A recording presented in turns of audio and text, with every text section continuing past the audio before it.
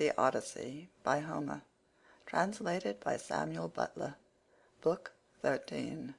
Thus did he speak, and they all held their peace throughout the covered cloister, enthralled by the charm of his story, till presently Alcinous began to speak.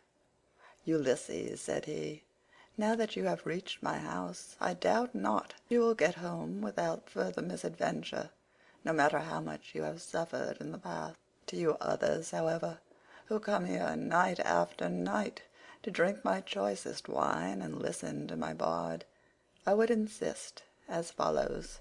Our guest has already packed up the clothes, wrought gold, and other valuables which you have brought for his acceptance. Let us now, therefore, present him further, each one of us with a large tripod and a cauldron. We will recoup ourselves by the levy of a general rate, for private individuals cannot be expected to bear the burden of such a handsome present." Every one approved of this, and then they went home to bed, each in his own abode. When the child of morning, rosy-fingered Dawn, appeared, they hurried down to the ship and brought their cauldrons with them. Alcinous went on board and saw everything so securely stowed under the ship's benches that nothing could break adrift and injure the rowers. Then they went to the house of Alcinous to get dinner, and he sacrificed a bull for them in honor of Jove, who is the lord of all. They set the steaks to grill and made an excellent dinner, after which the inspired bard Demodocus, who was a favorite with every one, sang to them. But Ulysses kept on turning his eyes towards the sun, as though to hasten his setting, for he was longing to be on his way. As one who has been all day ploughing a fallow field with a couple of oxen keeps thinking about his supper, and is glad when night comes that he may go and get it, for it is all his legs can do to carry him, even so did Ulysses rejoice when the sun went down, and he at once said to the Phaeacians, addressing himself more particularly to King Alcinous, "Sir, and all of you, farewell.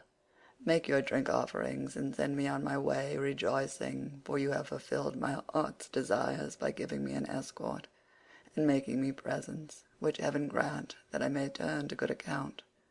May I find my admirable wife living in peace among friends, and may you whom I leave behind me give satisfaction to your wives and children. May heaven vouchsafe you every good grace, and may no evil thing come among your people." Thus did he speak. His hearers all of them approved his saying, and agreed that he should have an escort, inasmuch as he had spoken reasonably. Alcinous therefore said to his servant, "Pontonous, mix some wine and hand it round to everybody, that we may offer a prayer to Father Jove and speed our guest upon his way." Pontonous mixed the wine and handed it to every one in turn. The others each from his own seat made a drink offering to the blessed gods that live in heaven, but Ulysses rose and placed the double cup in the hands of Queen Arete. "Farewell, Queen," said he, "henceforward and for ever, till age and death, the common lot of mankind, lay their hands upon you. I now take my leave. Be happy in the house with your children, your people, and with King Alcinous." As he spoke he crossed the threshold, and Alcinous sent a man to conduct him to his ship and to the seashore. Arete also sent some maidservants with him, one with a clean shirt and cloak, another to carry his strong box, and a third with corn and wine.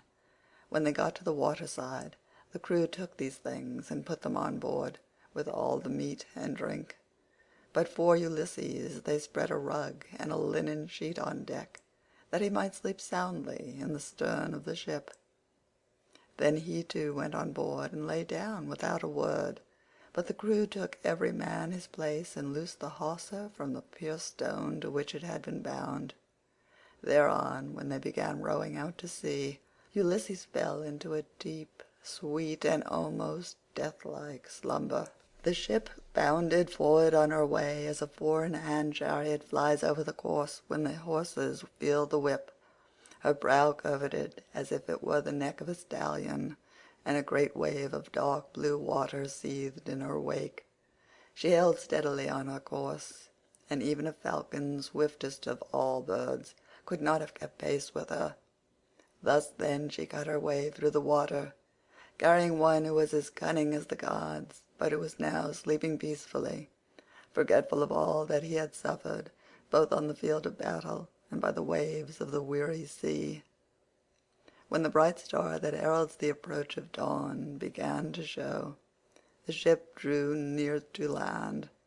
Now there is in Ithaca a haven of the old merman Phorcys, which lies between two points that break the line of the sea and shut the harbour in. These shelter it from the storms of wind and sea that rage outside, so that, when once within it, a ship may lie without being even moored.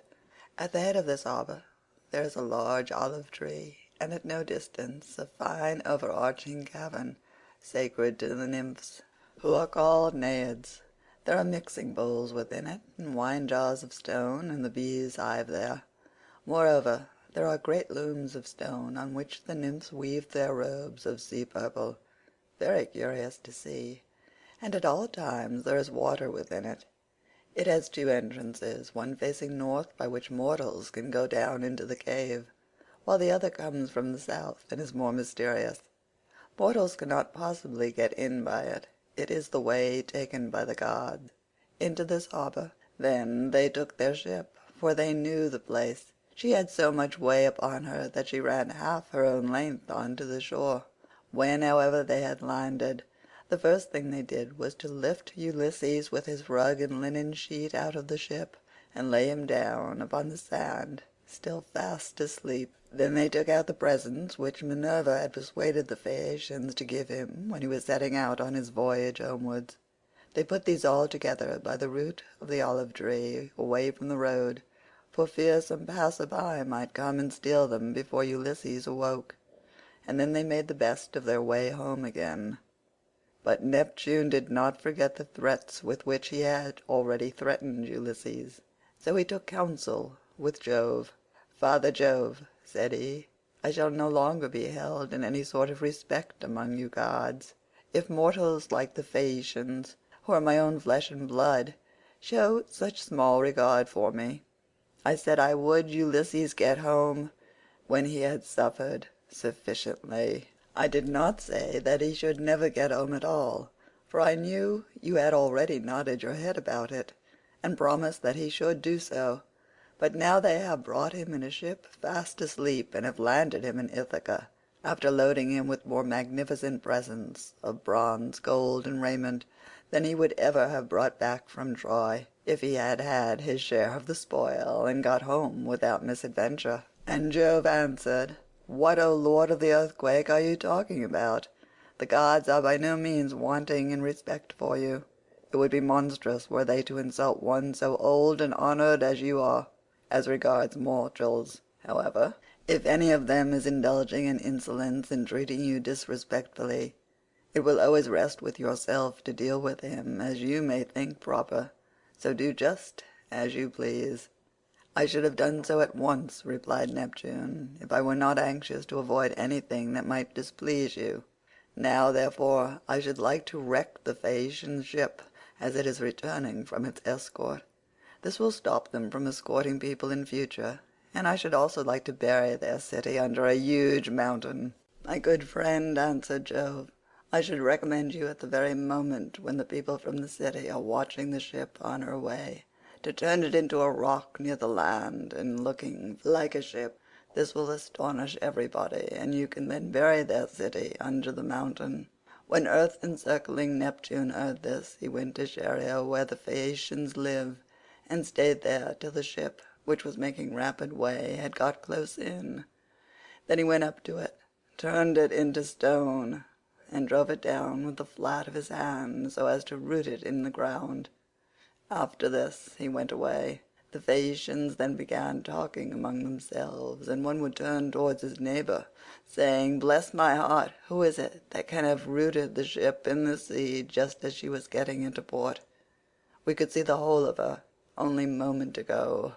This is how they talked, but they knew nothing about it, and Alcinous said, "I remember now the old prophecy of my father, He said that Neptune would be angry with us for taking everyone so safely over the sea, and would one day wreck a Phaeacian ship if it was returning from an escort, and bury our city under a high mountain.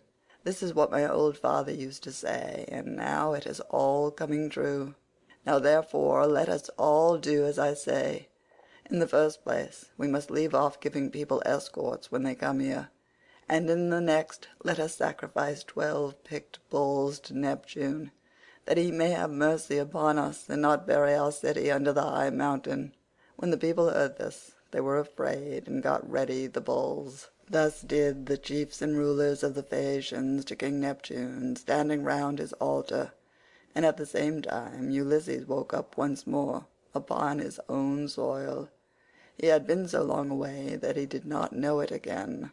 Moreover, Jove's daughter Minerva had made it a foggy day, so that people might not know of his having come, and that she might tell him everything without either his wife or his fellow citizens and friends recognizing him, until he had taken his revenge upon the wicked suitors. Everything, therefore, seemed quite different to him. The long straight tracks, the harbours, the precipices, and the goodly trees appeared all changed as he started up and looked upon his native land. So he smote his thighs with the flat of his hands and cried aloud despairingly. "Alas!" he exclaimed, "among what manner of people am I fallen? Are they savage and uncivilized, or hospitable and humane? Where shall I put all this treasure, and which way shall I go? I wish I had stayed over there with the Phaeacians, or I could have gone to some other great chief who would have been good to me and given me an escort. As it is, I do not know where to put my treasure, and I cannot leave it here for fear somebody else should get hold of it." In good truth, the chiefs and rulers of the Phaeacians have not been dealing fairly by me, and have left me in the wrong country. They said they would take me back to Ithaca, and they have not done so. May Jove, the protector of suppliants, chastise them, for he watches over everybody, and punishes those who do wrong. Still, I suppose I must count my goods, and see if the crew have gone off with any of them. He counted his goodly coppers and cauldrons, his gold and all his clothes, but there was nothing missing. Still he kept grieving about not being in his own country, and wandered up and down by the shore of the sounding sea, bewailing his hard fate. Then Minerva came up to him, disguised as a young shepherd of delicate and princely mien, with a good cloak folded double about her shoulders. She had sandals on her comely feet, and held a javelin in her hand. Ulysses was glad when he saw her, and went straight up to her.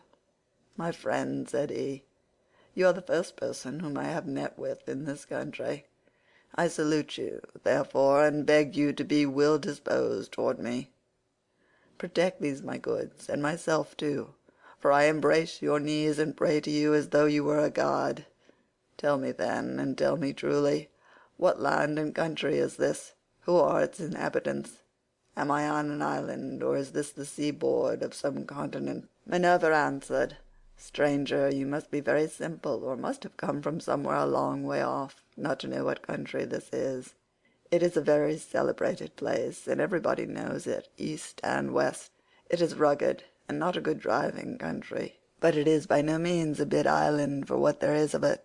It grows any quantity of corn, and also wine, for it is watered both by rain and dew. It breeds cattle also, and goats. All kinds of timber grow here, and there are watering places where the water never runs dry. So, sir, the name of Ithaca is known even as far as Troy, which I understand to be a long way off from this Achaean country." Ulysses was glad at finding himself, as Minerva told him, in his own country, and he began to answer, but he did not speak the truth, and made up a lying story in the instinctive wiliness of his heart. "I heard of Ithaca," said he, "when I was in Crete beyond the seas, and now it seems I have reached it with all these treasures. I have left as much more behind me for my children, but am flying because I killed Orsilochus, son of Idomeneus, the fleetest runner in Crete. I killed him because he wanted to rob me of the spoils I had gotten from Troy with so much trouble and danger, both on the field of battle and by the waves of the weary sea. He said I had not served his father loyally at Troy, his vassal, but had set myself up as an independent ruler. So I lay in wait for him, and with one of my followers by the roadside, and speared him as he was coming into town from the country. My, it was a very dark night, and nobody saw us.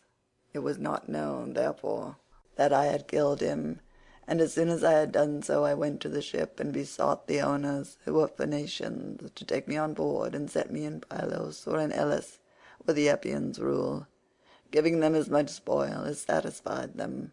They meant no guile, but the wind drove them off their course, and we sailed on till we came hither by night. It was all we could do to get inside the harbour, and none of us said a word about supper, though we wanted it badly, but we all went on shore and lay down just as we were. I was very tired and fell asleep directly, so they took my goods out of the ship and placed them beside me where I was lying on the sand. Then they sailed away to Sidonia, and I was left here in great distress of mind." Such was his story, but Minerva smiled and caressed him with her hand. Then she took the form of a woman, fair, stately, and wise. "He must be indeed a shifty, lying fellow," said she, "who could surpass you in all manner of craft, even though you had a god for your antagonist. Dare-devil that you are, full of guile, unwearying in deceit, can you not drop your tricks and your instinctive falsehood even now that you are in your own country again? We will say no more, however, about this, for we can both of us deceive upon occasion. You are the most accomplished counselor and orator among all mankind, while I, for diplomacy and subtlety, have no equal among the gods. Did you not know Jove's daughter Minerva, me, who have been ever with you, who kept watch over you in all your troubles, and who made the Phaeacians take so great a liking to you?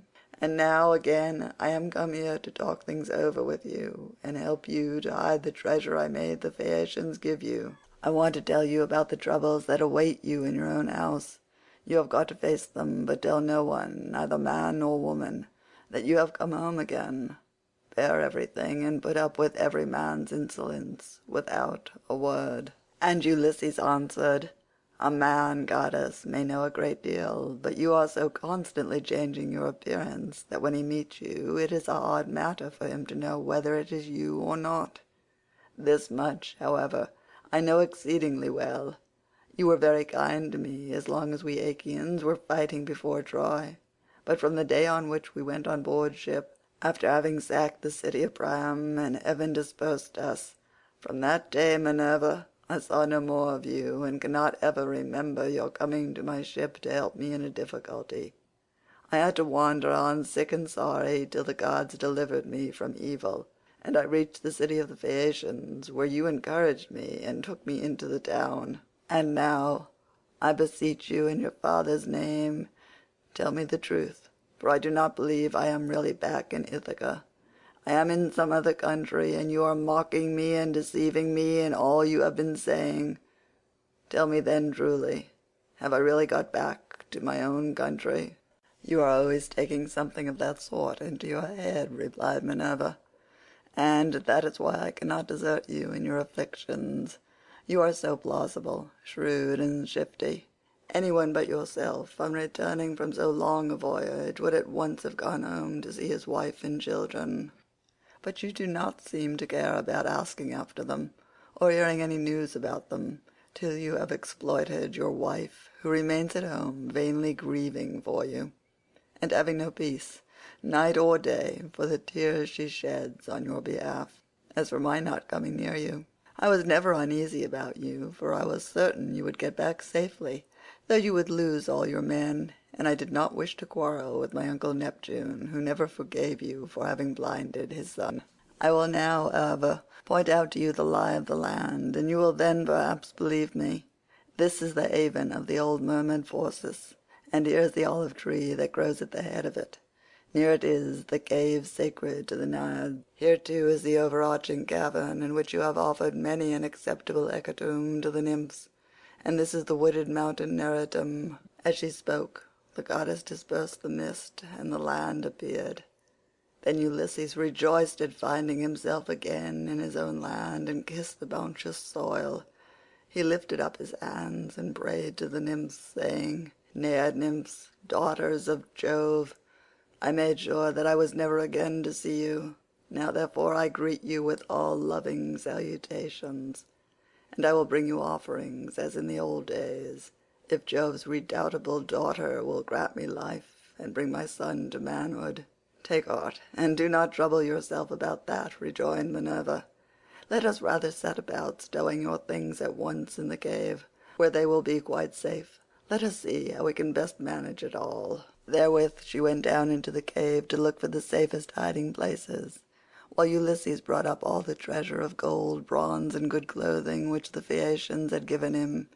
They stowed everything carefully away, and Minerva set a stone against the door of the cave.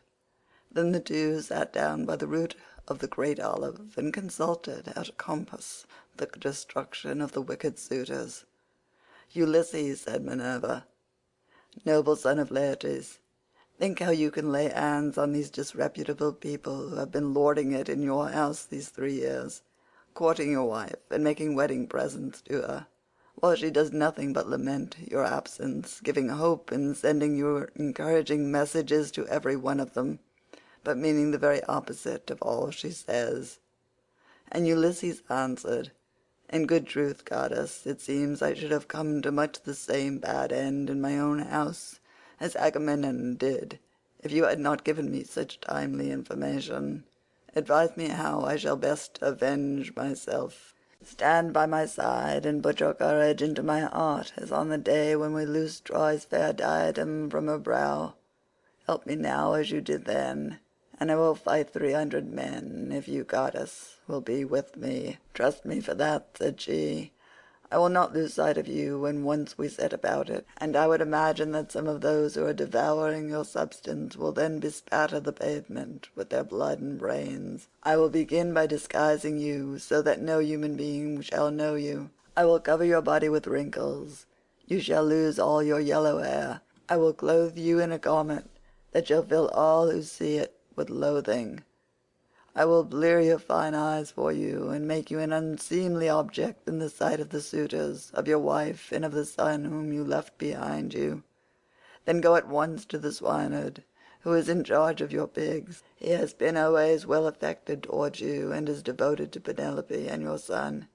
You will find him feeding his pigs near the rock that is called Raven by the fountain Arethusa, where they are fattening on beech mast and spring water after their manner. Stay with him and find out how things are going, while I proceed to Sparta and see your son, who is with Menelaus at Lacedaemon, where he is gone to try and find out whether you are still alive." "But why," said Ulysses, "did you not tell him, for you knew all about it? Did you want him too to go sailing about amid all kinds of hardship, while others are eating up his estate?" Minerva answered, "Never mind about him. I sent him that he might be well spoken of for having gone.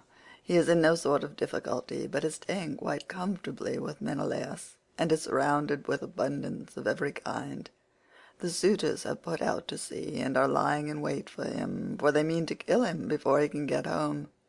I do not much think they will succeed, but rather that some of those who are now eating up your estate will first find a grave themselves." As she spoke, Minerva touched him with her wand and covered him with wrinkles, took away all his yellow hair, and withered the flesh over his whole body. She bleared his eyes, which were naturally very fine ones. She changed his clothes and threw an old rag of a wrap about him, and a tunic, tattered, filthy, and begrimed with smoke. She also gave him an undressed deerskin as an outer garment, and furnished him with a staff and a wallet all in holes, with a twisted thong for him to sling it over his shoulder. When the pair had thus laid their plans, they parted, and the goddess went straight to Lacedaemon to fetch Telemachus. End of Book 13. The Odyssey by Homer, translated by Samuel Butler. Book 14. Ulysses in the hut with Eumaeus.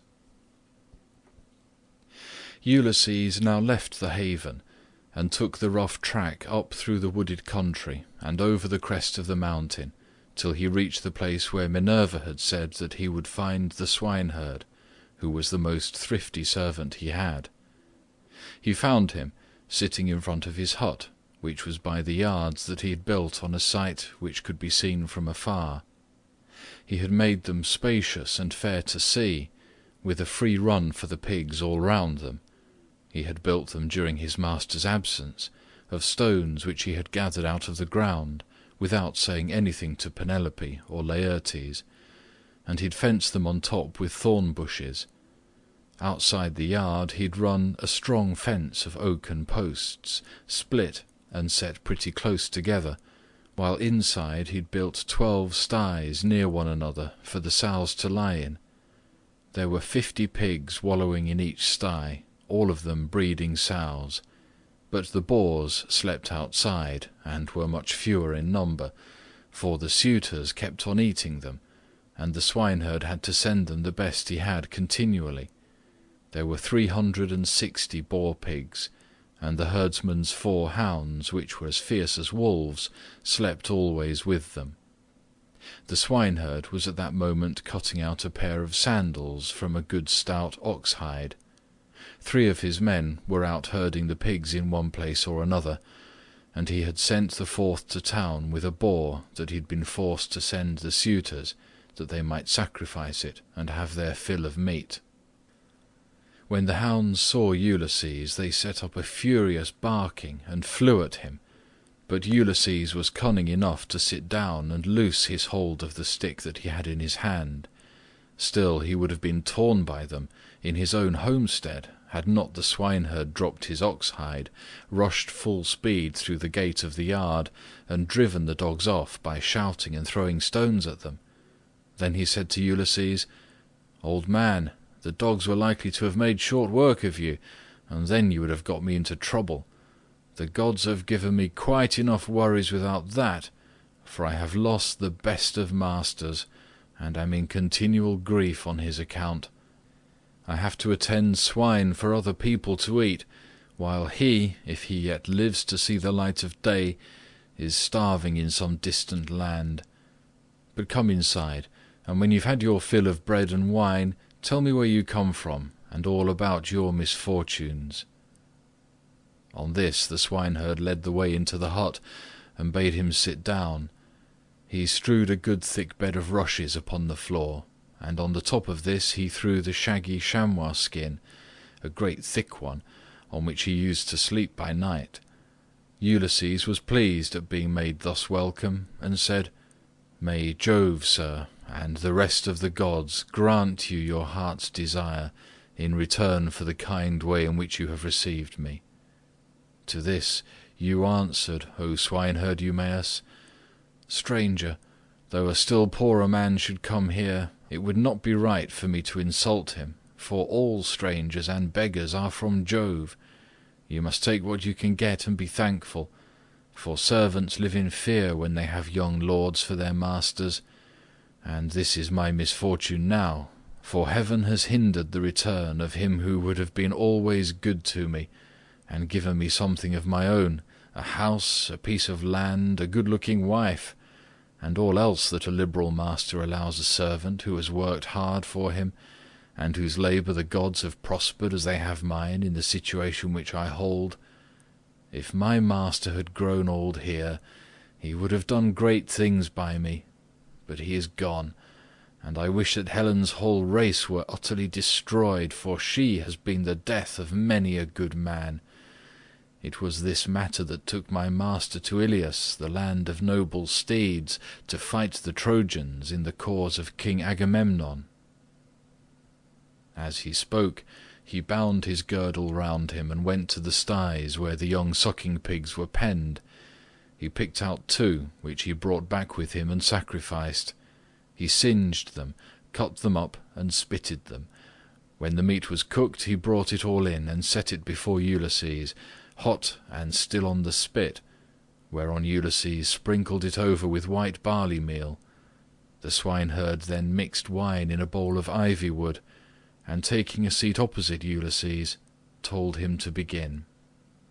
"Fall to, stranger," said he, "on a dish of servants' pork. The fat pigs have to go to the suitors, who eat them up without shame or scruple. But the blessed gods love not such shameful doings, and respect those who do what is lawful and right. Even the fierce freebooters who go raiding on other people's land, and Jove gives them their spoil, even they, when they have filled their ships and got home again, live conscience-stricken, and look fearfully for judgment. But some god seems to have told these people that Ulysses is dead and gone.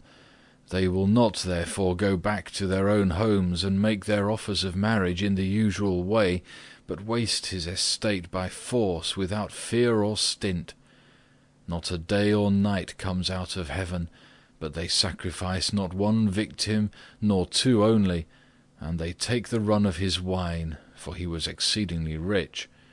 No other great man either in Ithaca or on the mainland is as rich as he was.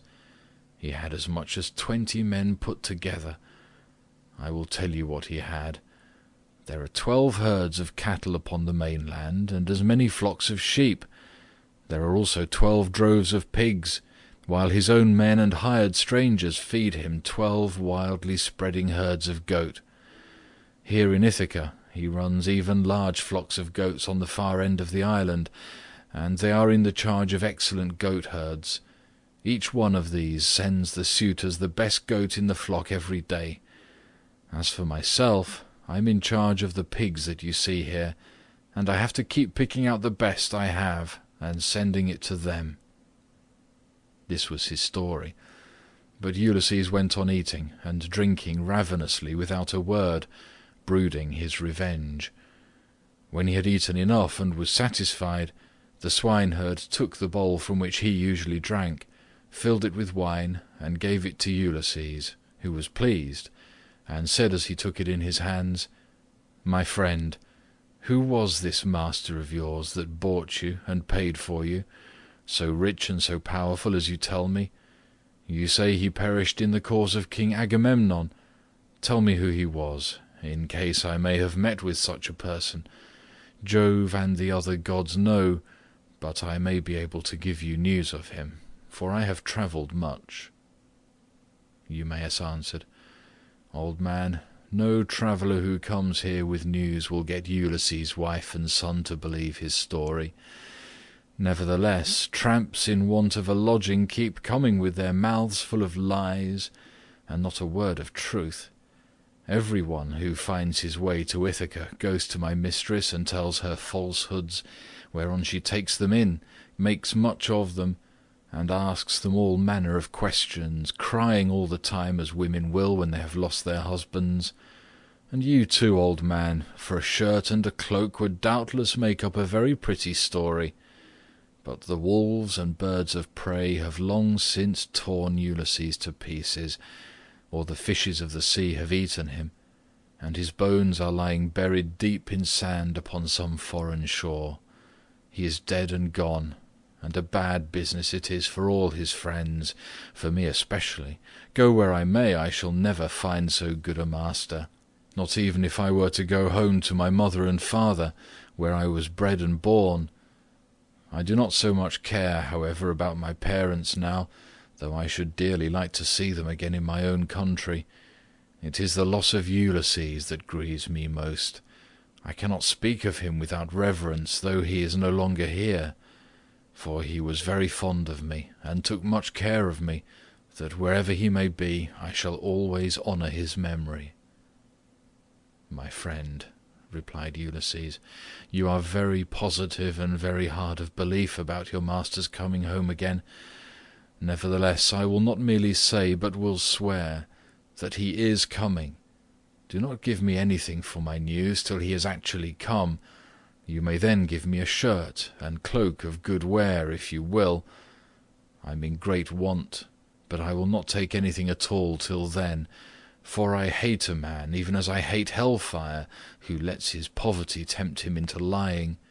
I swear by King Jove, by the rites of hospitality, and by that hearth of Ulysses to which I have now come, that all will surely happen as I have said it will. Ulysses will return in this selfsame year. With the end of this moon and the beginning of the next, he will be here to do vengeance on all those who are ill-treating his wife and son."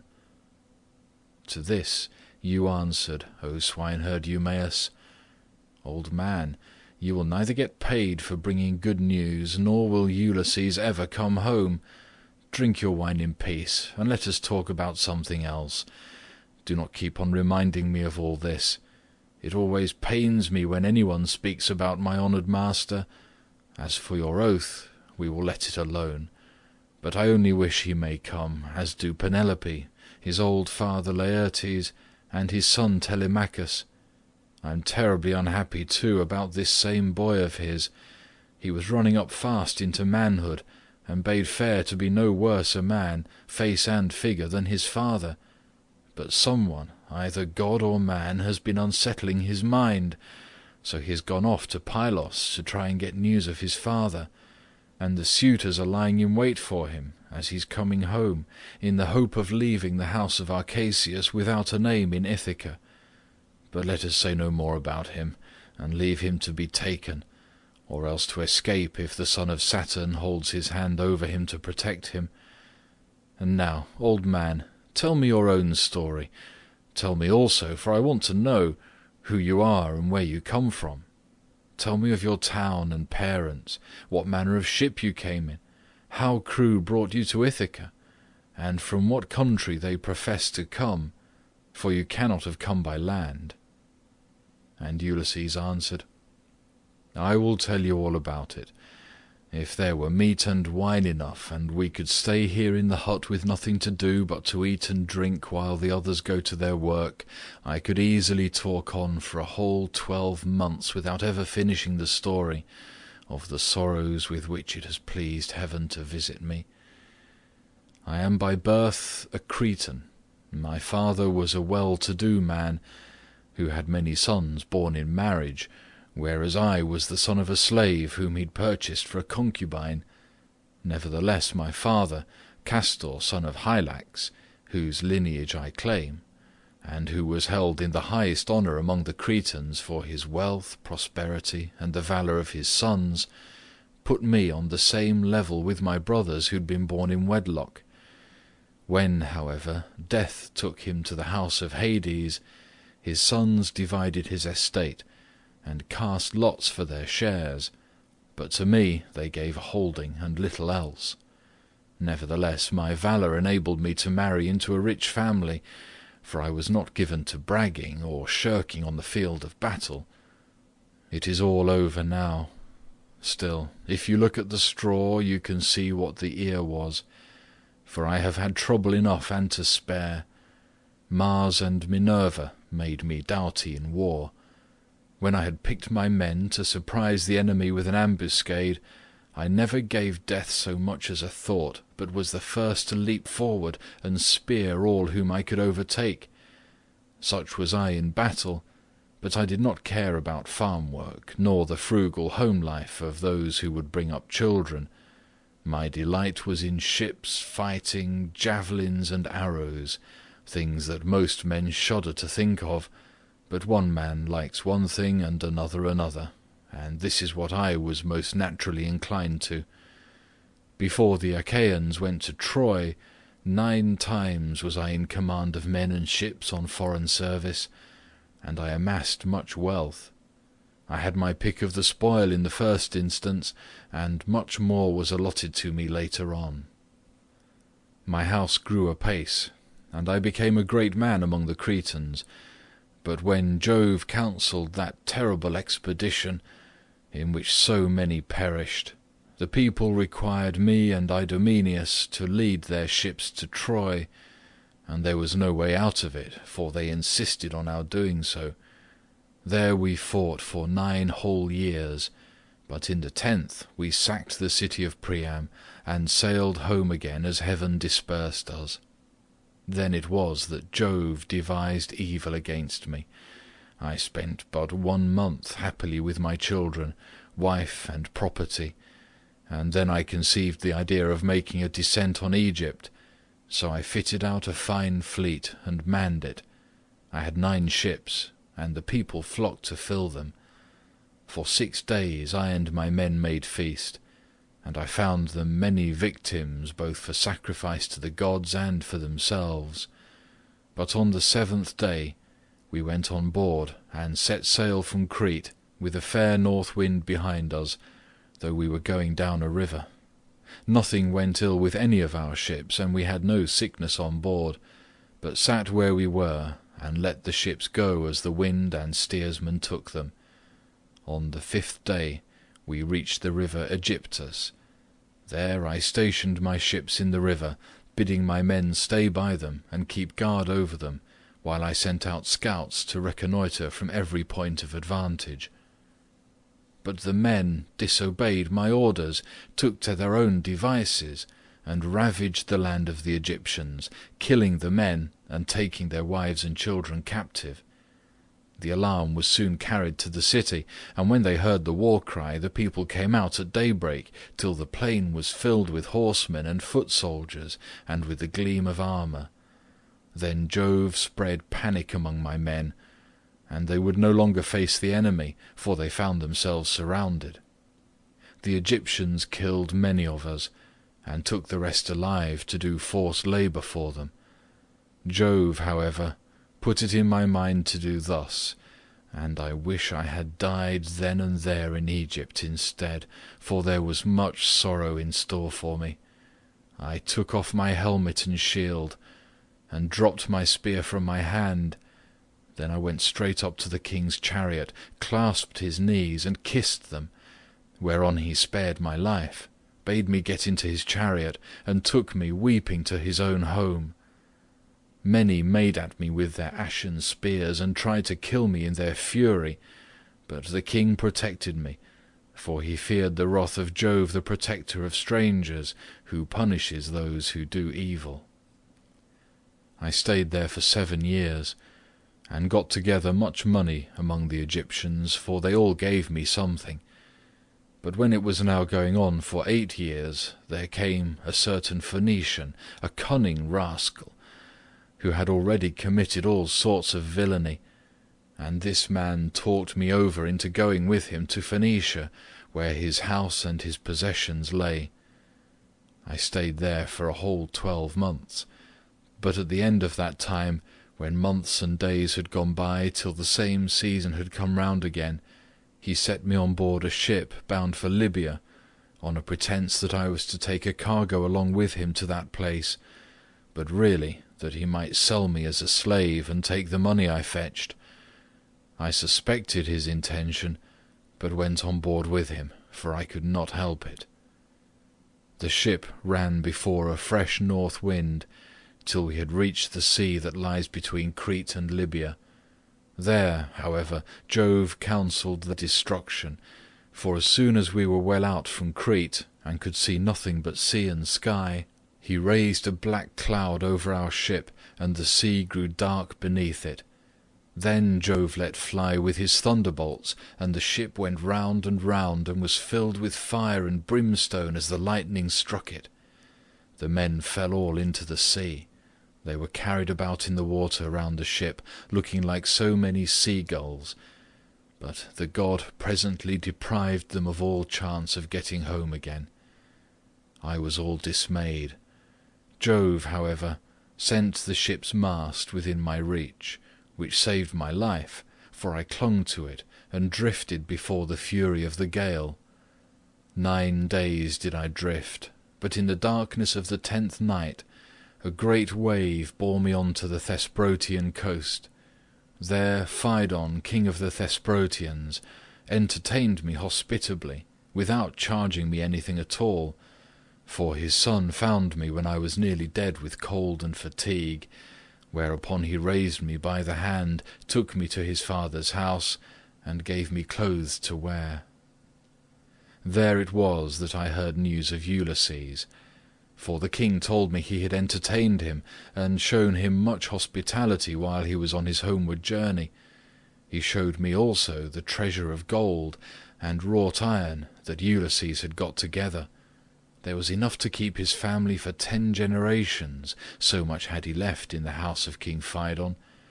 But the king said Ulysses had gone to Dodona, that he might learn Jove's mind from the god's high oak tree, and know whether after so long an absence he should return to Ithaca openly or in secret. Moreover, the king swore in my presence, making drink offerings in his own house as he did so, that the ship was by the waterside, and the crew found, that should take him to his own country. He sent me off, however, before Ulysses returned, for there happened to be a Thesprotian ship sailing for the wheat-growing island of Dulichium, and he told those in charge of her to be sure and take me safely to King Acastus.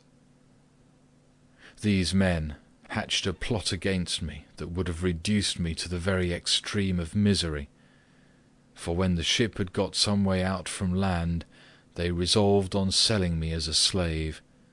They stripped me of the shirt and cloak that I was wearing, and gave me instead the tattered old clouts in which you now see me. Then, towards nightfall, they reached the tilled lands of Ithaca, and there they bound me with a strong rope fast in the ship, while they went on shore to get supper by the seaside. But the gods soon undid my bonds for me, and having drawn my rags over my head, I slid down the rudder into the sea, where I struck out and swam till I was well clear of them, and came ashore near a thick wood in which I lay concealed. They were very angry at my having escaped, and went searching about for me, till at last they thought it was no further use, and went back to their ship. The gods, having hidden me thus easily, then took me to a good man's door, for it seems that I am not to die yet a while. To this you answered, O swineherd Eumaeus, "Poor unhappy stranger, I have found the story of your misfortunes extremely interesting, but that part about Ulysses is not right, and you will never get me to believe it. Why should a man like you go about telling lies in this way? I know all about the return of my master. The gods, one and all of them, detest him, or they would have taken him before Troy, or let him die with friends around him when the days of his fighting were done. For then the Achaeans would have built a mound over his ashes, and his son would have been heir to his renown. But now the storm winds have spirited him away, we know not whither. As for me, I live out of the way here with the pigs, and never go to the town, unless when Penelope sends for me on the arrival of some news about Ulysses. Then they all sit round and ask questions, both those who grieve over the king's absence, and those who rejoice at it because they can eat up his property without paying for it. For my own part, I have never cared about asking anyone else, since the time when I was taken in by an Aetolian, who had killed a man and come a long way till at last he reached my station, and I was very kind to him. He said he had seen Ulysses with Idomeneus among the Cretans, refitting his ships which had been damaged in a gale. He said Ulysses would return in the following summer or autumn with his men, and that he would bring back much wealth. And now you unfortunate old man, since fate has brought you to my door, do not try to flatter me in this way with vain hopes. It is not for any such reason that I shall treat you kindly, but only out of respect for Jove, the god of hospitality, as fearing him and pitying you." Ulysses answered, "I see that you are of an unbelieving mind.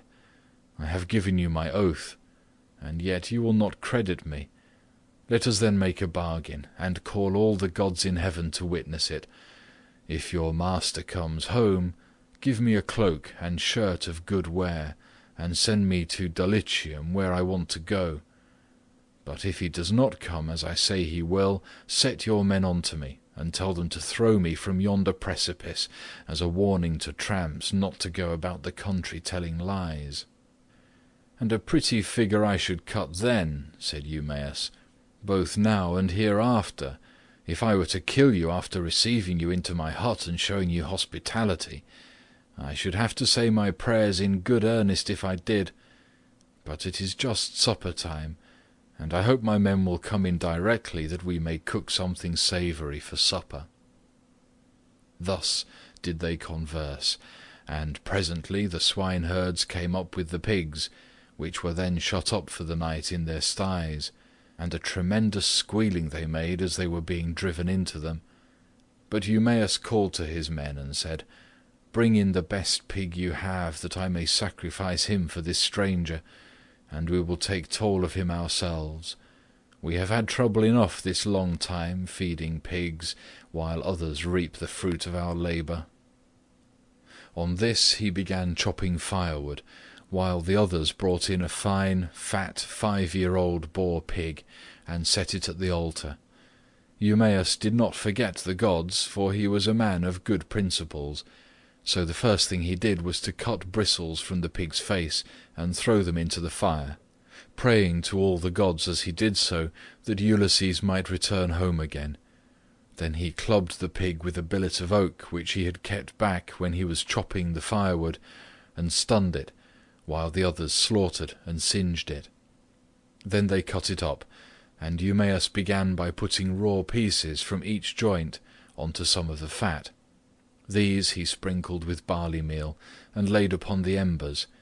They cut the rest of the meat up small, put the pieces upon the spits, and roasted them till they were done. When they had taken them off the spits, they threw them onto the dresser in a heap. The swineherd, who was a most equitable man, then stood up to give everyone his share. He made 7 portions. One of these he set apart for Mercury, the son of Maia, and the nymphs, praying to them as he did so. The others he dealt out to the men, man by man. He gave Ulysses some slices cut lengthways down the loin, as a mark of especial honour, and Ulysses was much pleased. "I hope, Eumaeus," he said, "that Jove will be as well disposed towards you as I am, for the respect you are showing to an outcast like myself." To this you answered, O swineherd Eumaeus, "Eat, my good fellow, and enjoy your supper, such as it is. God grants this and withholds that, just as he thinks right, for he can do whatever he chooses." As he spoke, he cut off the first piece and offered it as a burnt sacrifice to the immortal gods. Then he made them a drink offering, put the cup in the hands of Ulysses, and sat down to his own portion. Mesaulius brought them their bread. The swineherd had bought this man on his own account from among the Taphians during his master's absence, and had paid for him with his own money, without saying anything either to his mistress or Laertes.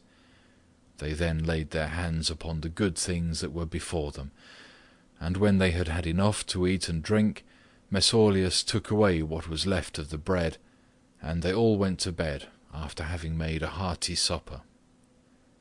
Now the night came on stormy and very dark, for there was no moon. It poured without ceasing, and the wind blew strong from the west, which is a wet quarter. So Ulysses thought he would see whether Eumaeus, in the excellent care he took of him, would take off his own cloak and give it to him, or make one of his men give him one. "Listen to me," he said, "Eumaeus and the rest of you. When I have said a prayer, I will tell you something. It is the wine that makes me talk in this way. Wine will make even a wise man fall to singing. It will make him chuckle and dance and say many a word that he had better leave unspoken. Still, as I have begun, I will go on. Would that I were still young and strong as when we had got up an ambuscade before Troy.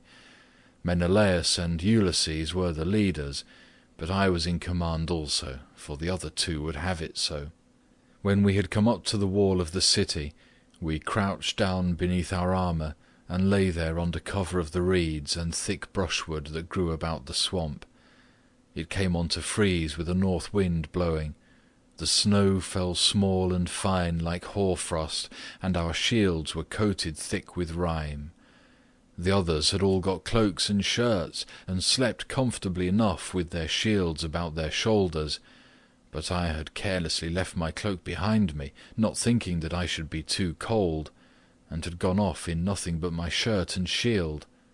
When the night was 2/3 through, and the stars had shifted their places, I nudged Ulysses, who was close to me, with my elbow, and he at once gave me his ear.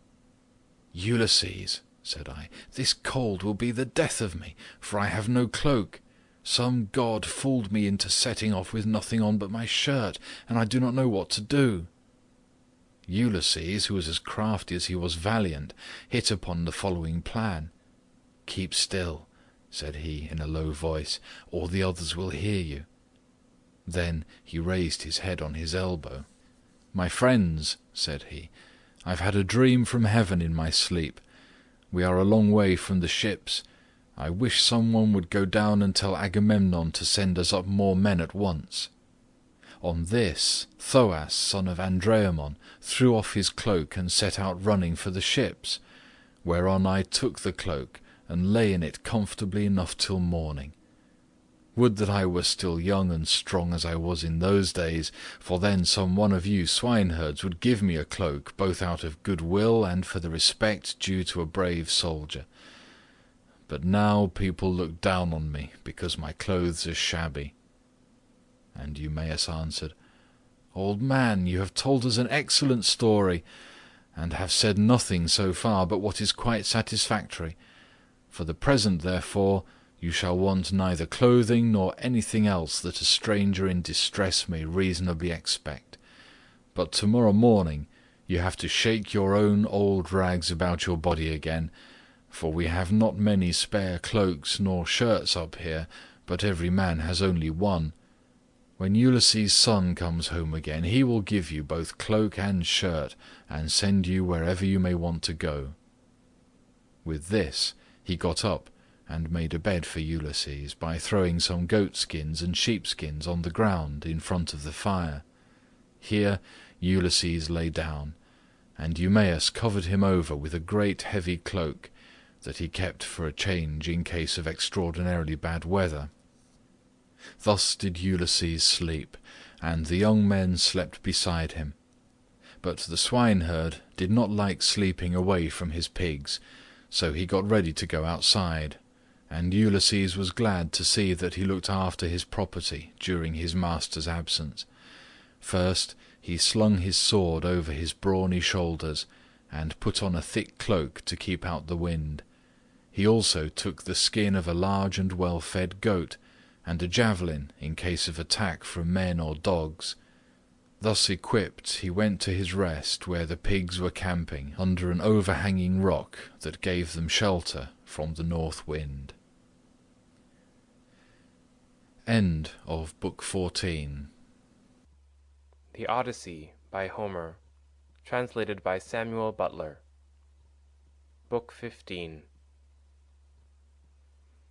But Minerva went to the fair city of Lacedaemon to tell Ulysses' son that he was to return at once.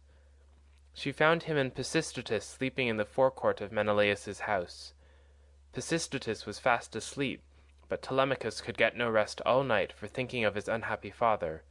So Minerva went close up to him and said, "Telemachus, you should not remain so far away from home any longer, nor leave your property with such dangerous people in your house. They will eat up everything you have among them, and you will have been on a fool's errand. Ask Menelaus to send you home at once if you wish to find your excellent mother still there when you get back. Her father and brothers are already urging her to marry Eurymachus, who has given more than any of the others, and has been greatly increasing his wedding presents.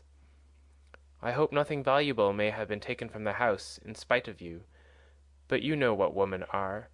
They always want to do the best they can for the man who marries them, and never give another thought to the children of their first husband, nor to their father either when he is dead and done with. Go home, therefore, and put everything in charge of the most respectable woman-servant that you have, until it shall please heaven to send you a wife of your own. Let me tell you also of another matter, which you had better attend to. The chief men among the suitors are lying in wait for you in the strait between Ithaca and Samos, and they mean to kill you before you can reach home. I do not much think they will succeed. It is more likely that some of those who are now eating up your property will find a grave themselves. Sail night and day, and keep your ship well away from the islands. The god who watches over you and protects you will send you a fair wind. As soon as you get to Ithaca, send your ship and men on to the town, but yourself go straight to the swineherd who has charge your pigs. He is well disposed towards you. Stay with him, therefore, for the night, and then send him to Penelope to tell her that you have got back safe from Pylos." Then she went back to Olympus, but Telemachus stirred Pisistratus with his heel to rouse him, and said, "Wake up, Pisistratus, and yoke the horses to the chariot, for we must set off home." But Pisistratus said, "No matter what hurry we are in, we cannot drive in the dark. It will be morning soon. Wait till Menelaus has brought his presents and put them in the chariot for us, and let him say good-bye to us in the usual way. So long as he lives, a guest should never forget a host who has shown him kindness." As he spoke, day began to break, and Menelaus, who had already risen, leaving Helen in bed, came towards them. When Telemachus saw him, he put on his shirt as fast as he could, threw a great cloak over his shoulders, and went out to meet him. "Menelaus," said he, "let me go back now to my own country, for I want to get home." And Menelaus answered, "Telemachus, if you insist on going, I will not detain you. I do not like to see a host either too fond of his guest or too rude to him. Moderation is best in all things, and not letting a man go when he wants to do so is as bad as telling him to go if he would like to stay. One should treat a guest well as long as he is in the house, and speed him when he wants to leave it. Wait, then, till I can get your beautiful presents into your chariot, and till you have yourself seen them. I will tell the woman to prepare a sufficient dinner for you of what there may be in the house. It will be at once more proper and cheaper for you to get your dinner before setting out on such a long journey. If, moreover, you have a fancy for making a tour of Hellas or in the Peloponnese, I will yoke my horses and will conduct you myself through all our principal cities. No one will send us away empty-handed. Everyone will give us something, a bronze tripod, a couple of mules, or a gold cup." "Menelaus," replied Telemachus, "I want to go home at once. For when I came away I left my property without protection, and fear that while looking for my father I shall come to ruin myself, or find that something valuable has been stolen during my absence." When Menelaus heard this, he immediately told his wife and servants to prepare a sufficient dinner from what there might be in the house. At this moment Eteoneus joined him, for he lived close by and had just got up. So Menelaus told him to light the fire and cook some meat, which he at once did. Then Menelaus went down into his fragrant storeroom, not alone, but Helen went too, with Megapenthes. When he reached the place where the treasures of his house were kept, he selected a double cup, and told his son Megapenthes to bring also a silver mixing bowl. Meanwhile Helen went to the chest where she kept the lovely dresses which she had made with her own hands, and took out one that was largest and most beautifully enriched with embroidery. It glittered like a star, and lay at the very bottom of the chest. Then they all came back through the house again until they got to Telemachus, and Menelaus said, "Telemachus, may Jove, the mighty husband of Juno, bring you safely home according to your desire. I will now present you with the finest and most precious piece of plate in all my house. It is a mixing bowl of pure silver, except the rim, which is inlaid with gold, and it is the work of Vulcan. Phaedimus, king of the Sidonians, made me a present of it in the course of a visit that I paid him while I was on my return home.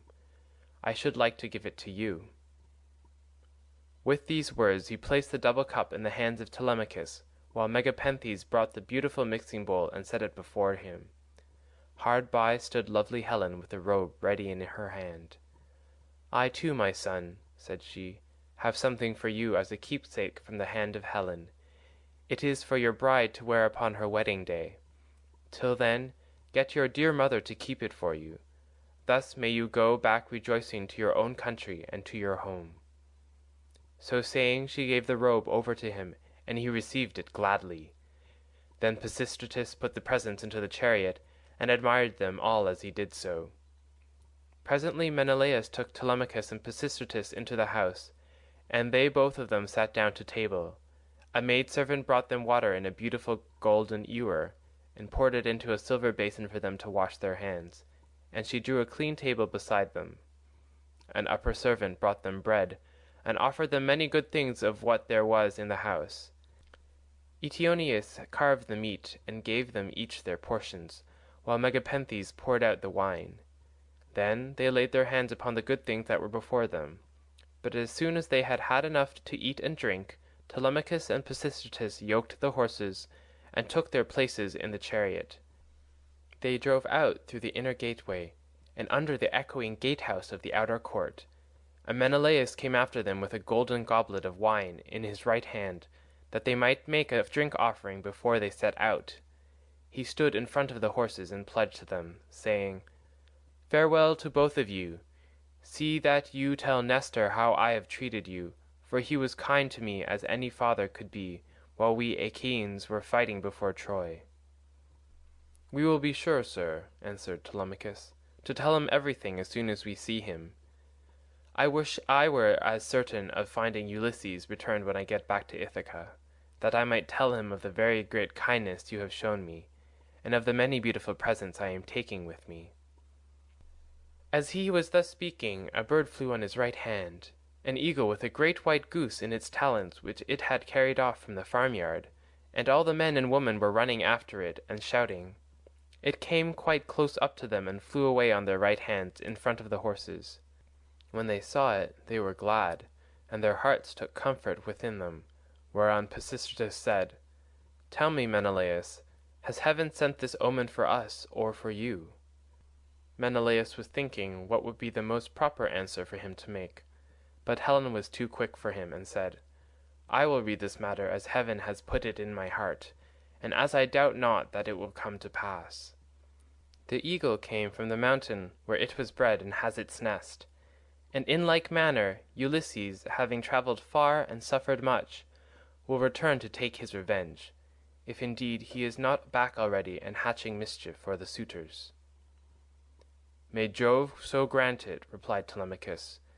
"If it should prove to be so, I will make vows to you as though you were a god, even when I am at home." As he spoke, he lashed his horses, and they started off at full speed through the town towards the open country. They swayed the yoke upon their necks, and travelled the whole day long till the sun set and darkness was over all the land. Then they reached Pheræ, where Diocles lived, who was son of Ortilochus, the son of Alpheus. There they passed the night, and were treated hospitably. When the child of morning, rosy-fingered Dawn, appeared, they again yoked their horses and their places in their chariot. They drove out through the inner gateway and under the echoing gatehouse of the outer court. Then Pisistratus lashed his horses on, and they flew towards nothing loath. Ere long they came to Pylos, and then Telemachus said, "Pisistratus, I hope you will promise to do what I am going to ask you. You know our fathers were old friends before us. Moreover, we are both of an age, and this journey has brought us together still more closely. Do not, therefore, take me past my ship, but leave me there, for if I go to your father's house, he will try to keep me in the warmth of his good will towards me, and I must go home at once." Pisistratus thought how he should do what he was asked, and in the end he deemed it best to turn his horses towards the ship, and put Menelaus's beautiful presents of gold and raiment in the stern of the vessel. Then he said, "Go on board at once, and tell your men to do so also before I can reach home to tell my father. I know how obstinate he is, and am sure he will not let you go. He will come down here to fetch you, and he will not go back without you, but he will be very angry." With this he drove his goodly steeds back to the city of the Pylians, and soon reached his home. But Telemachus called the men together and gave his orders. "Now, my men," said he, "get everything in order on board the ship, and let us set out home." Thus did he speak, and they went on board even as he had said. But as Telemachus was thus busied, praying also and sacrificing to Minerva in the ship's stern, there came to him a man from a distant country, a seer, who was flying from Argos, because he had killed a man. He was descended from Melampus, who used to live in Pylos, the land of sheep. He was rich, and owned a great house, but he was driven into exile by the great and powerful king Neleus. Neleus seized his goods, and held them for a whole year, during which he was a close prisoner in the house of King Phylacus. and in much distress of mind both on account of the daughter of Neleus, and because he was haunted by a great sorrow that dread Erinyes had laid upon him. In the end, however, he escaped with his life, drove the cattle from Phyllis to Pelis, avenged the wrong that had been done to him, and gave the daughter of Neleus to his brother. Then he left the country and went to Argos, where it was ordained that he should reign over much people. There he married, established himself, and had 2 famous sons, Antiphates and Mantius. Antiphates became father of Oecleus, and Oecleus of Amphiaraus, who was dearly loved by both Jove and by Apollo. But he did not live to an old age, for he was killed in Thebes by reason of a woman's gifts. His sons were Alcmaeon and Amphilochus. Mantius, the other son of Melampus, was father to Polyphetes and Cleitus. Aurora, throned in gold, carried off Cleitus for his beauty's sake, that he might dwell among the immortals. But Apollo made Polyphetes the greatest seer in the whole world, now that Amphiaraus was dead. He quarrelled with his father and went to live in Hyperesia, where he remained and prophesied for all men.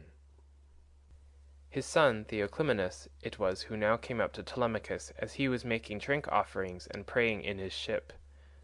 "Friend," said he, "now that I find you sacrificing in this place, I beseech you by your sacrifices themselves, and by the God to whom you make them, I pray you also by your own head and by those of your followers, tell me the truth and nothing but the truth. Who and whence are you? Tell me also of your town and parents." Telemachus said, "I will answer you quite truly. I am from Ithaca, and my father is Ulysses, as surely as that he ever lived. But he has come to some miserable end. Therefore I have taken this ship and got my crew together to see if I can hear any news of him, for he has been away a long time." "I too," answered Theoclymenus, "am an exile, for I have killed a man of my own race. He has many brothers and kinsmen in Argos, and they have great power among the Argives. I am flying to escape death at their hands, and am thus doomed to be a wanderer on the face of the earth. I am your suppliant. Take me, therefore, on board your ship that they may not kill me, for I know that they are in pursuit." "I will not refuse you," replied Telemachus, "if you wish to join us. Come, therefore, and in Ithaca we will treat you hospitably according to what we have." On this he received Theoclymenus' spear, and laid it down on the deck of the ship. He went on board and sat in the stern, bidding Theoclymenus sit beside him. Then the men let go the hawsers. Telemachus told them to catch hold of the ropes, and they made all haste to do so. They set the mast in its socket in the cross plank, raised it and made it fast with the forestays, and they hoisted their white sails with sheets of twisted oxhide. Minerva sent them a fair wind that blew fresh and strong, to take the ship on her course as fast as possible. Thus then they passed by Cruni and Chalcis. Presently the sun set, and darkness was over all the land. The vessel made a quick passage to Phae, and thence on to Elis, where the Epeans rule. Telemachus then headed her for the flying islands, wondering within himself whether he should escape death or should be taken prisoner.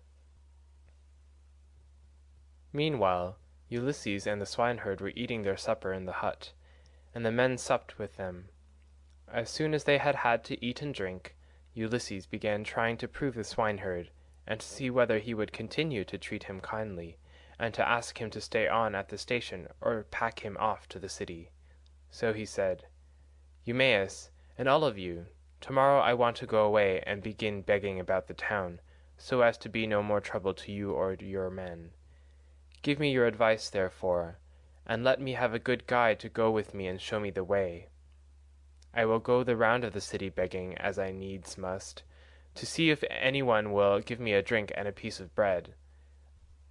I should like also to go to the house of Ulysses, and bring news of her husband to Queen Penelope.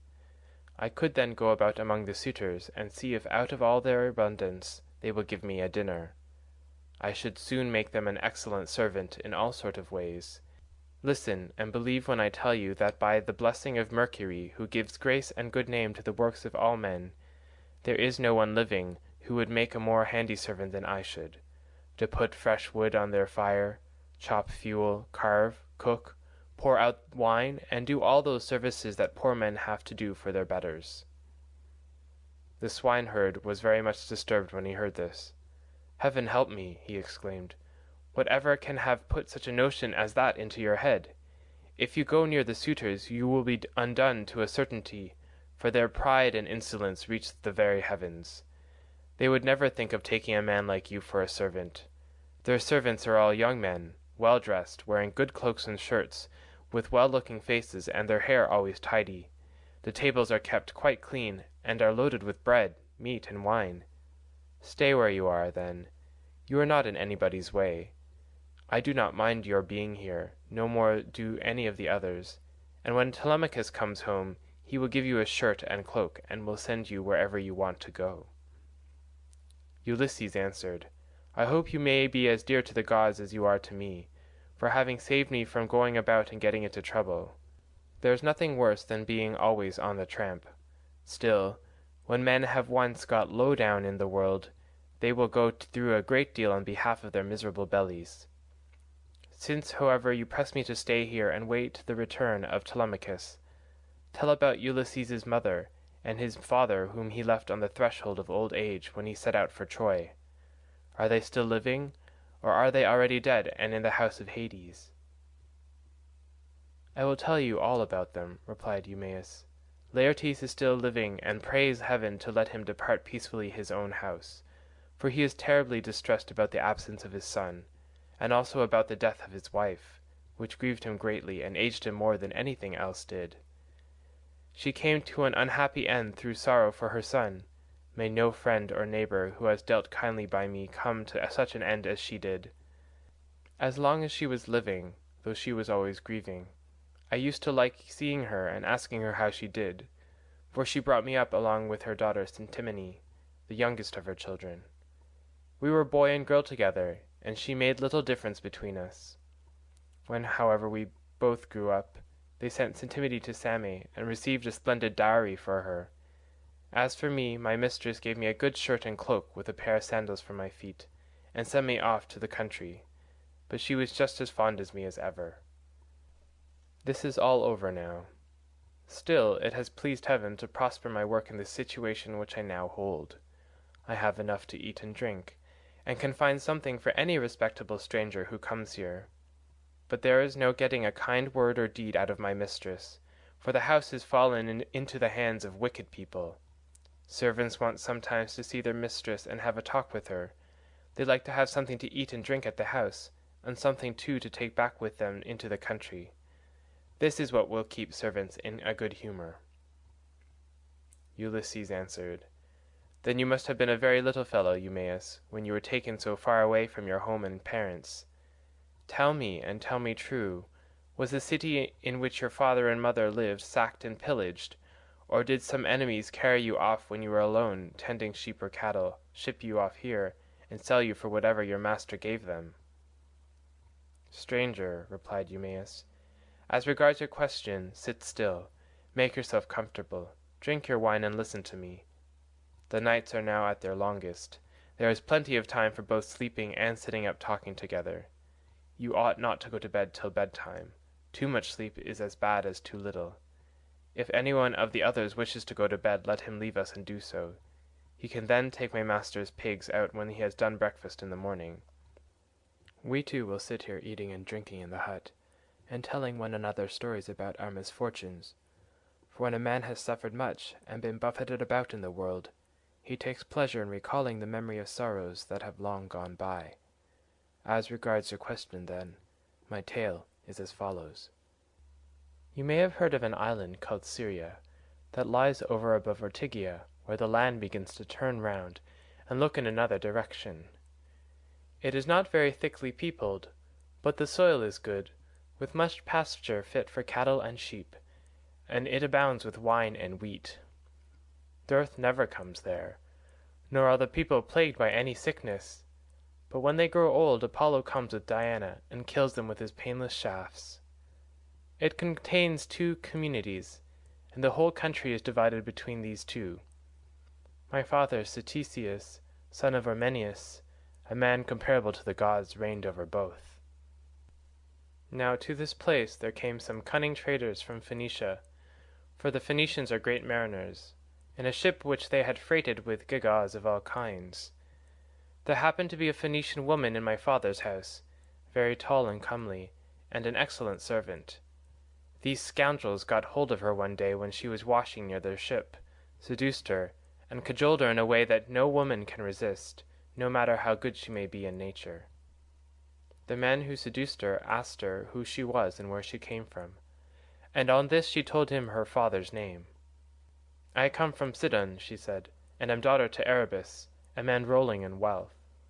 One day as I was coming into the town from the country, some Taphian pirates seized me and took me here over the sea, where they sold me to the man who owns this house, and he gave them their price for me. The man who had seduced her then said, 'Would you like to come along with us to see the house of your parents and your parents themselves? They are both alive and are said to be well off.' 'I will do so gladly,' answered she, 'if you men will first swear me a solemn oath that you will do me no harm by the way.' They all swore as she told them, and when they had completed their oath the woman said, 'Hush, and if any of your men meets me in the streets or at the well, do not let him speak to me, for fear someone should go and tell my master, in which case he would suspect something. He would put me in prison, and would have all of you murdered. Keep your counsel, therefore. Buy your merchandise as fast as you can, and send me word when you have done loading. I will bring as much gold as I can lay my hands on, and there is something else also that I can do towards paying my fare. I am nurse to the son of the good man of the house, a funny little fellow just able to run about. I will carry him off in your ship, and you will get a great deal of money for him if you take him and sell him in foreign parts.' On this she went back to the house. The Phoenicians stayed a whole year till they had loaded their ship with much precious merchandise, and then, when they had got freight enough, they sent to tell the woman. Their messenger, a very cunning fellow, came to my father's house bringing a necklace of gold with amber beads strung among it, and while my mother and the servants had it in their hands admiring it and bargaining about it, he made a sign quietly to the woman and then went back to the ship, whereon she took me by the hand and led me out of the house. In the forepart of the house she saw the tables set with the cups of guests who had been feasting with my father, as being in attendance on him. These were now all gone to a meeting of the public assembly, so she snatched up 3 cups and carried them off in the bosom of her dress, while I followed her, for I knew no better. The sun was now set, and darkness was over all the land, so we hurried on as fast as we could till we reached the harbour where the Phoenician ship was lying. When they had got on board, they sailed their ways over the sea, taking us with them, and Jove sent them a fair wind. 6 days did we sail, both night and day, but on the 7th day Diana struck the woman, and she fell heavily down onto the ship's hold, as though she were a seagull alighting on the water. So they threw her overboard to the seals and fishes, and I was left all sorrowful and alone. Presently the winds and waves took the ship to Ithaca, where Laertes gave sundry of his chattels for me, and thus it was that I ever came to set eyes upon this country." Ulysses answered, "Eumaeus, I have heard the story of your misfortunes with the most lively interest and pity, but Jove has given you good as well as evil, for in spite of everything you have a good master, who sees that you always have enough to eat and drink, and you lead a good life, whereas I am still going about begging my way from city to city." Thus did they converse, and they had only a very little time left for sleep, for soon it was daybreak. In the meantime Telemachus and his crew were nearing land, so they loosed the sails, took down the mast, and rowed the ship into the harbour. They cast out their mooring stones, and made fast for the hawsers. They then got out upon the seashore, mixed their wine, and got dinner ready.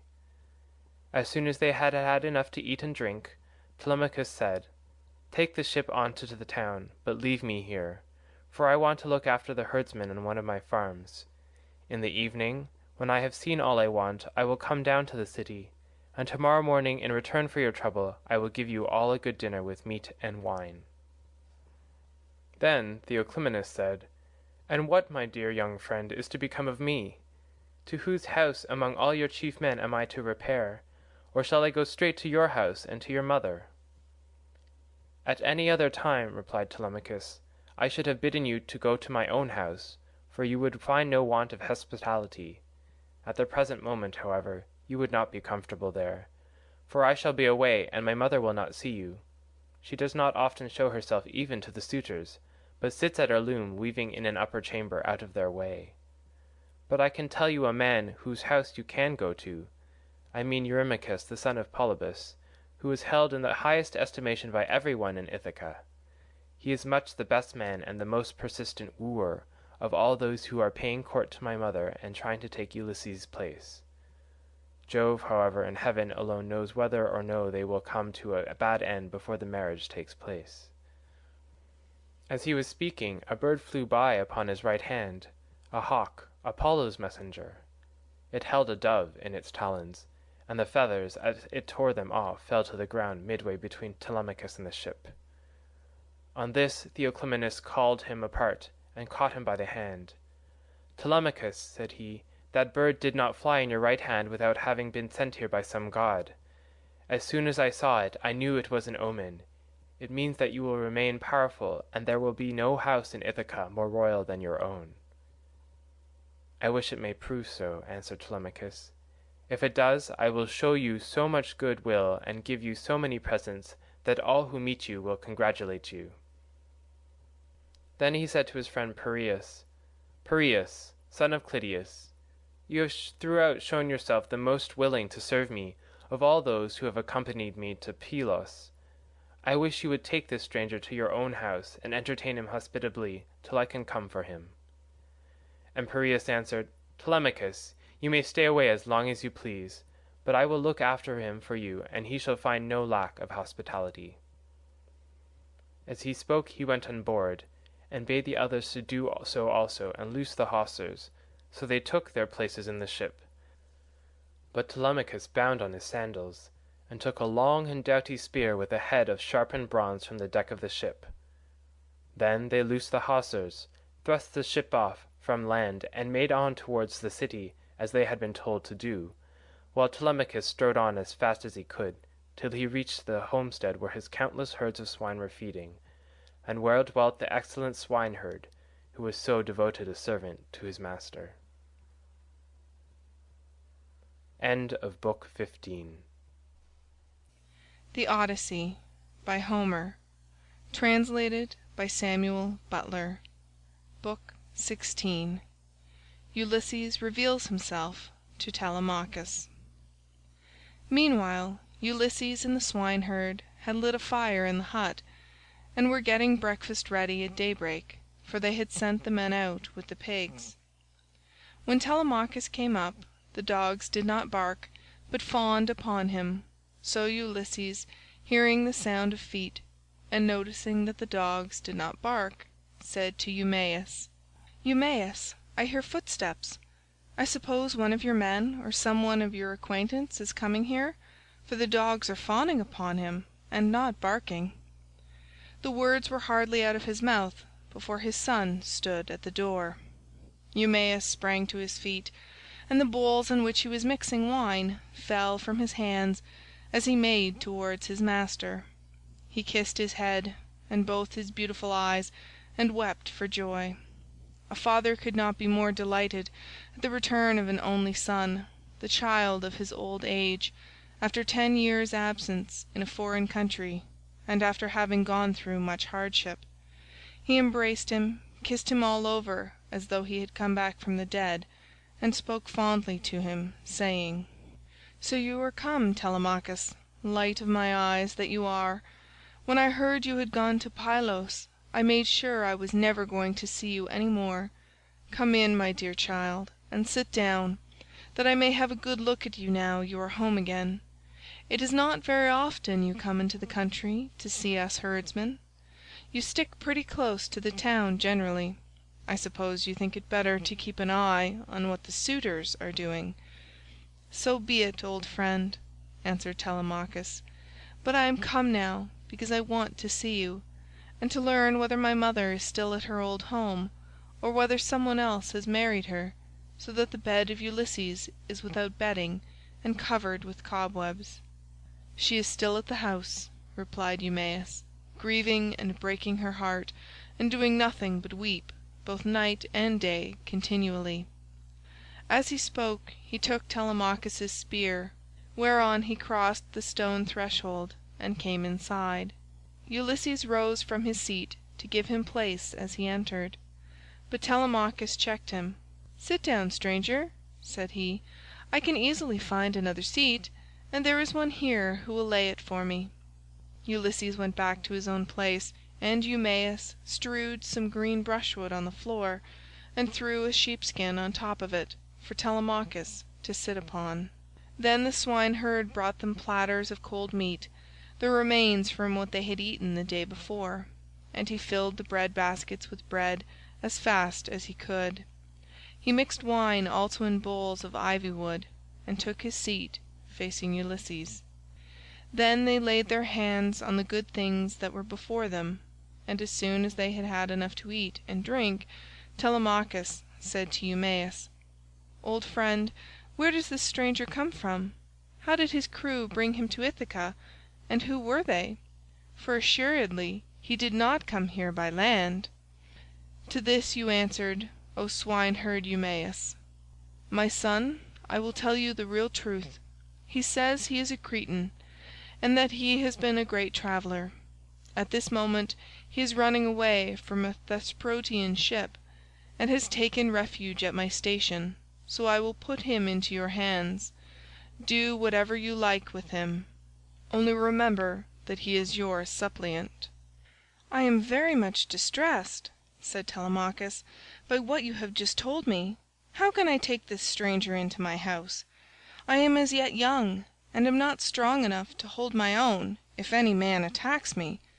My mother cannot make up her mind whether to stay where she is and look after the house out of respect for public opinion and the memory of her husband, or whether the time is now come for her to take the best man of those who are wooing her, and the one who will make her the most advantageous offer. Still, as the stranger has come to your station, I will find him a cloak and shirt of good wear, with a sword and sandals, and will send him wherever he wants to go. Or, if you like, you can keep him here at the station, and I will send him clothes and food, that he may be no burden on you and on your men. But I will not have him go near the suitors, for they are very insolent, and are sure to ill-treat him in a way that would greatly grieve me. No matter how valiant a man may be, he can do nothing against numbers, for they will be too strong for him." Then Ulysses said, "Sir, it is right that I should say something myself. I am much shocked about what you have said about the insolent way in which the suitors are behaving in despite of such a man as you are. Tell me, do you submit to such treatment tamely, or has some god set your people against you?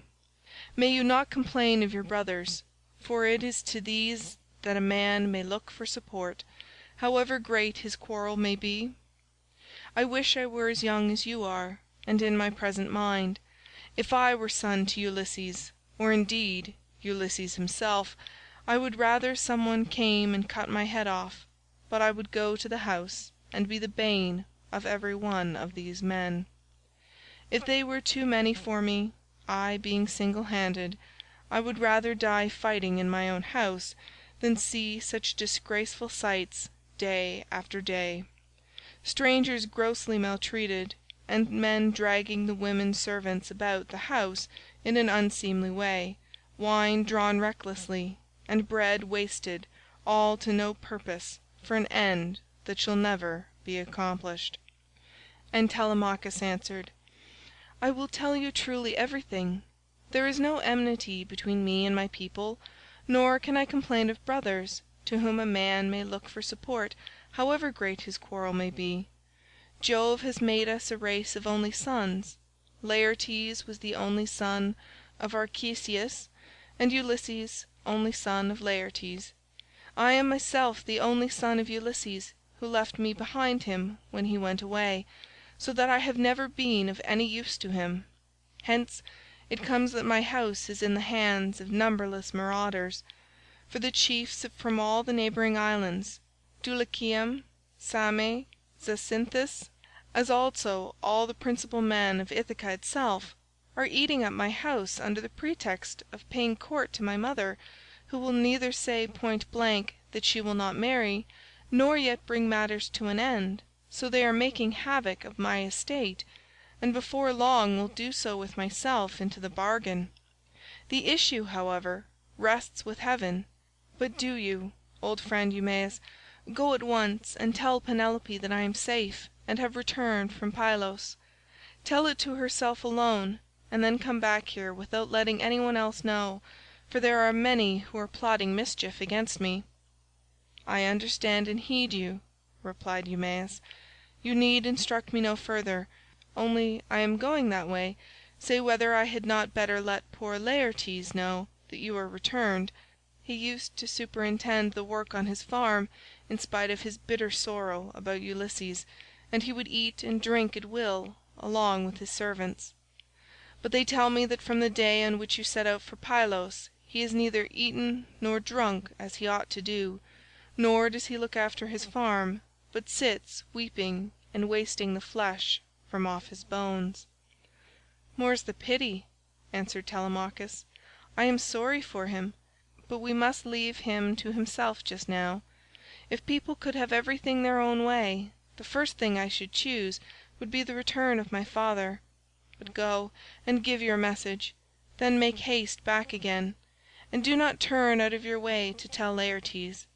Tell my mother to send one of her women secretly with the news at once, and let him hear it from her." Thus did he urge the swineherd. Eumaeus therefore took his sandals, bound them to his feet, and started for the town. Minerva watched him well off the station, and then came up to it in the form of a woman, fair, stately, and wise. She stood against the side of the entry, and revealed herself to Ulysses, but Telemachus could not see her, and knew not that she was there, for the gods do not let themselves be seen by everybody.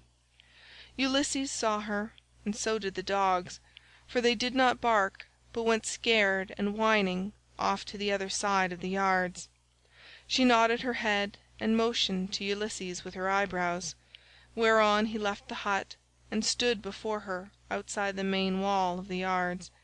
Then she said to him, "Ulysses, noble son of Laertes, it is now time for you to tell your son. Do not keep him in the dark any longer, but lay your plans for the destruction of the suitors, and then make for the town. I will not be long in joining you, for I am too eager for the fray." As she spoke, she touched him with her golden wand. First she threw a fair, clean shirt and cloak about his shoulders, then she made him younger and of more imposing presence. She gave him back his colour, filled out his cheeks, and let his beard become dark again. Then she went away, and Ulysses came back inside the hut. His son was astounded when he saw him, and turned his eyes away for fear he might be looking upon a god.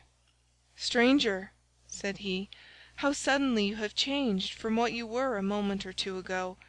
You are dressed differently, and your colour is not the same. Are you some one or other of the gods that live in heaven? If so, be propitious to me till I can make you due sacrifice and offerings of wrought gold. Have mercy upon me." And Ulysses said, "I am no god. Why should you take me for one? I am your father, on whose account you grieve and suffer so much at the hands of lawless men."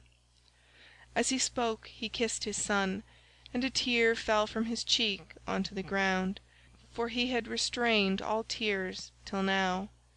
But Telemachus could not yet believe that it was his father, and said, "You are not my father, but some god is flattering me with vain hopes that I may grieve the more hereafter. No mortal man could of himself contrive to do as you have been doing, and make yourself old and young at a moment's notice, unless a god were with him. A second ago you were old and all in rags, and now you are like some god come down from heaven."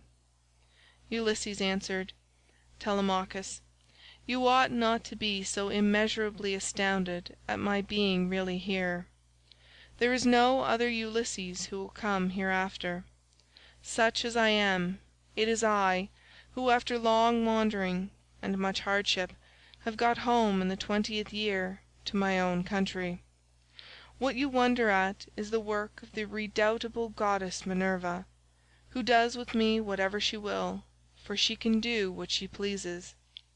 At one moment she makes me like a beggar, and the next I am a young man with good clothes on my back. It is an easy matter for the gods who live in heaven to make any man look either rich or poor." As he spoke he sat down, and Telemachus threw his arms about his father and wept. They were both so much moved that they cried aloud like eagles or vultures with crooked talons that have been robbed of their half-fledged young by peasants. Thus piteously did they weep, and the sun would have gone down upon their mourning if Telemachus had not suddenly said, "In what ship, my dear father, did your crew bring you to Ithaca? Of what nation did they declare themselves to be? For you cannot have come by land." "I will tell you the truth, my son," replied Ulysses. "It was the Phaeacians who brought me here. They are great sailors and are in the habit of giving escorts to anyone who reaches their coasts. They took me over the sea while I was fast asleep, and landed me in Ithaca, after giving me many presents in bronze, gold, and raiment. These things by heaven's mercy are lying concealed in a cave, and I am now come here on the suggestion of Minerva that we may consult about killing our enemies. First, therefore, let me give a list of the suitors, with their number, that I may learn who and how many they are. I can then turn the matter over in my mind, and see whether we two can fight the whole body of them ourselves, or whether we must find others to help us." To this Telemachus answered, "Father, I have always heard of your renown both in the field and in council, but the task you talk of is a very great one. I am awed at the mere thought of it. 2 men cannot stand against many and brave ones. There are not 10 suitors only, nor twice 10, but 10 many times over. You shall learn their number at once. There are 52 chosen youths from Dulichium, and they have 6 servants. From Same there are 24, 20 young Achaeans from Zacynthus, and 12 from Ithaca itself, all of them well born. They have with them the servant Medon, a bard, and 2 men who can carve at table. If we face such numbers as this, you may have bitter cause to rue your coming and your revenge. See whether you cannot think of someone who would be willing to come and help us." "Listen to me," replied Ulysses, "and think whether Minerva and her father Jove may seem sufficient, or whether I am to try and find someone else as well." "Those whom you have named," answered Telemachus, "are a couple of good allies, for though they dwell high up among the clouds, they have power over both gods and men. These 2," continued Ulysses, "will not keep long out of the fray, when the suitors and we join the fight in my house. Now, therefore, return home early tomorrow morning, and go about among the suitors as before. Later on the swineherd will bring me to the city, disguised as a miserable old beggar. If you see them ill-treating me, steel your heart against my sufferings, even though they drag me feet foremost out of the house, or throw things at me. Look on and do nothing beyond gently trying to make them behave more reasonably. But they will not listen to you, for the day of their reckoning is at hand. Furthermore, I say, and lay my saying to your heart, when Minerva shall put it in my mind, I will nod my head to you, and on seeing me do this, you must collect all the armour that is in the house, and hide it in the strong store-room. Make some excuse when the suitors ask you why you are removing it. Say that you have taken it to be out of the way of the smoke, inasmuch as it is no longer what it was when Ulysses went away, but has become soiled and begrimed with soot. Add to this more particularly that you are afraid Jove may set them on to quarrel over their wine, and that they may do each other some harm which may disgrace both banquet and wooing, for the sight of arms sometimes tempts people to use them. But leave a sword and a spear apiece for yourself and me, and a couple ox-hide shields, so that we can snatch them up at any moment. Jove and Minerva will then soon quiet these people. There is also another matter. If you are indeed my son, and my blood runs in your veins, let no one know that Ulysses is within the house, neither Laertes, nor yet the swineherd, nor any of the servants, nor even Penelope herself. Let you and me exploit the women alone, and let us also make trial of some other of the men servants, to see who is on our side, and whose hand is against us." "Father," replied Telemachus, "you will come to know me by and by, and when you do you will find that I can keep your counsel. I do not think, however, the plan you propose will turn out well for either of us. Think it over. It will take us a long time to go the round of farms and exploit the men, and all the time the suitors will be wasting your estate with impunity and without compunction. Prove the women by all means, to see who are disloyal and who guiltless, but I am not in favour of going round and trying the men. We can attend to that later on, if you really have some sign from Jove that he will support you." Thus they did converse, and meanwhile the ship which had brought Telemachus and his crew from Pylos had reached the town of Ithaca. When they had come inside the harbour they drew the ship on to the land. Their servants came and took their armour from them, and they left all the presents at the house of Clytius. Then they sent a servant to tell Penelope that Telemachus had gone into the country, but had sent the ship to the town to prevent her from being alarmed and made unhappy. This servant and Eumaeus happened to meet when they were both on the same errand of going to tell Penelope. When they reached the house the servant stood up and said to the queen in the presence of the waiting women, "Your son, madam, is now returned from Pylos." But Eumaeus went close up to Penelope and said privately all that her son had bidden him tell her. When he had given his message he left the house with its outbuildings and went back to his pigs again. The suitors were surprised and angry at what had happened, so they went outside the great wall that ran round the outer court, and held a council near the main entrance. Eurymachus, son of Polybus, was the first to speak. "My friends," said he, "this voyage of Telemachus's is a very serious matter. We had made sure that it would come to nothing. Now, however, let us draw a ship into the water and get a crew together to send after the others, and tell them to come back as fast as they can." He had hardly done speaking when Amphinomus turned in his place and saw the ship inside the harbour, with the crew lowering her sails and putting by their oars, so he laughed and said to the others, "We need not send them any message, for they are here. Some god must have told them, or else they saw the ship go by, and could not overtake her." On this they rose and went to the waterside. The crew then drew the ship on shore. Their servants took their armour from them, and they went up in a body to the place of assembly.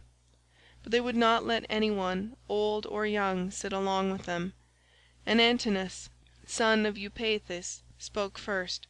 "Good heavens," said he, "see how the gods have saved this man from destruction.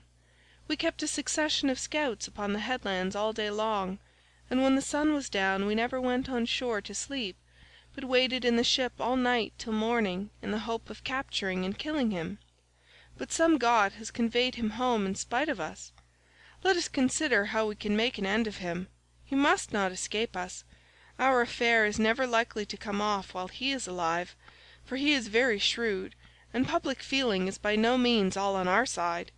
We must make haste before he can call the Achaeans in assembly.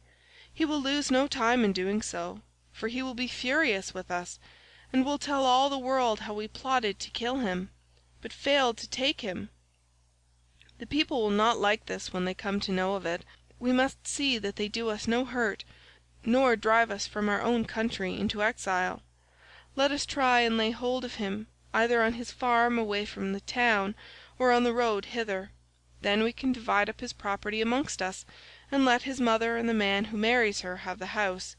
If this does not please you, and you wish Telemachus to live on and hold his father's property, then we must not gather here and eat up his goods in this way, but must make our offers to Penelope, each from his own house, and she can marry the man who will give the most for her, and whose lot it is to win her." They all held their peace until Amphinomus rose to speak. He was the son of Nisus, who was the son to King Aretias, and he was foremost among all the suitors from the wheat-growing and well-grassed island of Dulichium. His conversation, moreover, was more agreeable to Penelope than that of any of the other suitors, for he was a man of good natural disposition. "My friends," said he, speaking to them plainly and in all honesty, "I am not in favour of killing Telemachus. It is a heinous thing to kill one who is of noble blood.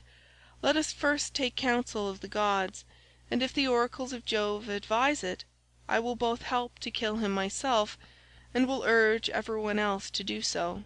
But if they dissuade us, I would have you hold your hands."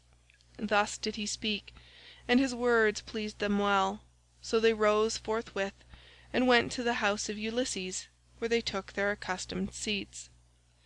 Then Penelope resolved that she would show herself to the suitors.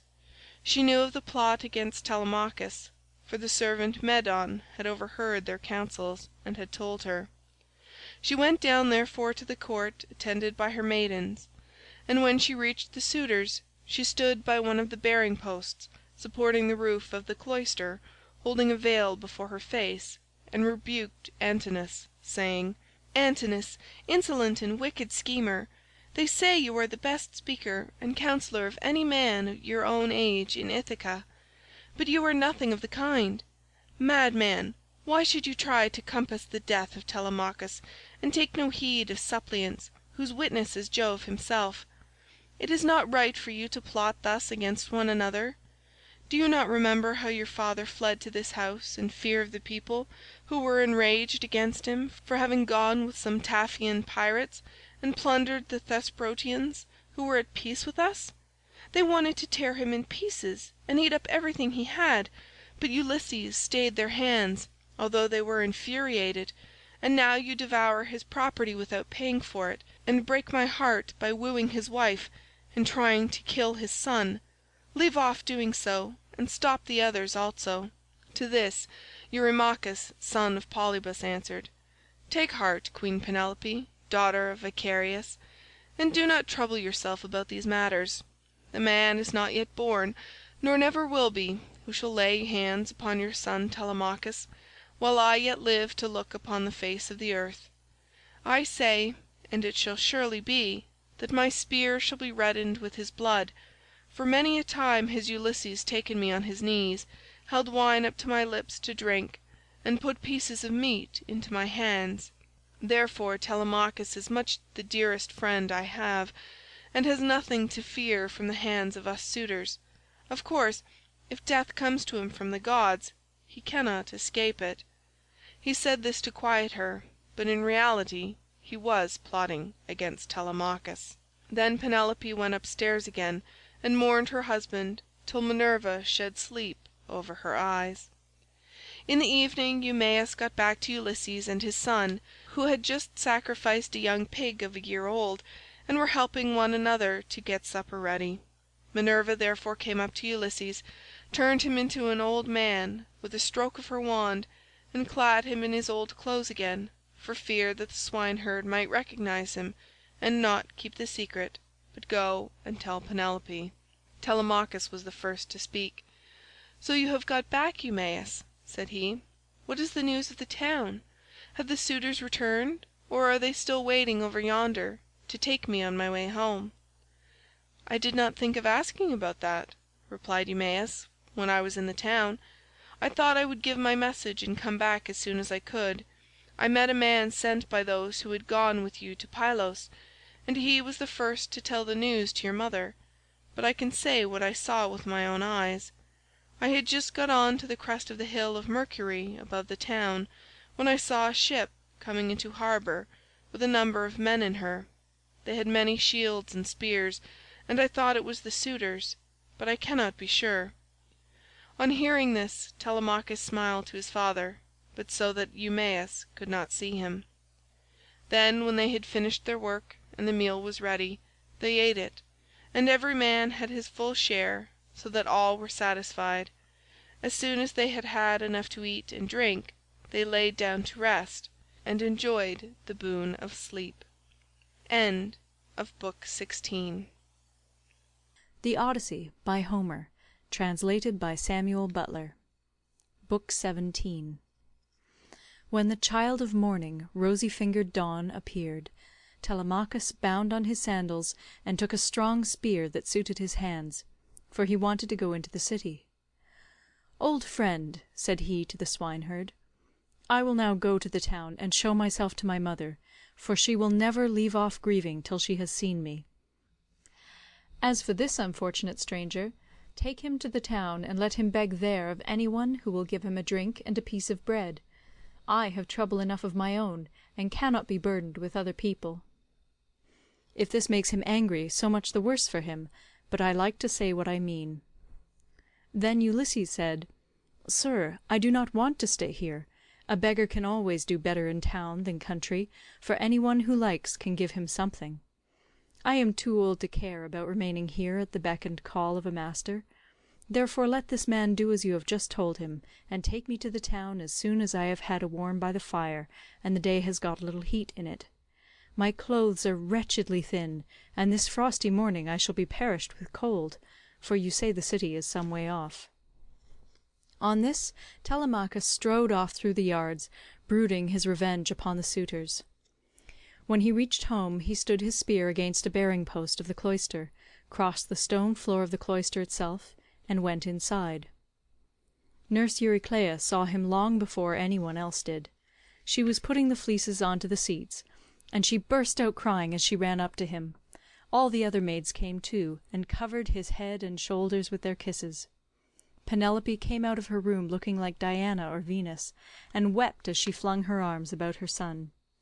She kissed his forehead and both his beautiful eyes. "Light of my eyes," she cried as she spoke fondly to him. "Oh, so you are come home again. I made sure I was never going to see you any more. To think of your having gone off to Pylos without saying anything about it or obtaining my consent. But come, tell me what you saw." "Do not scold me, mother," answered Telemachus, "nor vex me, seeing what a narrow escape I have had, but wash your face, change your dress, go upstairs with your maids, and promise full and sufficient hecatombs to all the gods, if Jove will only grant us our revenge upon the suitors. I must now go to the place of assembly to invite a stranger who has come back with me from Pylos. I sent him on with my crew, and told Piraeus to take him home and look after him till I could come for him myself." She heeded her son's words, washed her face, changed her dress, and vowed full and sufficient hecatombs to all the gods if they would only vouchsafe her revenge upon the suitors. Telemachus went through, and out of the cloisters, spear in hand, not alone, for his 2 fleet dogs went with him. Minerva endowed him with a presence of such divine comeliness that all marvelled at him as he went by, and the suitors gathered round him with fair words in their mouths and malice in their hearts. But he avoided them, and went to sit with Mentor, Antiphus, and Halitherses, old friends of his father's house, and they made him tell them all that had happened to him. Then Piraeus came up with Theoclymenus, whom he had escorted through the town to the place of assembly, whereon Telemachus at once joined them. Piraeus was the first to speak. "Telemachus," said he, "I wish you would send some of your women to my house to take away the presents Menelaus gave you."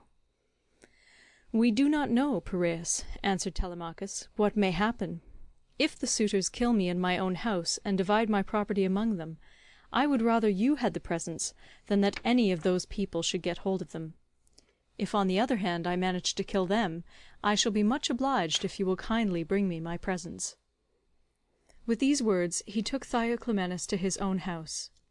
When they got there they laid their cloaks on the benches and seats, went into the baths, and washed themselves. When the maids had washed and anointed them, and had given them cloaks and shirts, they took their seats at table. A maidservant then brought them water in a beautiful golden ewer, and poured it into a silver basin for them to wash their hands, and she drew a clean table beside them. An upper servant brought them bread, and offered them many good things of what there was in the house. Opposite them sat Penelope, reclining on a couch by one of the bearing posts of the cloister, and spinning. Then they laid their hands on the good things that were before them, and as soon as they had had enough to eat and drink, Penelope said, "Telemachus, I shall go upstairs and lie down on that sad couch, which I have not ceased to water with my tears, from the day Ulysses set out for Troy with the sons of Atreus. You failed, however, to make it clear to me before the suitors came back to the house, whether or no you had been able to hear anything about the return of your father." "I will tell you then truth," replied her son. "We went to Pylos, and saw Nestor, who took me to his house and treated me as hospitably as though I were a son of his own, who had just returned after a long absence. So also did his sons, but he said he had not heard a word from any human being about Ulysses, whether he was alive or dead. He sent me therefore with a chariot and horses to Menelaus. There I saw Helen, for whose sake so many, both Argives and Trojans, were in heaven's wisdom doomed to suffer. Menelaus asked me what it was that had brought me to Lacedaemon, and I told him the whole truth, whereon he said, 'So then, these cowards would usurp a brave man's bed? A hind might as well lay her new-born young in the lair of a lion, and then go off to feed in the forest or in some grassy dell. The lion, when he comes back to his lair, will make short work with the pair of them, and so will Ulysses with these suitors.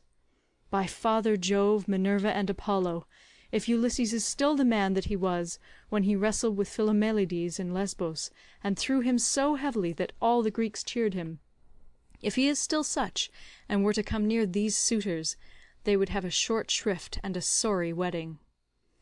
As regards your question, however, I will not prevaricate nor deceive you, but what the old man of the sea told me, so much will I tell you in full.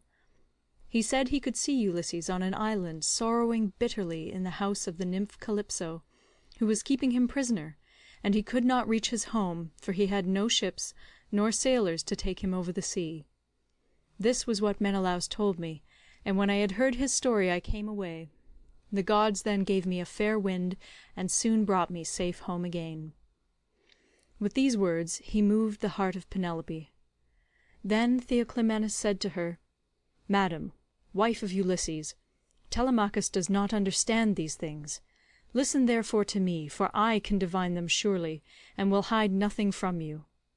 May Jove the king of heaven be my witness, and the rites of hospitality, with that hearth of Ulysses to which I now come, that Ulysses himself is even now in Ithaca, and, either going about the country or staying in one place, is inquiring into all these evil deeds, and preparing a day of reckoning for the suitors.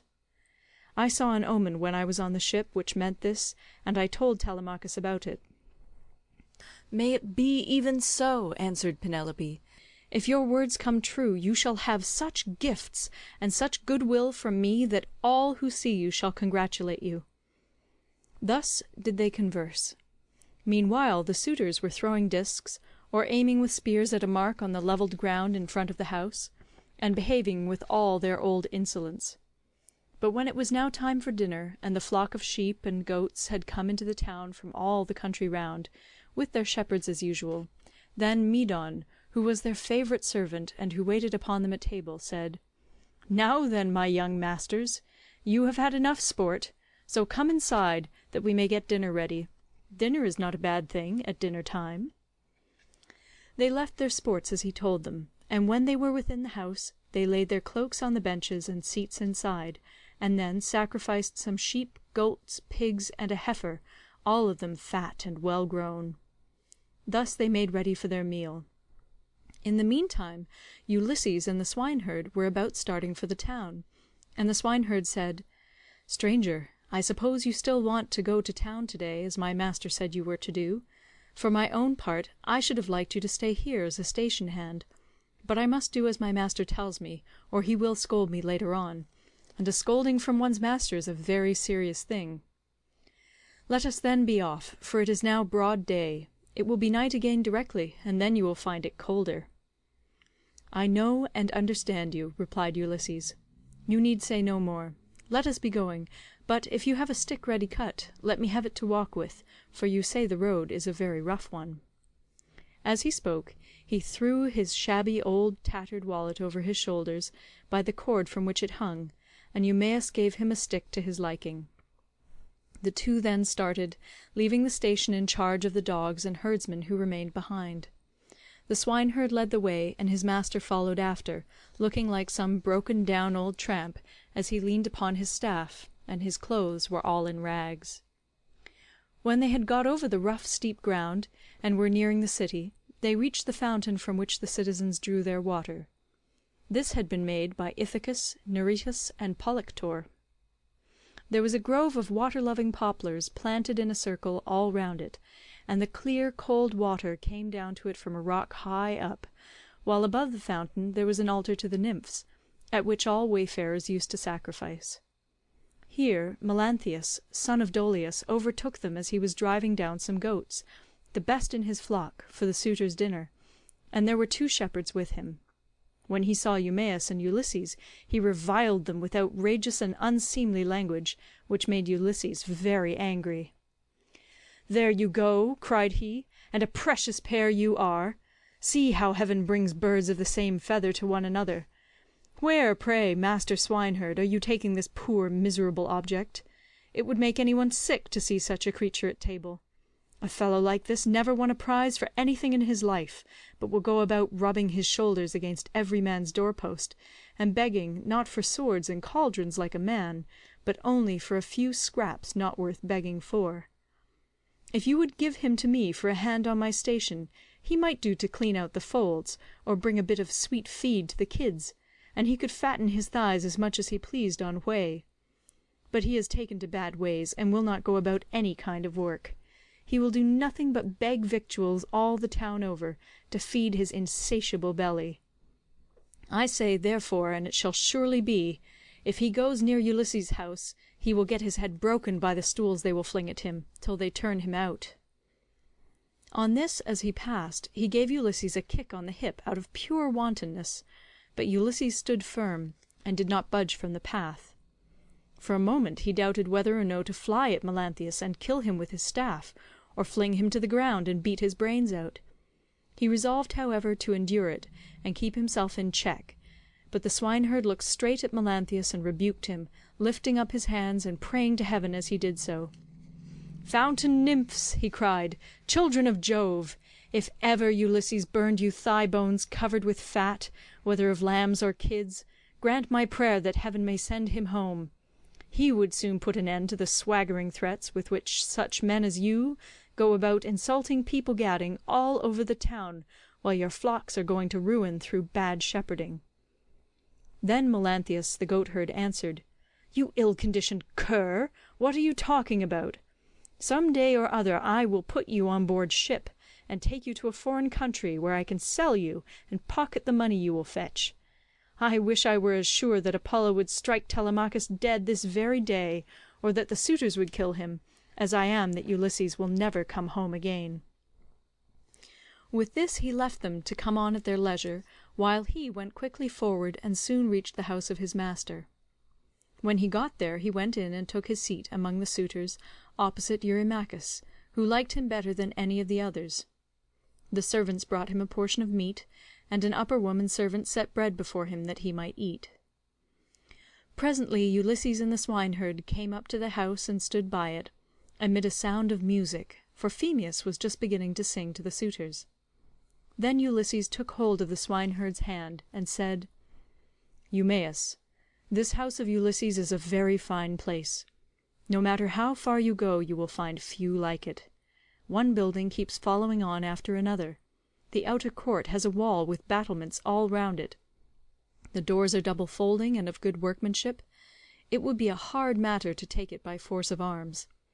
I perceive too that there are many people banqueting within it, for there is a smell of roast meat, and I hear a sound of music which the gods have made to go along with feasting." Then Eumaeus said, "You have perceived aright, as indeed you generally do. But let us think what will be our best course. Will you go inside first and join the suitors, leaving me here behind you, or will you wait here and let me go in first? But do not wait long, or some one may see you loitering about outside, and throw something at you. Consider this matter, I pray you." And Ulysses answered, "I understand and heed. Go in first, and leave me here where I am. I am quite used to being beaten and having things thrown at me. I have been so much buffeted about in war and by sea that I am case-hardened, and this too may go with the rest. But a man cannot hide away the cravings of a hungry belly. This is an enemy which gives much trouble to all men. It is because of this that ships are fitted out to sail the seas, and to make war upon other people." As they were thus talking, a dog that had been lying asleep raised his head and pricked up his ears. This was Argos, whom Ulysses had bred before setting out for Troy, but he had never had any work out of him. In the old days he used to be taken out by the young men when they went hunting wild goats, or deer, or hares, but now that his master was gone, he was lying neglected on the heaps of mule and cow dung that lay in front of the stable doors, till the men should come and draw it away to manure the great close, and he was full of fleas. As soon as he saw Ulysses standing there, he dropped his ears and wagged his tail, but he could not get close up to his master. When Ulysses saw the dog on the other side of the yard, dashed a tear from his eyes without Eumaeus seeing it, and said, "Eumaeus, what a noble hound that is over yonder on the manure heap! His build is splendid. Is he as fine a fellow as he looks? Or is he only one of those dogs that come begging about a table, and are kept merely for show?" "This hound," answered Eumaeus, "belonged to him who has died in a far country. If he were what he was when Ulysses left for Troy, he would soon show you what he could do. There was not a wild beast in the forest that could get away from him when he was once on its tracks. But now he has fallen on evil times, for his master is dead and gone, and the women take no care of him. Servants never do their work when their master's hand is no longer over them, for Jove takes half the goodness out of a man when he makes a slave of him." As he spoke he went inside the buildings to the cloister where the suitors were, but Argos died as soon as he had recognized his master. Telemachus saw Eumaeus long before anyone else did, and beckoned him to come and sit beside him. So he looked about and saw a seat lying near where the carver sat serving out their portions to the suitors. He picked it up, brought it to Telemachus's table, and sat down opposite him. Then the servant brought him his portion, and gave him bread from the bread-basket. Immediately afterwards Ulysses came inside, looking like a poor miserable old beggar, leaning on his staff, and with his clothes all in rags. He sat down upon the threshold of ashwood just inside the doors, leading from the outer to the inner court, and against a bearing-post of cypress wood, which the carpenter had skilfully planed, and had made to join truly with rule and line. Telemachus took a whole loaf from the bread-basket, with as much meat as he could hold in his 2 hands, and said to Eumaeus, "Take this to the stranger, and tell him to go the round of the suitors and beg from them. A beggar must not be shamefaced." So Eumaeus went up to him and said, "Stranger, Telemachus sends you this, and says you are to go the round of the suitors begging, for beggars must not be shamefaced." Ulysses answered, "May King Jove grant all happiness to Telemachus, and fulfil the desire of his heart." Then with both hands he took what Telemachus had sent him, and laid it on the dirty old wallet at his feet. He went on eating it while the bard was singing, and had just finished his dinner as he left off. The suitors applauded the bard, whereon Minerva went up to Ulysses, and prompted him to beg pieces of bread from each one of the suitors, that he might see what kind of people they were, and tell the good from the bad. But come what might, she was not going to save a single one of them. Ulysses therefore went on his round, going from left to right, and stretched out his hands to beg as though he were a real beggar. Some of them pitied him, and were curious about him, asking one another who he was and where he came from.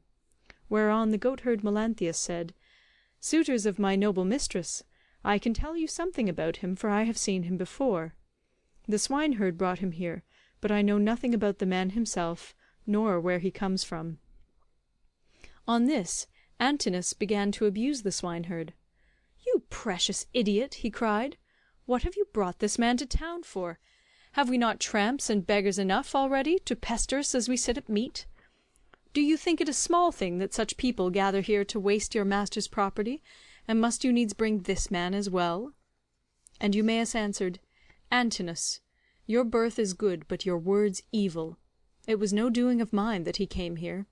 Who is likely to invite a stranger from a foreign country, unless it be one of those who can do public service as a seer, a healer of hurts, a carpenter, or a bard who can charm us with his songs? Such men are welcome all the world over, but no one is likely to ask a beggar who will only worry him. You are always harder on Ulysses' servants than any of the other suitors are, and above all on me, but I do not care so long as Telemachus and Penelope are alive and here." But Telemachus said, "Hush, do not answer him. Antinous has the bitterest tongue of all the suitors, and he makes the others worse." Then turning to Antinous he said, "Antinous, you take as much care of my interests as though I were your son. Why should you want to see this stranger turned out of the house? Heaven forbid. Take something and give it him yourself. I do not grudge it. I bid you take it. Never mind my mother, nor any of the other servants in the house. But I know you will not do what I say, for you are more fond of eating things yourself than of giving them to other people." "What do you mean, Telemachus," replied Antinous, "by this swaggering talk? If all the suitors were to give him as much as I will, he would not come here again for another 3 months."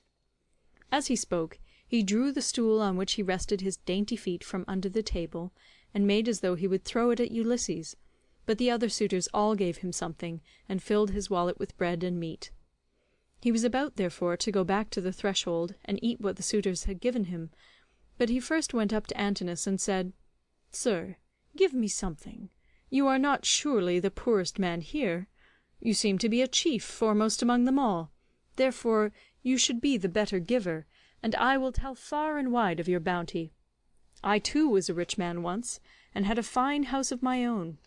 In those days I gave to many a tramp such as I now am, no matter who he might be nor what he wanted. I had any number of servants, and all the other things which people have who live well and are accounted wealthy, but it pleased Jove to take all away from me. He sent me with a band of roving robbers to Egypt. It was a long voyage, and I was undone by it. I stationed my ships in the river Aegyptus, and bade my men stay by them and keep guard over them, while we sent out scouts to reconnoitre from every point of vantage. But the men disobeyed my orders, took to their own devices, and ravaged the land of the Egyptians, killing the men, and taking their wives and children captives. The alarm was soon carried to the city, and when they heard the war cry, the people came out at daybreak till the plain was filled with soldiers, horse and foot, and with the gleam of armour. Then Jove spread panic among my men, and they would no longer face the enemy, for they found themselves surrounded. The Egyptians killed many of us, and took the rest alive to do forced labour for them. As for myself, they gave me to a friend who met them, to take to Cyprus, Demeter by name, son of Iasus, who was a great man in Cyprus. Thence I am come hither in a state of great misery." Then Antinous said, "What god can have sent such a pestilence to plague us during our dinner? Get out into the open part of the court, or I will give you Egypt and Cyprus over again for your insolence and importunity.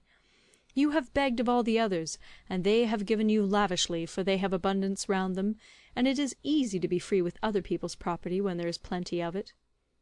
On this Ulysses began to move off, and said, "Your looks, my fine sir, are better than your breeding. If you were in your own house you would not spare a poor man so much as a pinch of salt, for though you are in another man's and surrounded with abundance, you cannot find it in you to give him even a piece of bread." This made Antinous very angry, and he scowled at him, saying, "You shall pay for this before you get clear of the court." With these words he threw a footstool at him, and hit him on the right shoulder blade near the top of his back. Ulysses stood firm as a rock, and the blow did not even stagger him, but he shook his head in silence as he brooded on his revenge. Then he went back to the threshold, and sat down there, laying his well-filled wallet at his feet. "Listen to me," he cried, "you suitors of Queen Penelope, that I may speak even as I am minded. A man knows neither ache nor pain if he gets hit while fighting for his money, or for his sheep or his cattle, and even so Antinous has hit me while in the service of my miserable belly, which is always getting people into trouble. Still, if the poor have gods and avenging deities at all, I pray them that Antinous may come to a bad end before his marriage." "Sit where you are and eat your victuals in silence, or be off elsewhere," shouted Antinous. "If you say more I will have you dragged hand and foot through the courts, and the servants shall flay you alive." The other suitors were much displeased at this, and one of the young men said, "Antinous, you did ill in striking that poor wretch of a tramp. It will be worse for you if he should turn out to be some god, and we know the gods go about disguised in all sorts of ways as people from foreign countries, and travel about the world to see who do amiss and who righteously." Thus said the suitors, but Antinous paid them no heed. Meanwhile Telemachus was furious about the blow that had been given to his father, and though no tear fell from him, he shook his head in silence and brooded on his revenge. Now when Penelope heard that the beggar had been struck in the banqueting cloister, she said before her maids, "Would that Apollo would so strike you, Antinous." And her waiting woman Eurynome answered, "If our prayers were answered, not one of the suitors would ever again see the sun rise." Then Penelope said, "Nurse, I hate every single one of them, for they mean nothing but mischief, but I hate Antinous like the darkness of death itself. A poor unfortunate tramp has come begging about the house for sheer want. Every one else has given him something to put in his wallet, but Antinous has hit him on the right shoulder blade with a footstool." Thus did she talk with her maids as she sat in her own room, and in the meantime Ulysses was getting his dinner. Then she called for the swineherd and said, "Eumaeus, go and tell the stranger to come here. I want to see him and ask him some questions. He seems to have travelled much, and he may have seen or heard something of my unhappy husband." To this you answered, O swineherd Eumaeus, "If these Achaeans, madam, would only keep quiet, you would be charmed with the history of his adventures. I had him 3 days and 3 nights with me in my hut, which was the first place he reached after running away from his ship, and he has not yet completed the story of his misfortunes. If he had been the most heaven-taught minstrel in the whole world, on whose lips all hearers hang entranced, I could not have been more charmed as I sat in my hut and listened to him.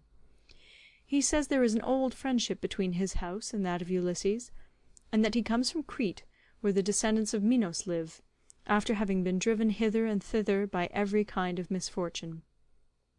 He also declares that he has heard of Ulysses as being alive, and near at hand among the Thesprotians, and that he is bringing great wealth home with him." "Call him here, then," said Penelope, "that I too may hear his story. As for the suitors, let them take their pleasure indoors or out as they will, for they have nothing to fret about. Their corn and wine remain unwasted in their houses, with none but servants to consume them, while they keep hanging about our house day after day, sacrificing our oxen, sheep, and fat goats for their banquets, and never giving so much as a thought to the quantity of wine they drink. No estate can stand such recklessness, for we have now no Ulysses to protect us. If he were to come again, he and his son would soon have their revenge." As she spoke, Telemachus sneezed so loudly that the whole house resounded with it. Penelope laughed when she heard this, and said to Eumaeus, "Go and call the stranger. Did you not hear how my son sneezed just as I was speaking? This can only mean that all the suitors are going to be killed, and that not one of them shall escape. Furthermore I say, and lay my saying to your heart, if I am satisfied that the stranger is speaking the truth, I shall give him a shirt and cloak of good wear." When Eumaeus heard this he went straight to Ulysses and said, "Father stranger, my mistress Penelope, mother of Telemachus, has sent for you. She is in great grief, but she wishes to hear anything you can tell her about her husband, and if she is satisfied that you are speaking the truth, she will give you a shirt and cloak, which are the very things that you are most in want of. As for bread, you can get enough of that to fill your belly by begging about the town and letting those give that will." "I will tell Penelope," answered Ulysses, "nothing but what is strictly true. I know all about her husband, and have been partner with him in affliction, but I am afraid of passing through this crowd of cruel suitors, for their pride and insolence reach heaven. Just now, moreover, as I was going about the house without doing any harm, a man gave me a blow that hurt me very much, but neither Telemachus nor any one else defended me. Tell Penelope, therefore, to be patient and wait till sundown. Let her give me a seat close up to the fire, for my clothes are worn very thin. You know they are, for you have seen them ever since I first asked you to help me. She can then ask me about the return of her husband." The swineherd went back when he heard this, and Penelope said as she saw him cross the threshold, "Why do you not bring him here, Eumaeus? Is he afraid that some one will ill-treat him, or is he shy of coming inside the house at all? Beggars should not be shamefaced." To this you answered, O swineherd Eumaeus, "The stranger is quite reasonable. He is avoiding the suitors, and is only doing what any one else would do. He asks you to wait till sundown, and it will be much better, madam, that you should have him all to yourself, when you can hear him and talk to him as you will." "The man is no fool," answered Penelope. "It would very likely be as he says, for there are no such abominable people in the whole world as these men are." When she had done speaking, Eumaeus went back to the suitors, for he had explained everything. Then he went up to Telemachus, and said in his ear, so that none could overhear him, "My dear sir, I will now go back to the pigs, to see after your property and my own business.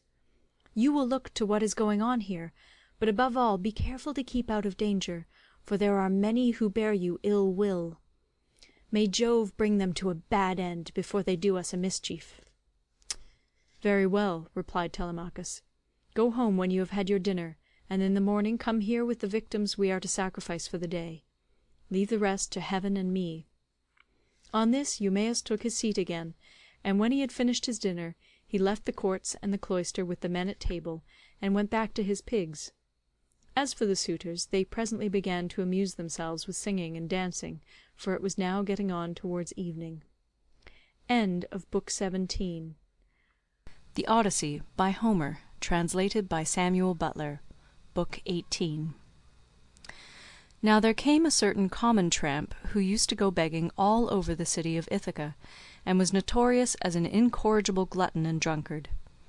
This man had no strength nor stay in him, but he was a great hulking fellow to look at. His real name, the one his mother gave him, was Arneus, but the young men of the place called him Irus, because he used to run errands for any one who would send him. As soon as he came, he began to insult Ulysses, and to try and drive him out of his own house. "Be off, old man," he cried, "from the doorway, or you shall be dragged out neck and heels.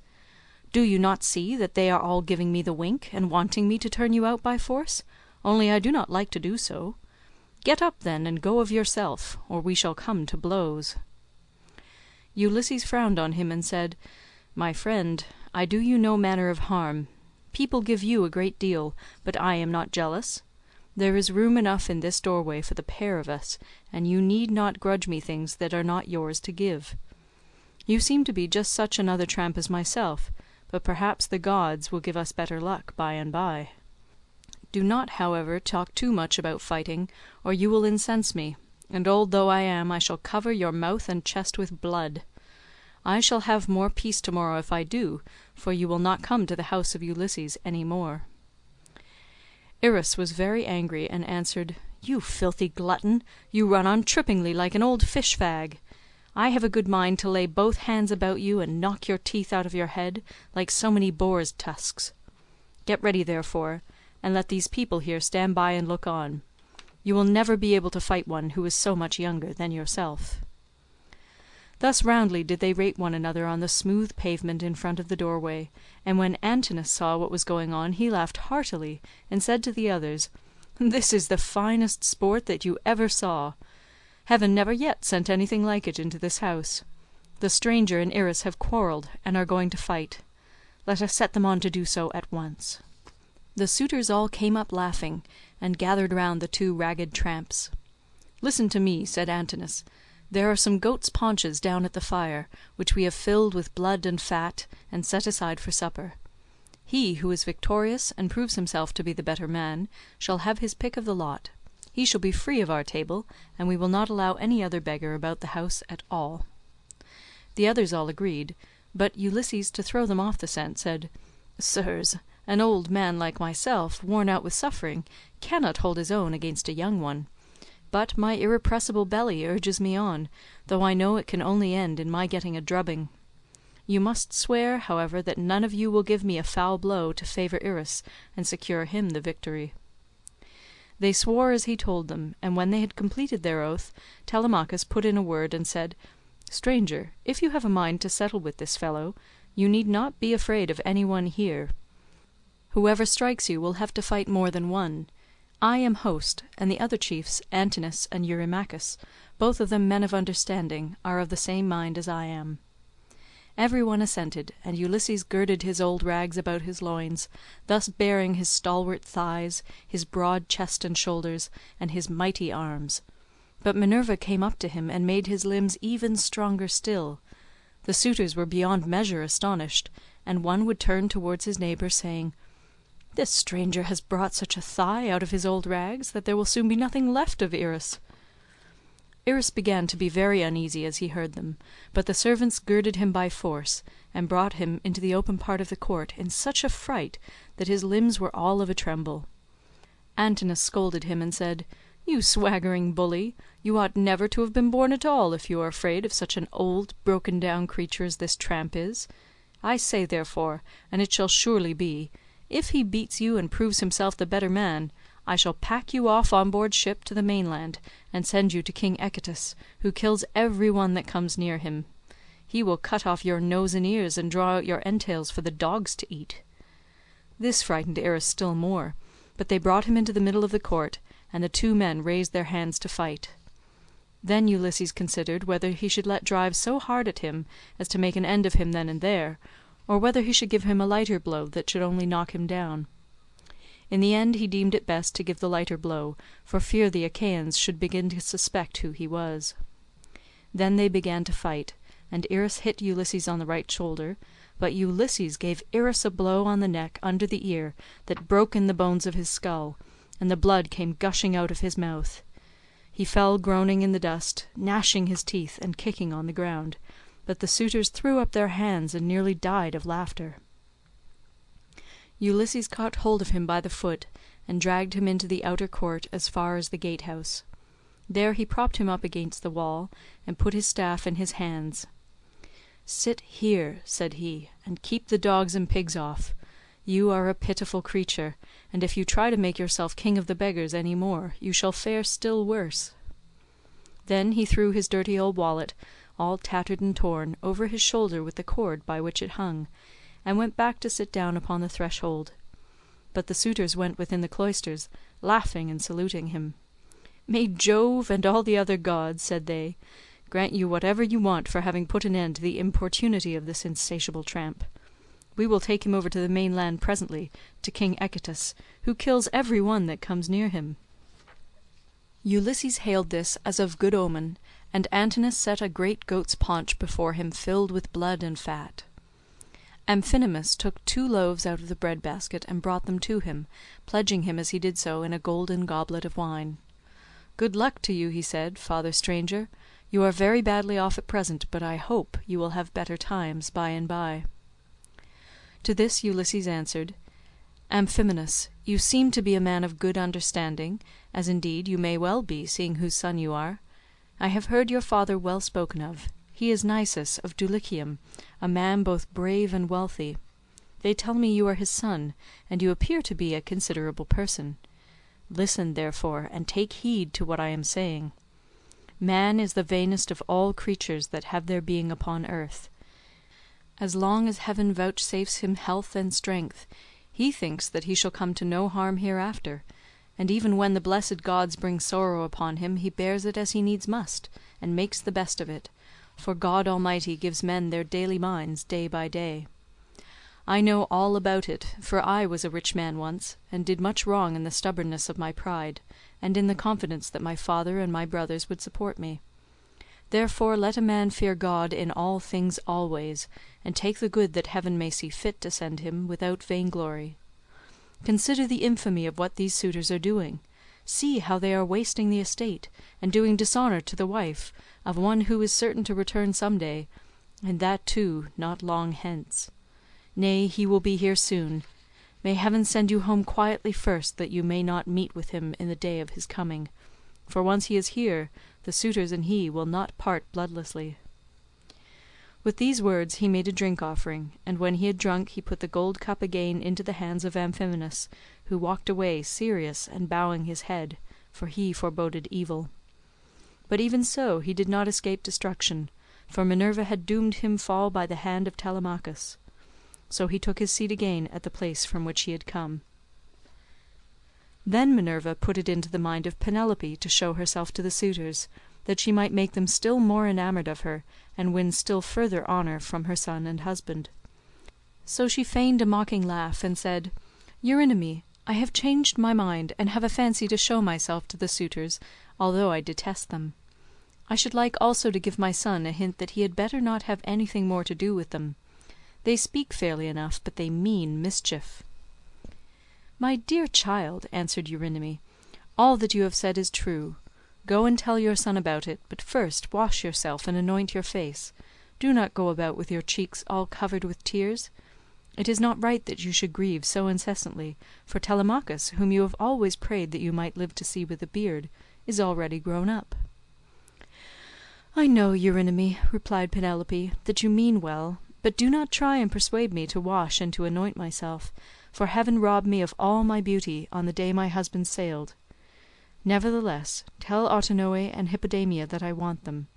They must be with me when I am in the cloister. I am not going among the men alone. It would not be proper for me to do so." On this the old woman went out of the room to bid the maids go to their mistress. In the meantime Minerva bethought her of another matter, and sent Penelope off into a sweet slumber. So she lay down on her couch, and her limbs became heavy with sleep.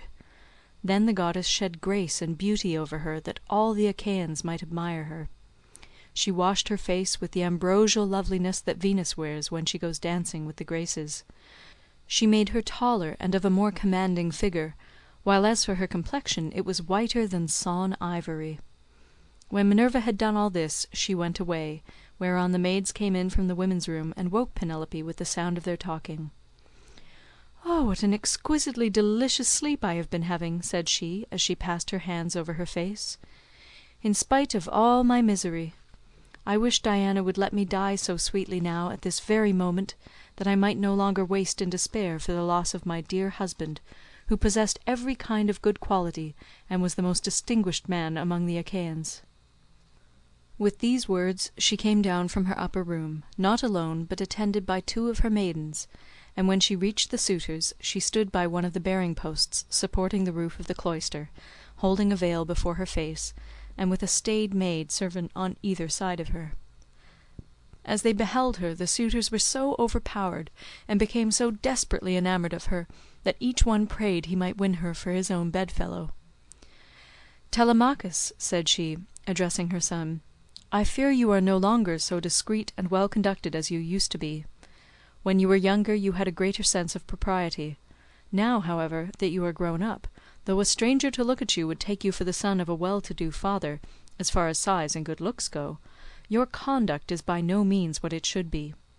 What is all this disturbance that has been going on, and how came you to allow a stranger to be so disgracefully ill-treated? What would have happened if he had suffered serious injury while a suppliant in our house? Surely this would have been very discreditable to you." "I am not surprised, my dear mother, at your displeasure," replied Telemachus.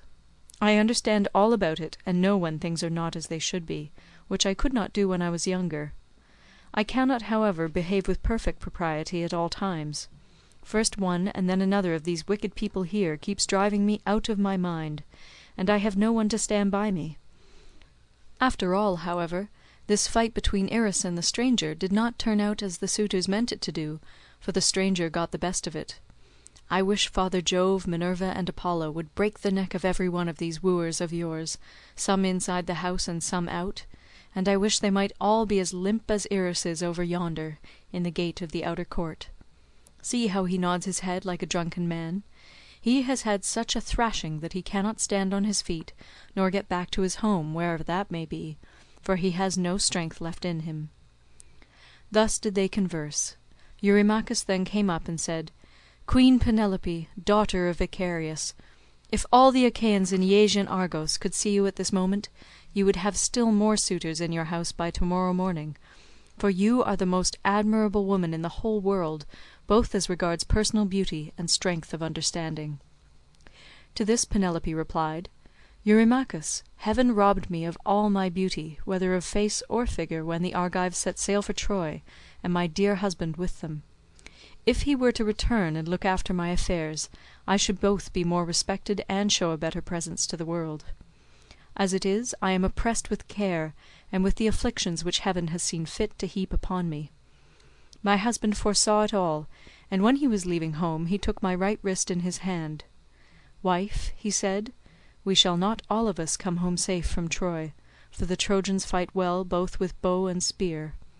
They are excellent also at fighting from chariots, and nothing decides the issue of a fight sooner than this. I know not, therefore, whether heaven will send me back to you, or whether I may not fall over there at Troy. In the meantime do you look after things here, take care of my father and mother as at present, and even more so during my absence, but when you see our son growing a beard, then marry whom you will, and leave this your present home.' This is what he said, and now it is all coming true. A night will come when I shall have to yield myself to a marriage which I detest, for Jove has taken from me all hope of happiness. This further grief, moreover, cuts me to the very heart. You suitors are not wooing me after the custom of my country. When men are courting a woman who they think will be a good wife to them, and who is of noble birth, and when they are each trying to win her for himself, they usually bring oxen and sheep to feast the friends of the lady, and they make her magnificent presents, instead of eating up other people's property without paying for it." This was what she said, and Ulysses was glad when he heard her trying to get presents out of the suitors, and flattering them with fair words, which he knew she did not mean. Then Antinous said, "Queen Penelope, daughter of Icarius, take as many presents as you please from any one who will give them to you. It is not well to refuse a present. But we will not go about our business, nor stir from where we are, till you have married the best man among us, whoever he may be." The others applauded what Antinous had said, and each one sent his servant to bring his present. Antinous' man returned with a large and lovely dress most exquisitely embroidered. It had 12 beautifully made brooch pins of pure gold with which to fasten it. Eurymachus immediately brought her a magnificent chain of gold and amber beads that gleamed like sunlight. Eurydamas's 2 men returned with some earrings fashioned into 3 brilliant pendants, which glistened most beautifully, while King Pisander, son of Polyctor, gave her a necklace of the rarest workmanship, and every one else brought her a beautiful present of some kind. Then the queen went back to her room upstairs, and her maids brought the presents after her. Meanwhile the suitors took to singing and dancing, and stayed till evening came. They danced and sang till it grew dark. Then they brought in 3 braziers to give light, and piled them up with chopped firewood very old and dry, and they lit torches from them, which the maids held up in turn and turn about. Then Ulysses said, "Maids, servants of Ulysses, who has so long been absent, go to the queen inside the house. Sit with her and amuse her, or spin and pick wool. I will hold the light for all these people.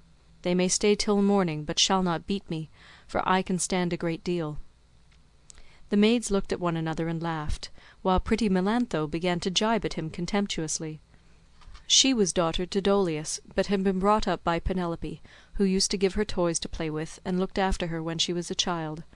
But in spite of all this, she showed no consideration for the sorrows of her mistress, and used to misconduct herself with Eurymachus, with whom she was in love. "Poor wretch," said she, "are you gone clean out of your mind? Go and sleep in some smithy or place of public gossips, instead of chattering here. Are you not ashamed of opening your mouth before your betters? So many of them too. Has the wine been getting into your head, or do you always babble in this way? You seem to have lost your wits because you beat the tramp Irus. Take care that a better man than he does not come and cudgel you about the head till he pack you bleeding out of the house." "Vixen," replied Ulysses, scowling at her, "I will go and tell Telemachus what you have been saying, and he will have you torn limb from limb." With these words he scared the women, and they went off into the body of the house. They trembled all over, for they thought he would do as he said. But Ulysses took his stand near the burning braziers, holding up torches and looking at the people. brooding the while on things that should surely come to pass. But Minerva would not let the suitors for one moment cease their insolence, for she wanted Ulysses to become even more bitter against them. She therefore sent Eurymachus, son of Polybus, on to gibe at him, which made the others laugh. "Listen to me," said he, "you suitors of Queen Penelope, that I may speak even as I am minded. It is not for nothing that this man has come to the house of Ulysses. I believe the light has not been coming from the torches, but from his own head, for his hair is all gone, every bit of it." Then, turning to Ulysses, he said, "Stranger, will you work as a servant, if I send you to the wolds and see that you are well paid? Can you build a stone fence, or plant trees? I will have you fed all the year round, and will find you in shoes and clothing. Will you go then? Not you, for you have got into bad ways, and do not want to work. You had rather fill your belly by going round the country begging." "Eurymachus," answered Ulysses, "if you and I were to work one against the other in early summer when the days are at their longest, give me a good scythe, and take another yourself, and let us see which will fast the longer or mow the stronger, from dawn till dark, when the mowing grass is about. Or if you will plough against me, let us each take a yoke of tawny oxen, well mated and of great strength and endurance. Turn me into a 4-acre field, and see whether you or I can drive the straighter furrow. If again war were to break out this day, give me a shield, and a couple of spears, and a helmet fitting well upon my temples. You would find me foremost in the fray, and would cease your gibes about my belly. You are insolent and cruel, and think yourself a great man because you live in a little world, and that a bad one. If Ulysses comes to his own again, the doors of his house are wide, but you will find them narrow when you try to fly through them." Eurymachus was furious at all this. He scowled at him and cried, "You wretch! I will soon pay you out for daring to say such things to me, and in public too. Has the wine been getting into your head, or do you always babble in this way? You seem to have lost your wits because you beat the tramp Irus." With this he caught hold of a footstool, but Ulysses sought protection at the knees of Amphinomus of Dulichium, for he was afraid. The stool hit the cupbearer on his right hand and knocked him down. The man fell with a cry flat on his back, and his wine-jug fell ringing to the ground. The suitors in the covered cloister were now in an uproar, and one would turn towards his neighbour, saying, "I wish the stranger had gone somewhere else. Bad luck to hide, for all the trouble he gives us. We cannot permit such disturbance about a beggar. If such ill counsels are to prevail, we shall have no more pleasure at our banquet." On this Telemachus came forward and said, "Sirs, are you mad? Can you not carry your meat and your liquor decently? Some evil spirit has possessed you. I do not wish to drive any of you away, but you have had your suppers, and the sooner you all go home to bed the better." The suitors bit their lips and marvelled at the boldness of his speech, but Amphinomus the son of Nisus, who was son to Aretius, said, "Do not let us take offence. It is reasonable, so let us make no answer. Neither let us do violence to the stranger, nor to any of Ulysses' servants. Let the cupbearer go round with the drink offerings, that we may make them and go home to our rest. As for the stranger, let us leave Telemachus to deal with him, for it is to his house that he has come." Thus did he speak, and his saying pleased them well, so Mulius of Dulichium, servant to Amphinomus, mixed them a bowl of wine and water, and handed it round to each of them man by man, whereon they made their drink offerings to the blessed gods. Then, when they had made their drink offerings, and had drunk each one as he was minded, they took their several ways each of them to his own abode. End of Book 18. The Odyssey by Homer, translated by Samuel Butler. Book 19. Telemachus and Ulysses remove the armor. Ulysses interviews Penelope. Euryclea washes his feet and recognizes the scar on his leg. Penelope tells her dream to Ulysses. Ulysses was left in the cloister, pondering on the means whereby with Minerva's help he might be able to kill the suitors. Presently he said to Telemachus, "Telemachus, we must get the armor together and take it down inside. Make some excuse when the suitors ask you why you have removed it. Say that you have taken it to be out of the way of the smoke, inasmuch as it is no longer what it was when Ulysses went away. but has become soiled and begrimed with soot. Add to this more particularly that you are afraid Jove may set them on to quarrel over their wine, and that they may do each other some harm, which may disgrace both the banquet and the wooing. For the sight of arms sometimes tempts people to use them. Telemachus approved of what his father had said, so he called his nurse Euryclea, and said, "Nurse, shut the women up in their room, while I take the armor that my father left behind him down into the storeroom. No one looks after it now my father is gone, and it has got all smirched with soot during my own boyhood. I want to take it down where the smoke cannot reach it." "I wish, child," answered Euryclea, "that you would take the management of the house into your own hands altogether, and look after all the property yourself. But who is to go with you and light you to the storeroom? The maids would have done so, but you would not let them." "The stranger," said Telemachus, "shall show me a light. When people eat my bread, they must earn it, no matter where they come from." Euryclea did as she was told, and bolted the women inside their room. Then Ulysses and his son made all haste to take the helmets, shields, and spears inside, and Minerva went before them with a golden lamp in her hand that shed a soft and brilliant radiance, whereon Telemachus said, "Father, my eyes behold a great marvel. The walls, with the rafters, cross-beams, and supports on which they rest, are all glowing as with a flaming fire. Surely there is some god here who has come down from heaven." "Hush," answered Ulysses, "hold your peace and ask no questions, for this is the manner of the gods. Get you to your bed, and leave me here to talk with your mother and the maids. Your mother in her grief will ask me all sorts of questions." On this Telemachus went by torchlight to the other side of the inner court, to the room in which he always slept. There he lay in his bed till morning, while Ulysses was left in the cloister, pondering on the means whereby with Minerva's help he might be able to kill the suitors. Then Penelope came down from her room, looking like Venus or Diana, and they set her a seat inlaid with scrolls of silver and ivory near the fire in her accustomed place. It had been made by Icmalius, and had a footstool all in one piece with the seat itself, and it was covered with a thick fleece. On this she now sat, and the maids came from the women's room to join her. They set about removing the tables at which the wicked suitors had been dining, and took away the bread that was left, with the cups from which they had drunk. They emptied the embers out of the braziers, and heaped much wood upon them to give them both light and heat. But Melantho began to rail at Ulysses a second time, and said, "Stranger, do you mean to plague us by hanging about the house all night and spying upon the women? Be off, you wretch, outside, and eat your supper there, or you shall be driven out with a firebrand." Ulysses scowled at her and answered, "My good woman, why should you be so angry with me?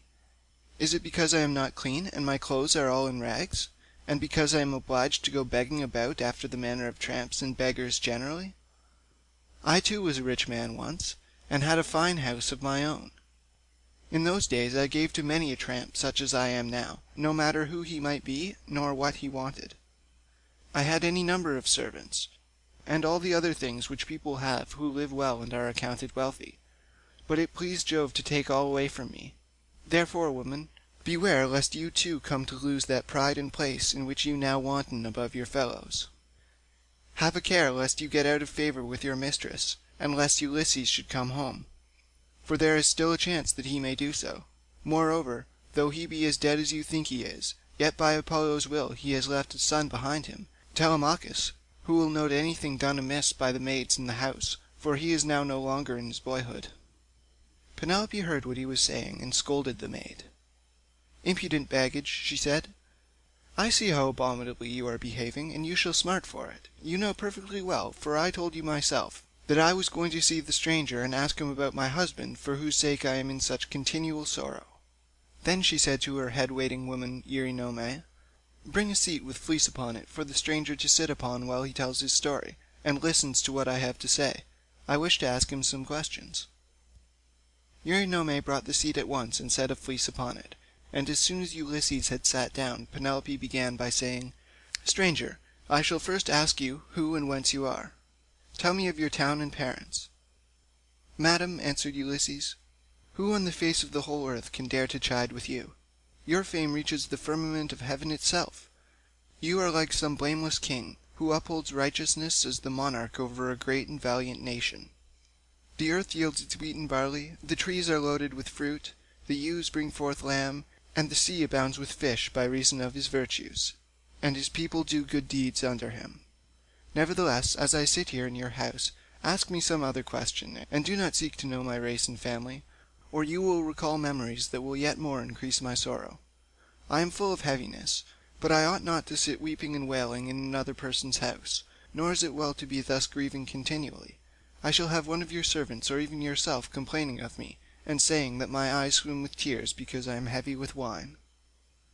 Then Penelope answered, "Stranger, heaven robbed me of all my beauty, whether of face or figure, when the Argives set sail for Troy, and my dear husband with them. If you were to return and look after my affairs, I should be both more respected, and I should show a better presence to the world. As it is, I am oppressed with care, and with the afflictions which heaven has seen fit to heap upon me. The chiefs from all our islands, Dulichium, Same, and Zacynthus, as also from Ithaca itself, are wooing me against my will, and are wasting my estate. I can therefore show no attention to strangers, nor suppliants, nor to the people who say that they are skilled artisans, but am all the time broken-hearted over Ulysses. They want me to marry again at once, and I have invented stratagems in order to deceive them. In the first place, heaven put it into my mind to set up a great tambour frame in my room, and to begin working upon an enormous piece of fine needlework. Then I said to them, 'Sweethearts, Ulysses is indeed dead. Still, do not press me to marry again immediately. Wait, for I would not have my skill in needlework perish unrecorded, till I have finished making a pall for the hero Laertes, to be ready against the time when death shall take him. He is very rich, and the women of the palace will talk if he is laid out without a pall.' This was what I said, and they assented, whereon I used to keep working at my great web all day long, but at night I would unpick the stitches again by torchlight. I fooled them in this way for 3 years without their finding out. But as time wore on, and I was now in my 4th year, in the waning of the moons, and many days had been accomplished, those good-for-nothing hussies, my maids, betrayed me to the suitors, who broke in upon me and caught me. They were very angry with me, so I was forced to finish my work, whether I would or no. And now I do not see how I can find any further shift for getting out of this marriage.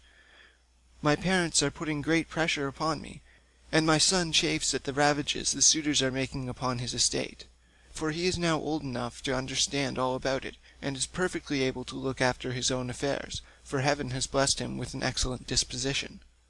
Still, notwithstanding all this, tell me who you are, and where you come from, for you must have had a father and mother of some sort.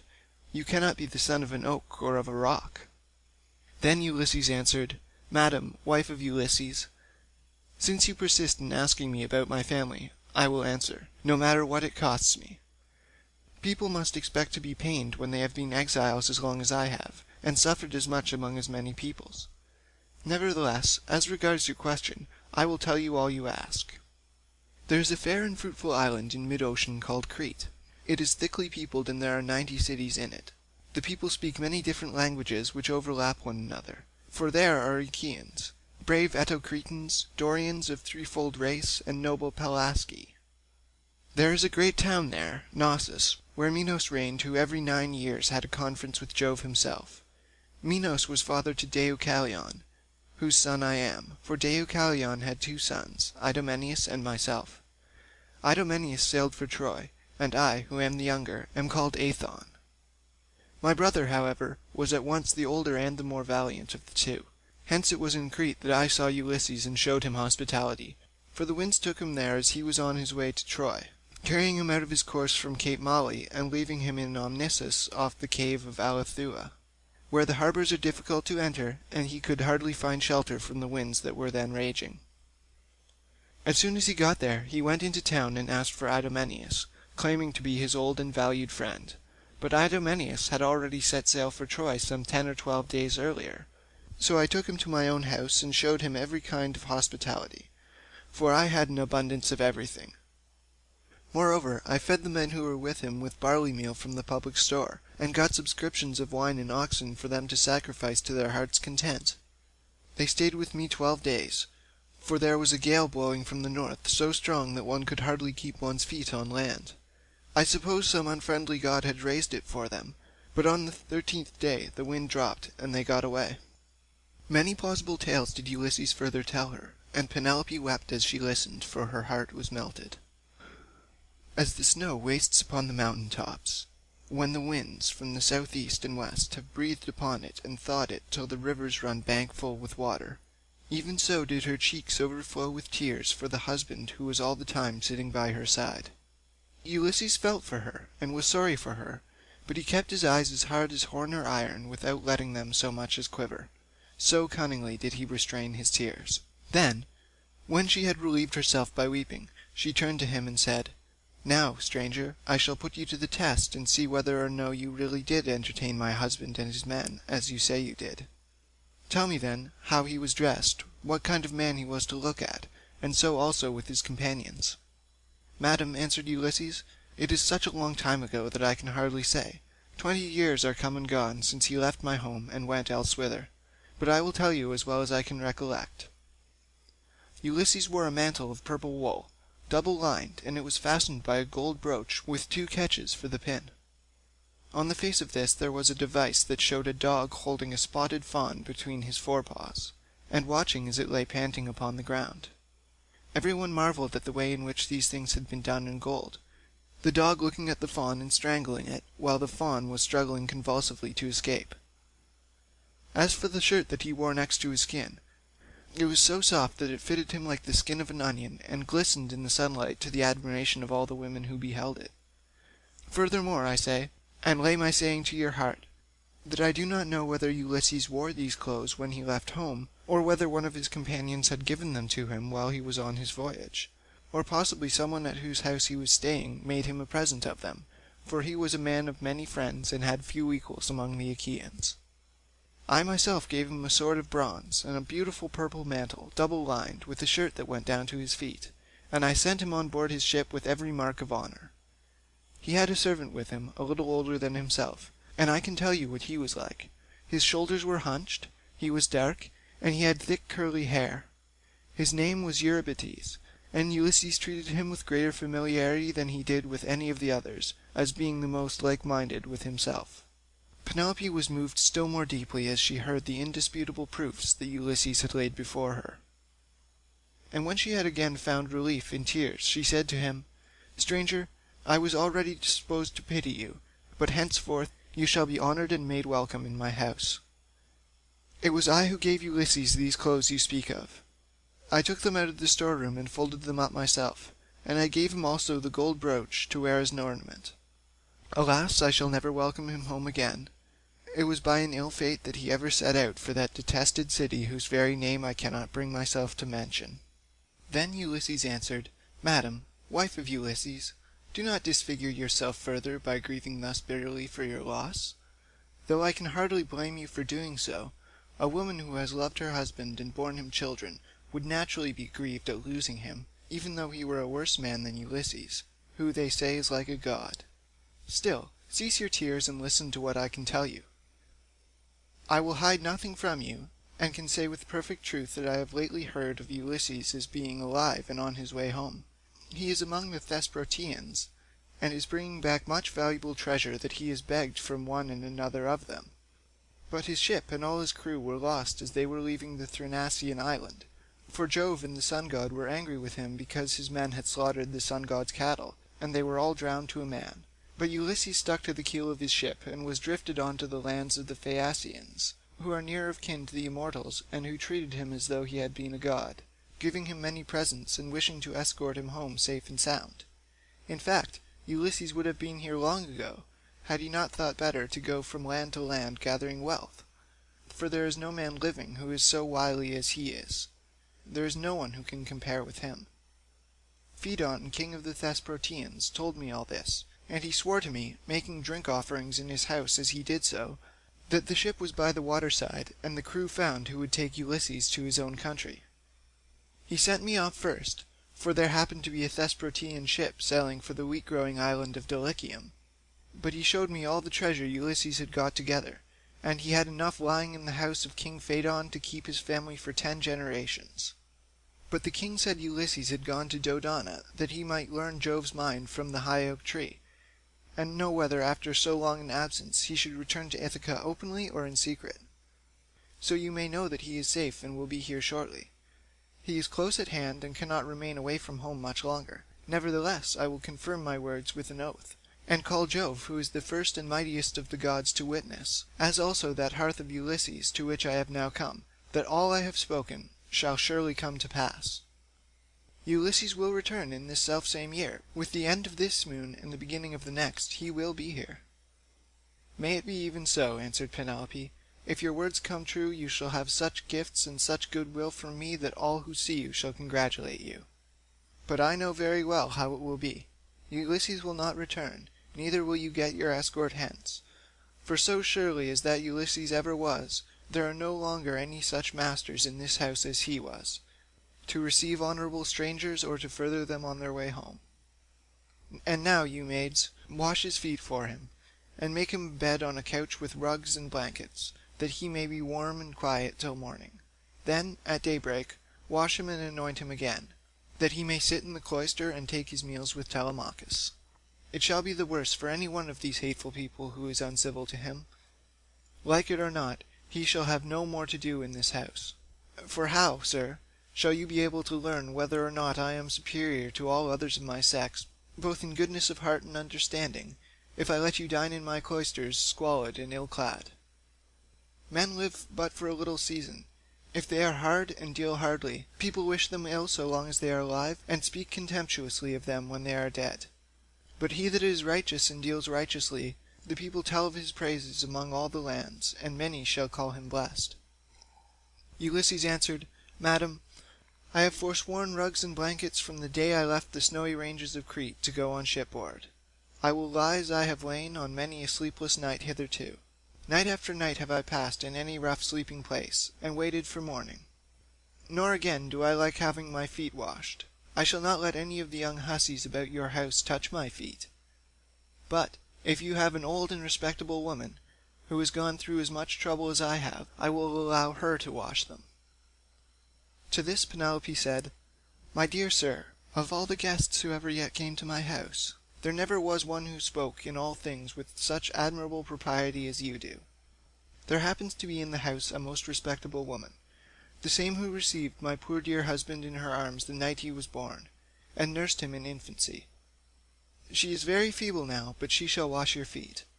Come here," said she, "Euryclea, and wash your master's age-mate. I suppose Ulysses' hands and feet are very much the same now as his are, for trouble ages all of us dreadfully fast." On these words the old woman covered her face with her hands. She began to weep and made lamentation, saying, "My dear child, I cannot think whatever I am to do with you. I am certain no one was ever more God-fearing than yourself, and yet Jove hates you. No one in the whole world ever burned him more thigh bones, nor gave him finer hecatombs when you prayed you might come to a green old age yourself, and see your son grow up to take after you. Yet see how he has prevented you alone from ever getting back to your own home. I have no doubt the women in some foreign place which Ulysses has got to are gibing at him as all these sluts here have been gibing at you. I do not wonder at your not choosing to let them wash you after the manner in which they have insulted you. I will wash your feet gladly enough, as Penelope has said I am to do so. I shall wash them both for Penelope's sake and for your own, for you have raised the most lively feelings of compassion in my mind. And let me say this, moreover, which pray attend to. We have had all kinds of strangers in distress come here before now, but I make bold to say that no one ever yet came who was so like Ulysses in figure, voice, and feet as you are." "Those who have seen us both," answered Ulysses, "have always said that we were wonderfully like each other, and now you have noticed it too." Then the old woman took the cauldron in which she was going to wash his feet, and poured plenty of cold water into it, adding hot till the bath was warm enough. Ulysses sat by the fire, but ere long he turned away from the light, for it occurred to him that when the old woman had hold of his leg she would recognize a certain scar which it bore, whereon the whole truth would come out. And indeed, as soon as she began washing her master, she at once knew the scar as one that had been given him by a wild boar when he was hunting on Mount Parnassus with his excellent grandfather Autolycus, who was the most accomplished thief and perjurer in the whole world, and with the sons of Autolycus. Mercury himself had endowed him with this gift, for he used to burn the thigh bones of goats and kids to him, so he took pleasure in his companionship. It happened once that Autolycus had gone to Ithaca and had found the child of his daughter just born. As soon as he had done his supper, Euryclea had set the infant upon his knee, and said, "Autolycus, you must find a name for your grandson. You greatly wished that you might have one." "Son-in-law and daughter," replied Autolycus, "call the child thus. I am highly displeased with a large number of people in one place and another, both men and women, so name the child Ulysses, or the child of anger. When he grows up and comes to visit his mother's family on Mount Parnassus, where my possessions lie, I will make him a present and will send him on his way rejoicing." Ulysses therefore went to Parnassus to get the presents from Autolycus, who with his sons shook hands with him and gave him welcome. His grandmother Amphithea threw her arms around him and kissed his head and both his beautiful eyes, while Autolycus desired his sons to get dinner ready, and they did as he told them.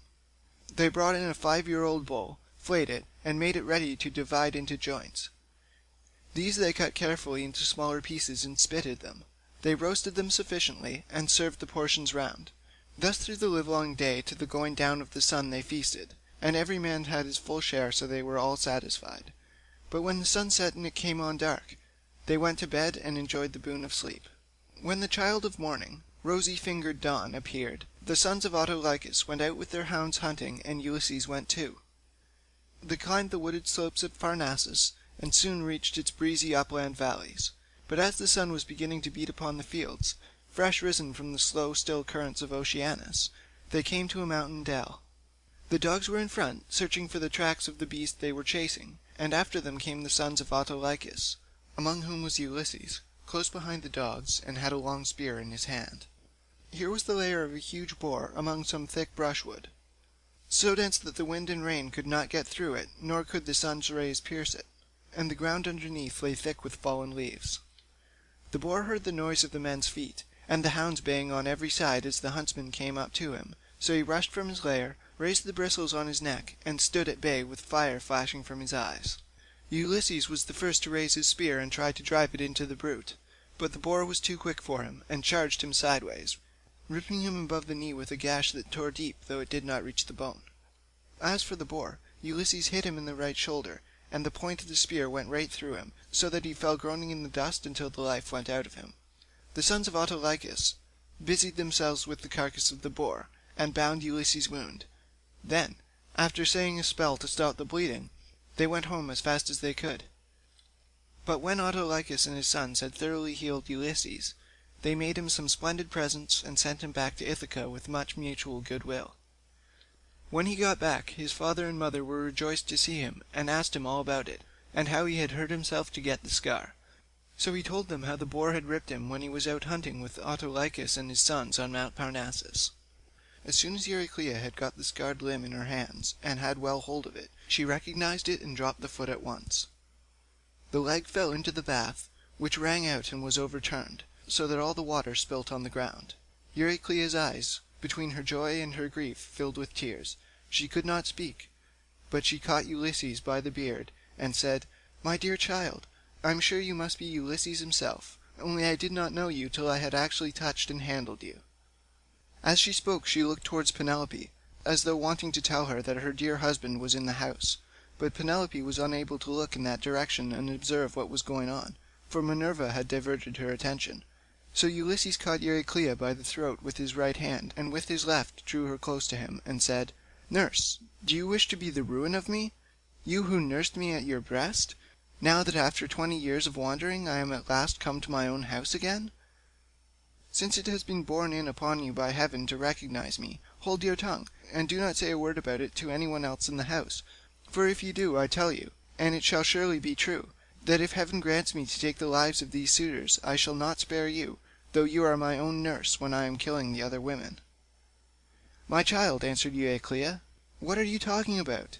You know very well that nothing can either bend or break me. I will hold my tongue like a stone or a piece of iron. Furthermore, let me say, and lay my saying to your heart, when heaven has delivered the suitors into your hand, I will give you a list of women in the house who have been ill-behaved, and of those who are guiltless."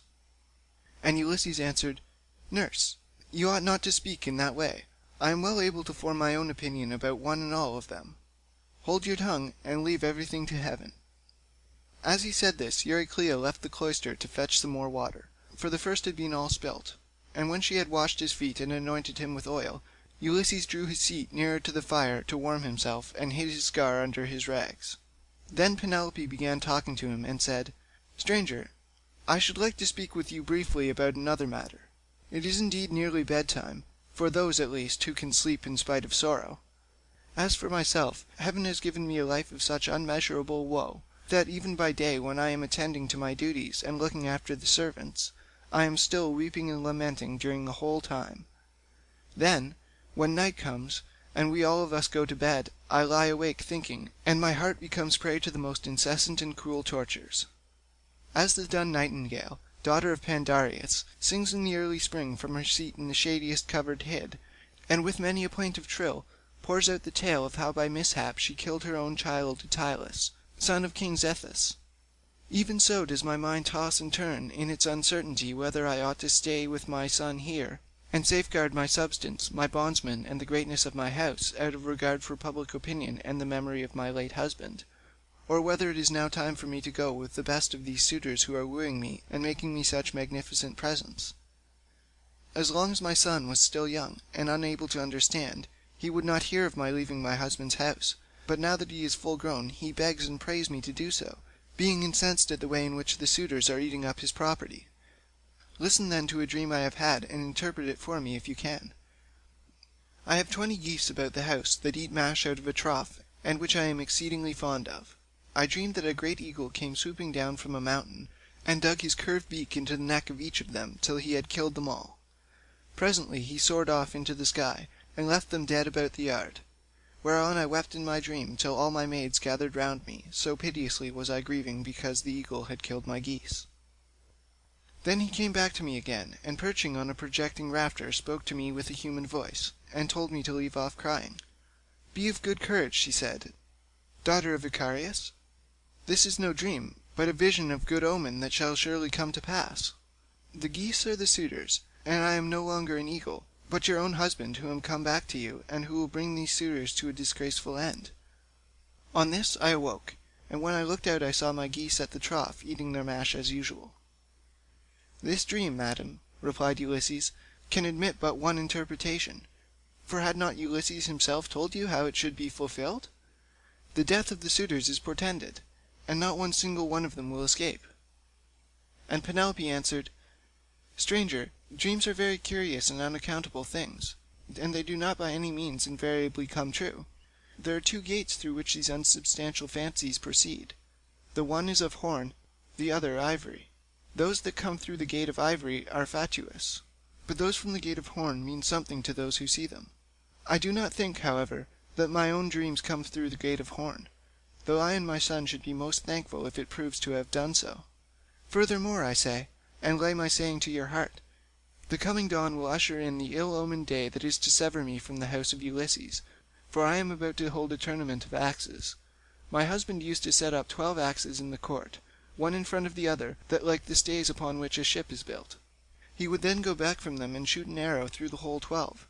I shall make the suitors try to do the same thing, and whichever of them can string the bow the most easily, and send his arrow through all 12 axes, him will I follow, and quit the house of my lawful husband, so goodly and so abounding in wealth. But even so, I doubt not that I shall remember it in my dreams." Then Ulysses answered, "Madam, wife of Ulysses, you need not defer your tournament, for Ulysses will return ere ever they can string the bow, handle it how they will, and send their arrows through the iron." To this Penelope said, "As long, sir, as you sit here and talk to me, I can have no desire to go to bed.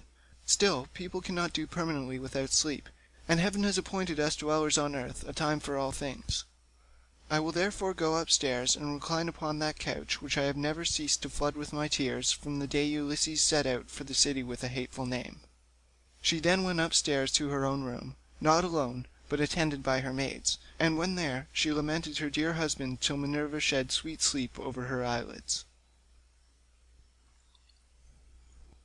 End of Book 19. The Odyssey by Homer. Translated by Samuel Butler. Book 20. Ulysses slept in the cloister upon an undressed bullock's hide, on the top of which he threw several skins of the sheep the suitors had eaten, and Eurynome threw a cloak over him after he had laid himself down. There, then, Ulysses lay wakefully brooding upon the way in which he should kill the suitors, and by the women who had been in the habit of misconducting themselves with them left the house giggling and laughing with one another. This made Ulysses very angry, and he doubted whether to get up and kill every single one of them then and there, or to let them sleep one more and last time with the suitors.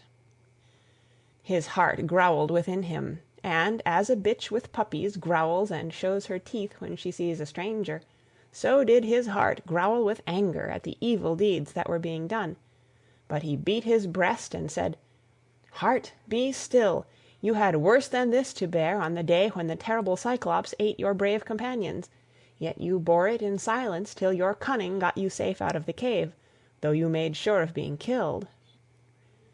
Thus he chided with his heart, and checked it into endurance, but he tossed about as one who turns a paunch full of blood and fat in front of a hot fire, doing it first on one side and then on the other, that he may get it cooked as soon as possible. Even so did he turn himself about from side to side, thinking all the time how, single-handed as he was, he should contrive to kill so large a body of men as the wicked suitors. But by and by Minerva came down from heaven in the likeness of a woman, and hovered over his head, saying, "My poor unhappy man, why do you lie awake in this way? This is your house, your wife is safe inside it, and so is your son, who is just such a young man as any father may be proud of." "Goddess," answered Ulysses, "all that you have said is true, but I am in some doubt as to how I shall be able to kill these wicked suitors single-handed, seeing what a number of them there always are. And there is this further difficulty, which is still more considerable. Supposing that with Jove's and your assistance I succeed in killing them, I must ask you to consider where I am to escape to from their avengers when it is all over." "For shame," replied Minerva. "Why, anyone else would trust a worse ally than myself, even though that ally were only a mortal and less wise than I am. Am I not a goddess, and have I not protected you throughout in all your troubles? I tell you plainly that even though there were 50 bands of men surrounding us and eager to kill us, you should take all their sheep and cattle and drive them away with you. But go to sleep. It is a very bad thing to lie awake all night, and you shall be out of your troubles before long." As she spoke, she shed sleep over his eyes, and then went back to Olympus. While Ulysses was thus yielding himself to a very deep slumber that eased the burden of his sorrows, his admirable wife awoke, and, sitting up in her bed, began to cry.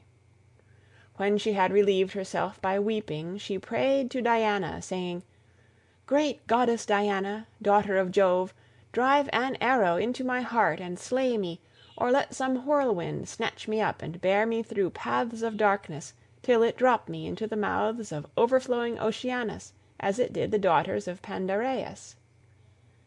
The daughters of Pandareus lost their father and mother, for the gods killed them, so they were left orphans.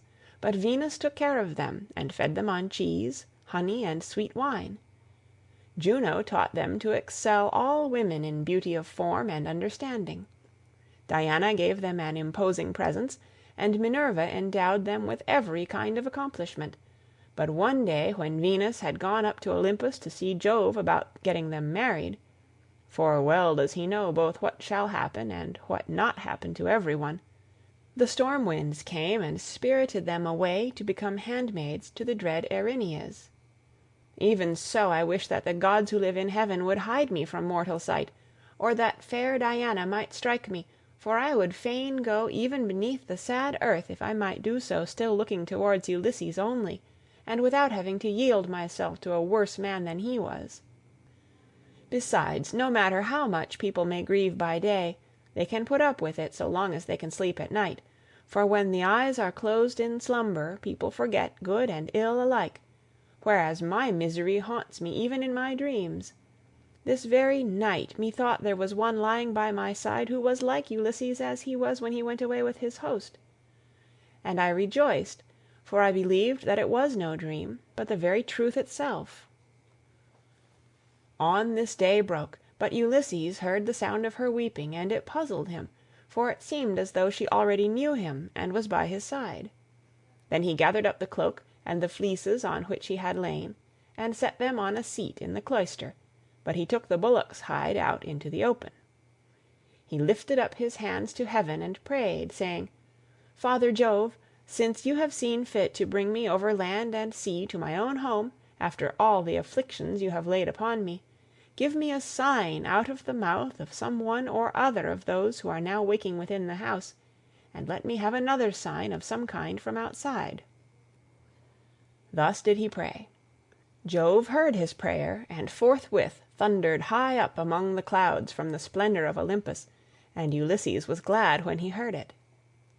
At the same time within the house a miller woman from hard by in the mill room lifted up her voice and gave him another sign. There were 12 miller women whose business it was to grind wheat and barley, which are the staff of life. The others had ground their task and had gone to take their rest, but this one had not yet finished, for she was not so strong as they were, and when she heard the thunder she stopped grinding and gave the sign to her master. "Father Jove," said she, "you who rule over heaven and earth, you have thundered from a clear sky without so much as a cloud in it, and this means something for somebody. Grant the prayer, then, of me your poor servant who calls upon you, and let this be the very last day that the suitors dine in the house of Ulysses. They have worn me out with the labor of grinding meal for them, and I hope they may never have another dinner anywhere at all." Ulysses was glad when he heard the omens conveyed to him by the woman's speech, and by the thunder, for he knew they meant that he should avenge himself on the suitors. Then the other maids in the house rose and lit the fire on the hearth. Telemachus also rose and put on his clothes. He girded his sword about his shoulder, bound his sandals on his comely feet, and took a doughty spear with a point of sharpened bronze. Then he went to the threshold of the cloister, and said to Euryclea, "Nurse, did you make the stranger comfortable, both as regards bed and board, or did you let him shift for himself? For my mother, good woman though she is, has a way of paying great attention to second-rate people, and of neglecting others who are in reality much better men." "Do not find fault, child," said Euryclea, "when there is no one to find fault with. The stranger sat and drank his wine as long as he liked. Your mother did ask him if he would take any more bread, and he said he would not. When he wanted to go to bed she told the servants to make one for him, but he said he was such a wretched outcast that he would not sleep on a bed and under blankets. He insisted on having an undressed bullock's hide and some sheepskins put for him in the cloister, and I threw a cloak over him myself." Then Telemachus went out of the court to the place where the Achaeans were meeting in assembly. He had his spear in his hand, and he was not alone, for his 2 dogs went with him. But Euryclea called the maids and said, "Come, wake up, set about sweeping the cloisters and sprinkling them with water to lay the dust. Put the covers on the seats, wipe down the tables, some of you, with a wet sponge. Clean out the mixing jugs and the cups, and go for water from the fountain at once. The suitors will be here directly. They will be here early, for it is a feast day." Thus did she speak, and they did even as she had said. 20 of them went to the fountain for water, and the others set themselves busily to work about the house. The men who were in attendance on the suitors also came up and began chopping firewood. By and by the women returned from the fountain, and the swineherd came after them with the 3 best pigs he could pick out. These he let feed about the premises, and then he said good-humoredly to Ulysses, "Stranger, are the suitors treating you any better now, or are they as insolent as ever?" "May heaven," answered Ulysses, "requite to them the wickedness with which they deal high-handedly in another man's house without any sense of shame." Thus did they converse. Meanwhile Melanthius the goatherd came up, for he too was bringing in his best goats for the suitors' dinner, and he had 2 shepherds with him. They tied the goats up under the gatehouse, and then Melanthius began gibing at Ulysses. "Are you still here, stranger?" said he, "to pester people by begging about the house? Why can you not go elsewhere? You and I shall not come to an understanding before we have given each other a taste of our fists, You beg without any sense of decency. Are there not feasts elsewhere among the Achaeans, as well as here?" Ulysses made no answer, but bowed his head and brooded. Then a third man, Philoetius, joined them, who was bringing in a barren heifer and some goats. These were brought over by the boatmen who are there to take people over when anyone comes to them. So Philoetius made his heifer and his goats secure under the gatehouse, and then went up to the swineherd. "Who, swineherd," said he, "is this stranger that is lately come here? Is he one of your men? What is his family? Where does he come from? Poor fellow, he looks as if he had been some great man, but the gods give sorrow to whom they will, even to kings, if it so pleases them." As he spoke, he went up to Ulysses and saluted him with his right hand. "Good day to you, father stranger," said he. "You seem to be very poorly off now, but I hope you will have better times by and by. Father Jove, of all gods you are the most malicious. We are your own children, yet you show us no mercy in all our misery and afflictions. A sweat came over me when I saw this man, and my eyes filled with tears, for he reminds me of Ulysses, who I fear is going about in just such rags as this man's are, if indeed he is still among the living. If he is already dead and in the house of Hades, then alas! For my good master, who made me his stockman when I was quite young among the Cephallenians, and now his cattle are countless. No one could have done better with them than I have, for they have bred like ears of corn. Nevertheless, I have to keep bringing them in for others to eat, who take no heed to his son though he is in the house, and fear not the wrath of heaven, but are already eager to divide Ulysses' property among them, because he has been away so long. I have often thought, only it would not be right while his son is living, of going off with the cattle to some foreign country. Bad as this would be, it is still harder to stay here and be ill-treated about other people's herds. My position is intolerable, and I should long since have run away and put myself under the protection of some other chief, only that I believe my poor master will yet return and send all these suitors flying out of the house." "Stockman," answered Ulysses, "you seem to be a very well-disposed person, and I can see that you are a man of sense. Therefore I will tell you, and will confirm my words with an oath. By Jove, the chief of all gods, and by that hearth of Ulysses to which I am now come, Ulysses shall return before you leave this place, and if you are so minded you shall see him killing the suitors who are now masters here." "If Jove were to bring this to pass," replied the stockman, "you should see how I would do my very utmost to help him." And in like manner Eumaeus prayed that Ulysses might return home. Thus did they converse. Meanwhile the suitors were hatching a plot to murder Telemachus, but a bird flew near them on their left hand, an eagle with a dove in its talons. On this Amphinomus said, "My friends, this plot of ours to murder Telemachus will not succeed. Let us go to dinner instead." The others assented, so they went inside and laid their cloaks on the benches and seats. They sacrificed the sheep, goats, pigs, and the heifer, and when the inward meats were cooked they served them round. They mixed the wine in the mixing bowls, and the swineherd gave every man his cup, while Philoetius handed round the bread in the bread baskets, and Melanthius poured them out their wine. Then they laid their hands upon the good things that were before them. Telemachus purposely made Ulysses sit in the part of the cloister that was paved with stone. He gave him a shabby-looking seat at a little table to himself, and had his portion of the inward meats brought to him, with his wine in a gold cup. "Sit there," said he, "and drink your wine among the great people. I will put a stop to the gibes and blows of the suitors, for this is no public house, but belongs to Ulysses, and has passed from him to me. Therefore, suitors, keep your hands and your tongues to yourselves, or there will be mischief." The suitors bit their lips and marveled at the boldness of his speech. Then Antinous said, "We do not like such language, but we will put up with it, for Telemachus is threatening us in good earnest. If Jove had let us, we should have put a stop to his brave talk ere now." Thus spoke Antinous, but Telemachus heeded him not. Meanwhile the heralds were bringing the holy hecatomb through the city, and the Achaeans gathered under the shady grove of Apollo. Then they roasted the outer meat, drew it off the spits, gave every man his portion, and feasted to their hearts' content. Those who waited at table gave Ulysses exactly the same portion as the others had, for Telemachus had told them to do so. But Minerva would not let the suitors for one moment drop their insolence, for she wanted Ulysses to become still more bitter against them. Now there happened to be among them a ribald fellow whose name was Ctesippus, and who came from Same.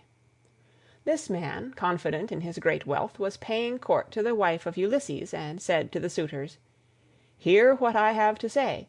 The stranger has already had as large a portion as anyone else. This is well, for it is not right nor reasonable to ill-treat any guest of Telemachus who comes here. I will, however, make him a present on my own account, that he may have something to give to the bathwoman, or to some other of Ulysses' servants." As he spoke he picked up a heifer's foot from the meat basket in which it lay, and threw it at Ulysses, but Ulysses turned his head a little aside and avoided it, smiling grimly Sardinian fashion as he did so, and it hit the wall, not him.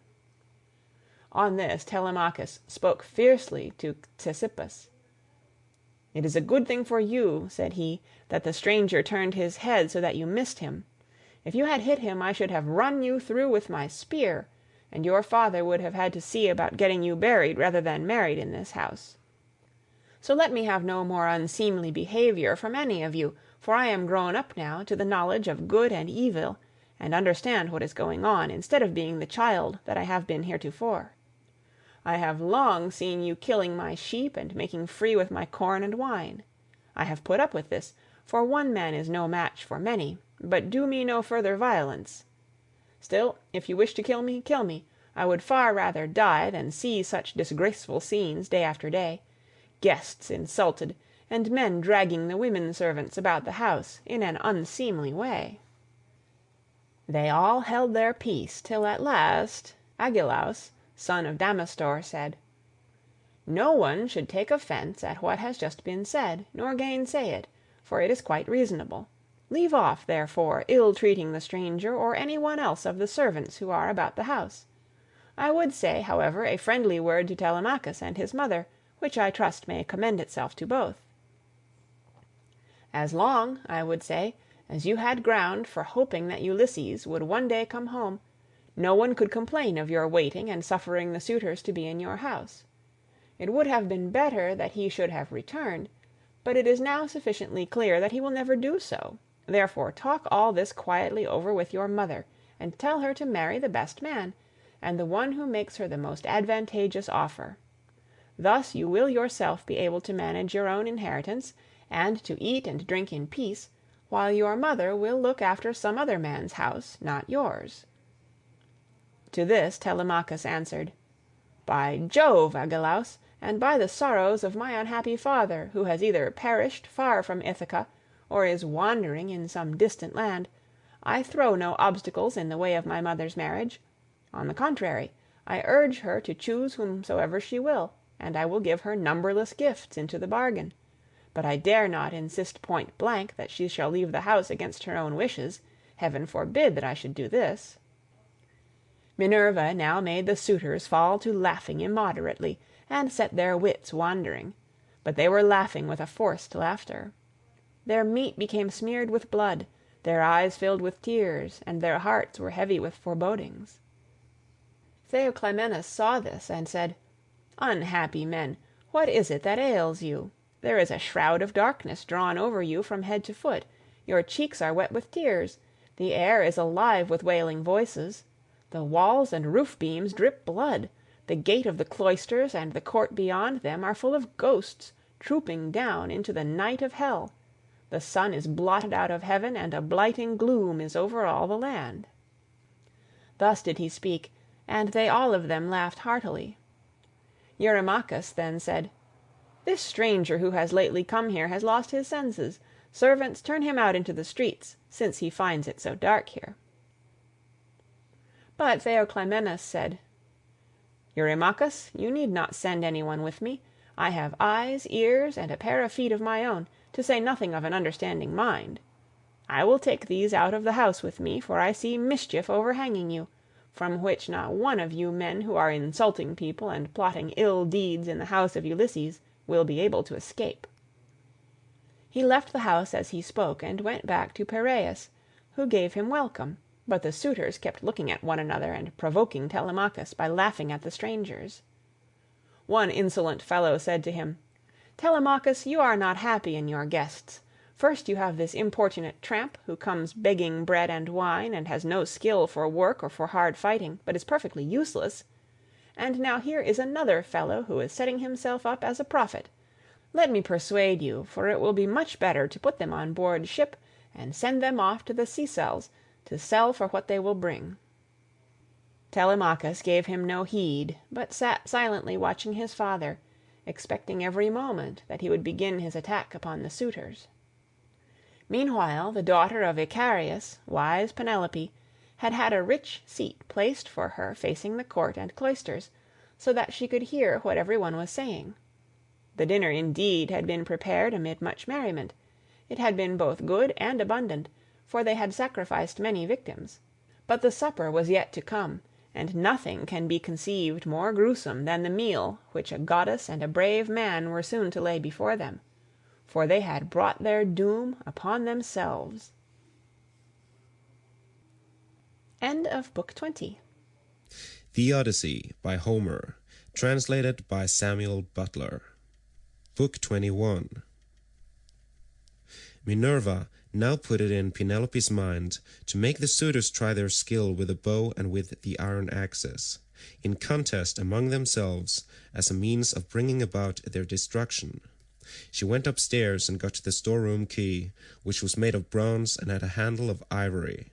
She then went with her maidens into the storeroom at the end of the house, where her husband's treasures of gold, bronze, and wrought iron were kept, and where was also his bow, and the quiver full of deadly arrows that had been given him by a friend whom he had met in Lacedaemon, Iphitus, the son of Eurytus.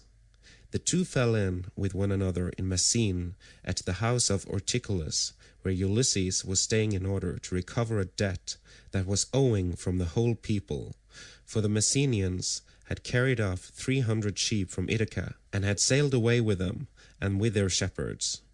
In quest of these, Ulysses took a long journey while still quite young, for his father and the other chieftains sent him on a mission to recover them. Iphitus had gone there also to try to get back 12 brood mares that he had lost, and the mule foals that were running with them.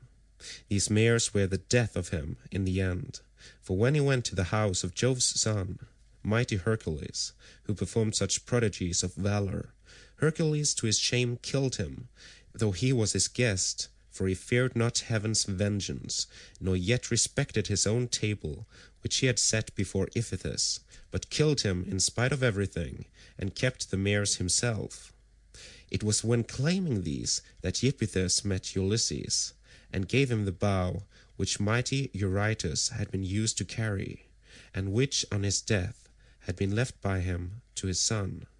Ulysses gave him in return a sword and a spear, and this was the beginning of a fast friendship, although they never visited at one another's houses, for Jove's son Hercules killed Iphitus ere they could do so. This bow, then, given him by Iphitus, had not been taken with him by Ulysses when he sailed for Troy. He had used it so long as he had been at home, but had left it behind as having been a keepsake from a valued friend. Penelope presently reached the oak threshold of the storeroom. The carpenter had planed this duly, and had drawn a line on it, so as to get it quite straight. He had then set the doorposts into it, and hung the doors.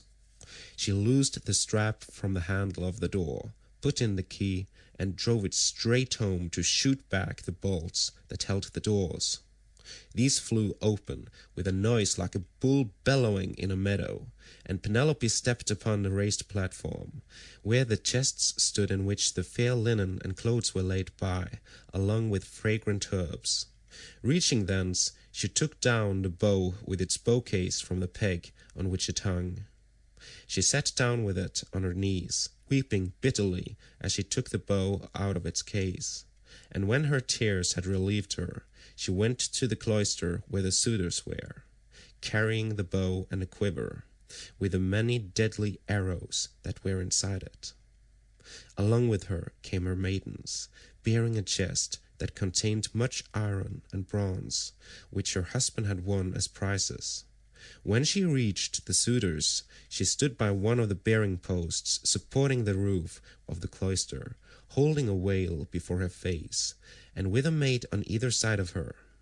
Then she said, "Listen to me, you suitors, who persist in abusing the hospitality of this house, because its owner has been long absent, and without other pretext than that you want to marry me. This, then, being the prize that you are contending for, I will bring out the mighty bow of Ulysses, and whomsoever of you shall string it most easily, and send his arrow through each one of 12 axes, him will I follow, and quit this house of my lawful husband, so goodly, and so abounding in wealth. But even so, I doubt not that I shall remember it in my dreams." As she spoke, she told Eumaeus to set the bow and the pieces of iron before the suitors, and Eumaeus wept as he took them to do as she had bidden him. Hard by, the stockman wept also when he saw his master's bow, but Antinous scolded them. "You country lots," said he, "silly simpletons, why should you add to the sorrows of your mistress by crying in this way? She has enough to grieve her in the loss of her husband. Sit still, therefore, and eat your dinners in silence, or go outside if you want to cry, and leave the bow behind you. We suitors shall have to contend for it with might and main, for we shall find it no light matter to string such a bow as this is. There is not a man of us all who is such another as Ulysses, for I have seen him and remember him, though I was then only a child." This was all he said, but all the time he was expecting to be able to string the bow and shoot through the iron, whereas, in fact, he was to be the first that should taste of the arrows from the hands of Ulysses, whom he was dishonoring in his own house, egging the others on to do so also. Then Telemachus spoke. "Great heavens!" he exclaimed. "Jove must have robbed me of my senses. Here is my dear and excellent mother saying she will quit this house and marry again, yet I am laughing and enjoying myself as though there were nothing happening. But, suitors, as the contest has been agreed upon, let it go forward. It is for a woman whose peer is not to be found in Pylos, Argos, or Mycene, nor yet in Ithaca, nor on the mainland. You know this as well as I do. What need have I to speak in praise of my mother? Come on, then, make no excuses for delay, but let us see whether you can string the bow or no. I too will make trial of it, for if I can string it and shoot through the iron, I shall not suffer my mother to quit this house with a stranger, not if I can win the prizes which my father won before me." As he spoke, he sprang from his seat, threw his crimson cloak from him, and took his sword from his shoulder. First he set the axes in a row, in a long groove which he had dug for them, and had weighed straight by line. Then he stamped the earth tight round them, and everyone was surprised when they saw him set up so orderly, though he had never seen anything of the kind before. This done, he went on to the pavement to make trial of the bow. Thrice did he tug at it, trying with all his might to draw the string, and thrice he had to leave off, though he had hoped to string the bow and shoot through the iron. He was trying for the 4th time, and would have strung it had not Ulysses made a sign to check him in spite of all his eagerness. So he said, "Alas! I shall either be always feeble and of no prowess, or I am too young, and have not yet reached my full strength so as to be able to hold my own if anyone attacks me. You others, therefore, who are stronger than I, make trial of the bow and get this contest settled." On this he put the bow down, letting it lean against the door. that led into the house, with the arrow standing against the top of the bow. Then he sat down on a seat from which he had risen, and Antinous said, "Come on, each of you, in his turn, going towards the right from the place at which the cupbearer, when he is handing round the wine." The rest agreed, and Leiodes, son of Oenops, was the first to rise. He was sacrificial priest to the suitors, and sat in a corner near the mixing bowl. He was the only man who hated their evil deeds, and was indignant with the others. He was now the first to take the bow and arrow, so he went on to the pavement to make his trial. But he could not string the bow, for his hands were weak and unused to hard work. They therefore soon grew tired, and he said to the suitors, "My friends, I cannot string it. Let another have it. This bow shall take the life and soul out of many a chief among us, for it is better to die than to live after having missed the prize that we have so long striven for, and which has brought us so long together. Some one of us is even now hoping and praying that he may marry Penelope, but when he has seen this bow and tried it, let him woo and make bridal offerings to some other woman, and let Penelope marry whoever makes her the best offer, and whose lot it is to win her." On this he put the bow down, letting it lean against the door, with the arrow standing against the tip of the bow. Then he took his seat again, on the seat from which he had risen, and Antinous rebuked him, saying, "Leiodes, what are you talking about? Your words are monstrous and intolerable.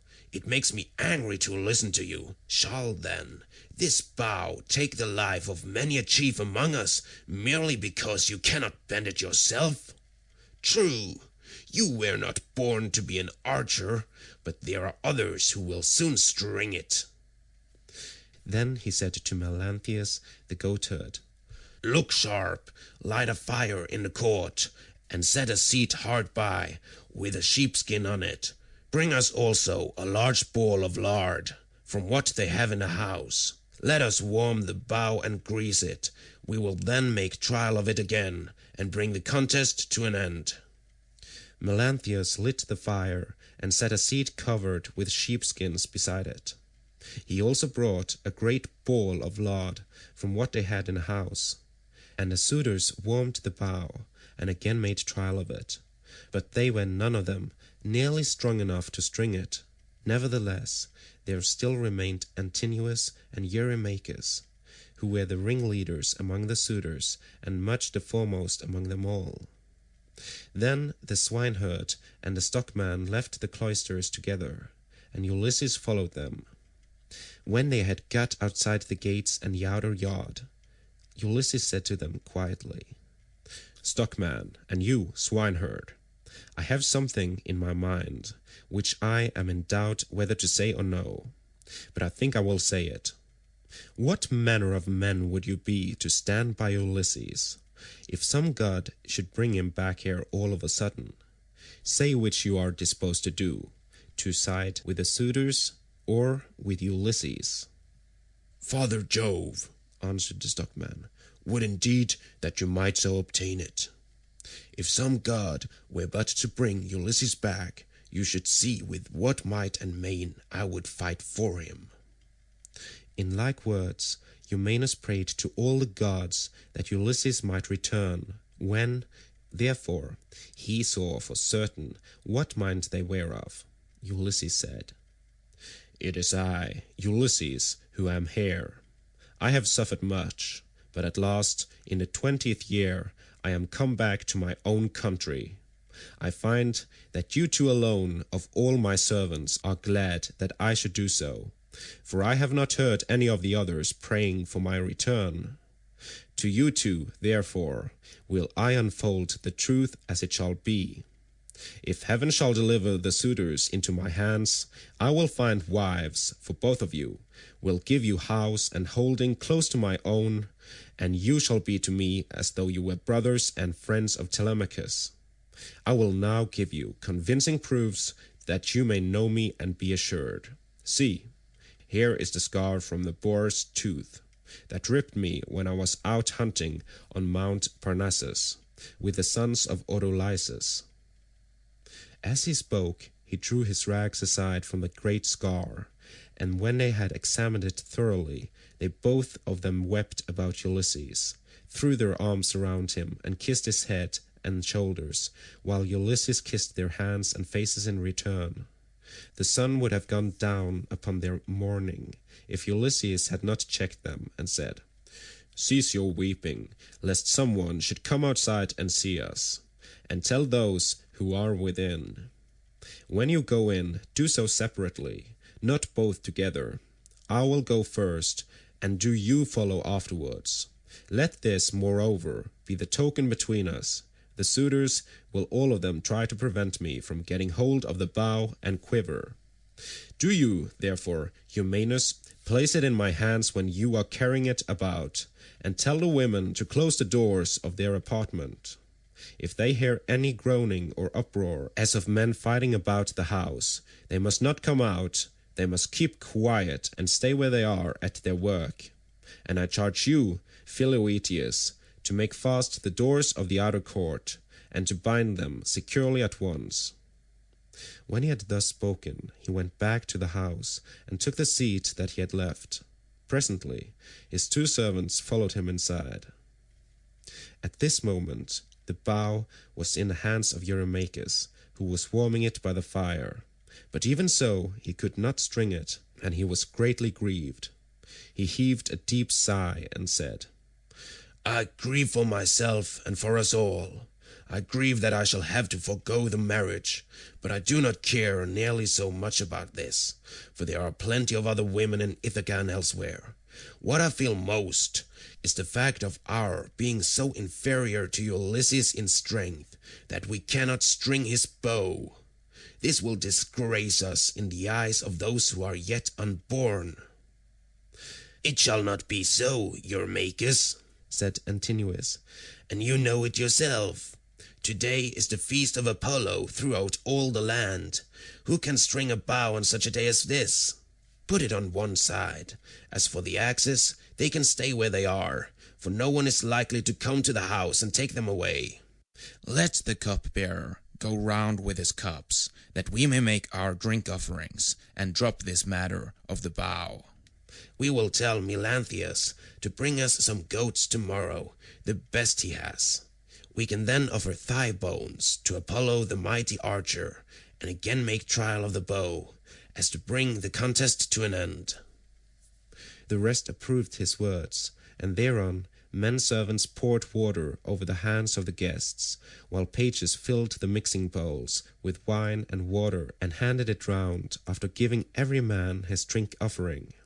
Then, when they had made their offerings, and had drunk each as much as he desired, Ulysses craftily said, "Suitors of the illustrious queen, listen, that I may speak even as I am minded. I appeal more especially to Eurymachus and to Antonius, who has just spoken with so much reason. Cease shooting for the present, and leave the matter to the gods. But in the morning let heaven give victory to whom it will. For the moment, however, give me the bow, that I may prove the power of my hands among you all, and see whether I still have as much strength as I used to have, or whether travel and neglect have made an end of it." This made them all very angry, for they feared he might string the bow. Antinous therefore rebuked him fiercely, saying, "Wretched creature, you have not so much as a grain of sense in your whole body. You ought to think yourself lucky in being allowed to dine unharmed among your betters, without having any smaller portion served you than we others have had, and in being allowed to hear our conversation. No other beggar or stranger has been allowed to hear what we have said among ourselves. The wine must have been doing you a mischief, as it does with all those drinking immoderately. It was wine that inflamed the centaur Eurytion, when he was staying with Pirithous among the Lapithae.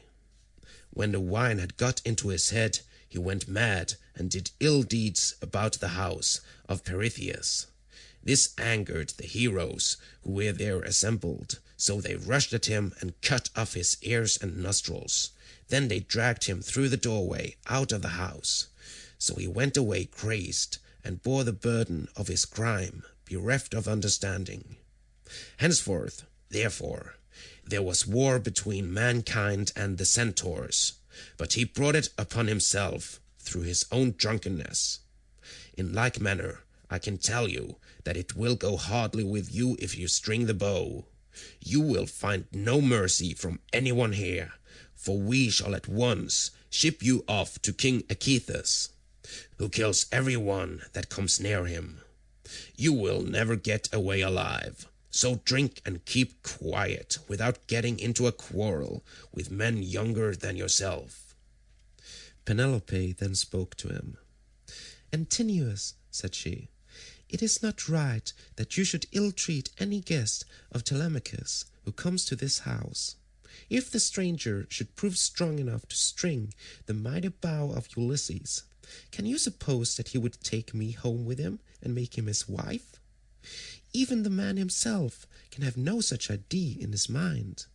None of you need let that disturb his feasting. It would be out of all reason." "Queen Penelope," answered Eurymachus, "we do not suppose that this man will take you away with him. It is impossible, but we are afraid lest some of the baser sort, men or women among the Achaeans, should go gossiping about and say, 'These suitors are a feeble folk. They have paying court to the wife of a brave man whose bow not one of them was able to string, and yet a beggarly tramp who came to the house strung it at once and sent an arrow through the iron.' This is what will be said, and it will be a scandal against us." "Eurymachus," Penelope answered, "people who persist in eating up the estate of a great chieftain and dishonoring his house must not expect others to think well of them. Why then should you mind if men talk as you think they will? This stranger is strong and well built. He says moreover that he is of noble birth. Give him the bow, and let us see whether he can string it or no. I say, and it shall surely be, that if Apollo vouchsafes him the glory of stringing it, I will give him a cloak and a shirt of good wear, with a javelin to keep off dogs and robbers, and a sharp sword. I will also give him sandals, and will see him sent safely wherever he wants to go." Then Telemachus said, "Mother, I am the only man either in Ithaca or in the islands that are over against Elis, who has the right to let anyone have the bow or to refuse it. No one shall force me one way or the other, not even though I choose to make the stranger a present of the bow outright, and let him take it away with him. Go then within the house and busy yourself with your daily duties, your loom, your distaff, and the ordering of your servants. This bow is a man's matter, and mine above all others, for it is I who am master here." She went wandering back into the house, and laid her son's saying in her heart. Then, going upstairs with her handmaids into her room, she mourned her dear husband, till Minerva sent sweet sleep over her eyelids. The swineherds now took up the bow and was for taking it to Ulysses. But the suitors clamored at him from all parts of the cloisters, and one of them said, "You idiot, where are you taking the bow to? Are you out of your wits? If Apollo and the other gods will grant our prayer, your own boarhounds shall get you into some quiet little place and worry you to death." Eumaeus was frightened at the outcry they all raised, so he put the bow down then and there.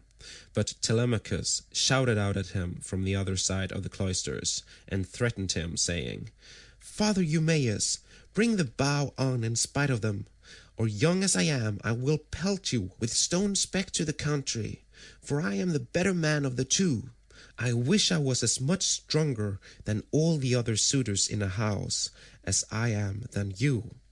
I would soon send some of them off sick and sorry for their mean mischief." Thus did he speak, and they all of them laughed heartily, which put them in a better humour with Telemachus. So Eumaeus brought the bow on, and placed it in the hands of Ulysses. When he had done this, he called Euryclea apart, and said to her, Euryclea, Telemachus says you are to close the doors of the women's apartments. If they hear any groaning or uproar as of men fighting about the house, they are not to come out, but are to keep quiet and stay where they are at their work. Euryclea did as she was told, and closed the doors of the women's apartments. Meanwhile, Philoetius slipped quietly on, and made fast the gates of the outer court. There was a ship's cable of fibrous fibre lying in the gatehouse, so he made the gates fast with it, and then came in again, resuming the seat that he had left, and keeping an eye on Ulysses, who had now got the bow in his hands, and was turning it every way about, and proving it all over to see whether the worms had been eating into its two horns during his absence. Then would one turn towards his neighbour, saying, This is some tricky old bow fancier. Either he has got one like it at home, or he wants to make one. In such workmanlike style does the old vagabond handle it. Another said, I hope he may be no more successful in other things than he is likely to be in stringing this bow. But Ulysses, when he had taken it up and examined it all over, strung it as easily as a skilled bard strings a new peg of his lyre, and makes the twisted gut fast at both ends.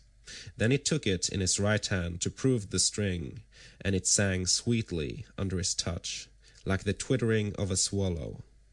The suitors were dismayed, and turned colour as they heard it. At that moment, moreover, Jove thundered loudly as a sign, and the heart of Ulysses rejoiced as he heard the omen that the son of scheming Saturn had sent him. He took an arrow that was lying upon the table, for those which the Achaeans were so shortly about to taste were all inside the quiver. He laid it on the centerpiece of the bow, and drew the notch of the arrow and the string toward him, still seated on his seat. When he had taken aim, he let fly, and his arrow pierced every one of the handle holes of the axes, from the first onwards till it had gone right through them, and into the outer courtyard. Then he said to Telemachus, Your guest has not disgraced you, Telemachus. I did not miss what I aimed at, and I was not long in stringing my bow. I am still strong, and not as the suitors twit me with being. Now, however, it is time for the Achaeans to prepare supper while there is still daylight, and then otherwise to disport themselves with song and dance, which are the crowning ornaments of a banquet. As he spoke, he made a sign with his eyebrows, and Telemachus girded on his sword, grasped his spear, and stood on beside his father's seat. End of Book 21. The Odyssey by Homer, translated by Samuel Butler. Book 22. Then Ulysses tore off his rags, and sprang on to the broad pavement with his bow and his quiver full of arrows. He shed the arrows onto the ground at his feet and said, The mighty contest is at an end. I will now see whether Apollo will vouchsafe it to me to hit another mark, which no man has yet hit. On this he aimed a deadly arrow at Antinous, who was about to take up a two-handed gold cup to drink his wine, and already had it in his hands. He had no thought of death. Who amongst all the revellers would think that one man, however brave, would stand alone among so many and kill him? The arrow struck Antinous in the throat, and the point went clean through his neck, so that he fell over and the cup dropped from his hand, while a thick stream of blood gushed from his nostrils. He kicked the table from him and upset the things on it, so that the bread and roasted meats were all soiled as they fell over onto the ground. The suitors were in an uproar when they saw that a man had been hit, They sprang in dismay, one and all of them, from their seats and looked everywhere towards the walls. But there was neither shield nor spear, and they rebuked Ulysses very angrily. "Stranger," said they, "you shall pay for shooting people in this way. You shall see no other contest. You are a doomed man.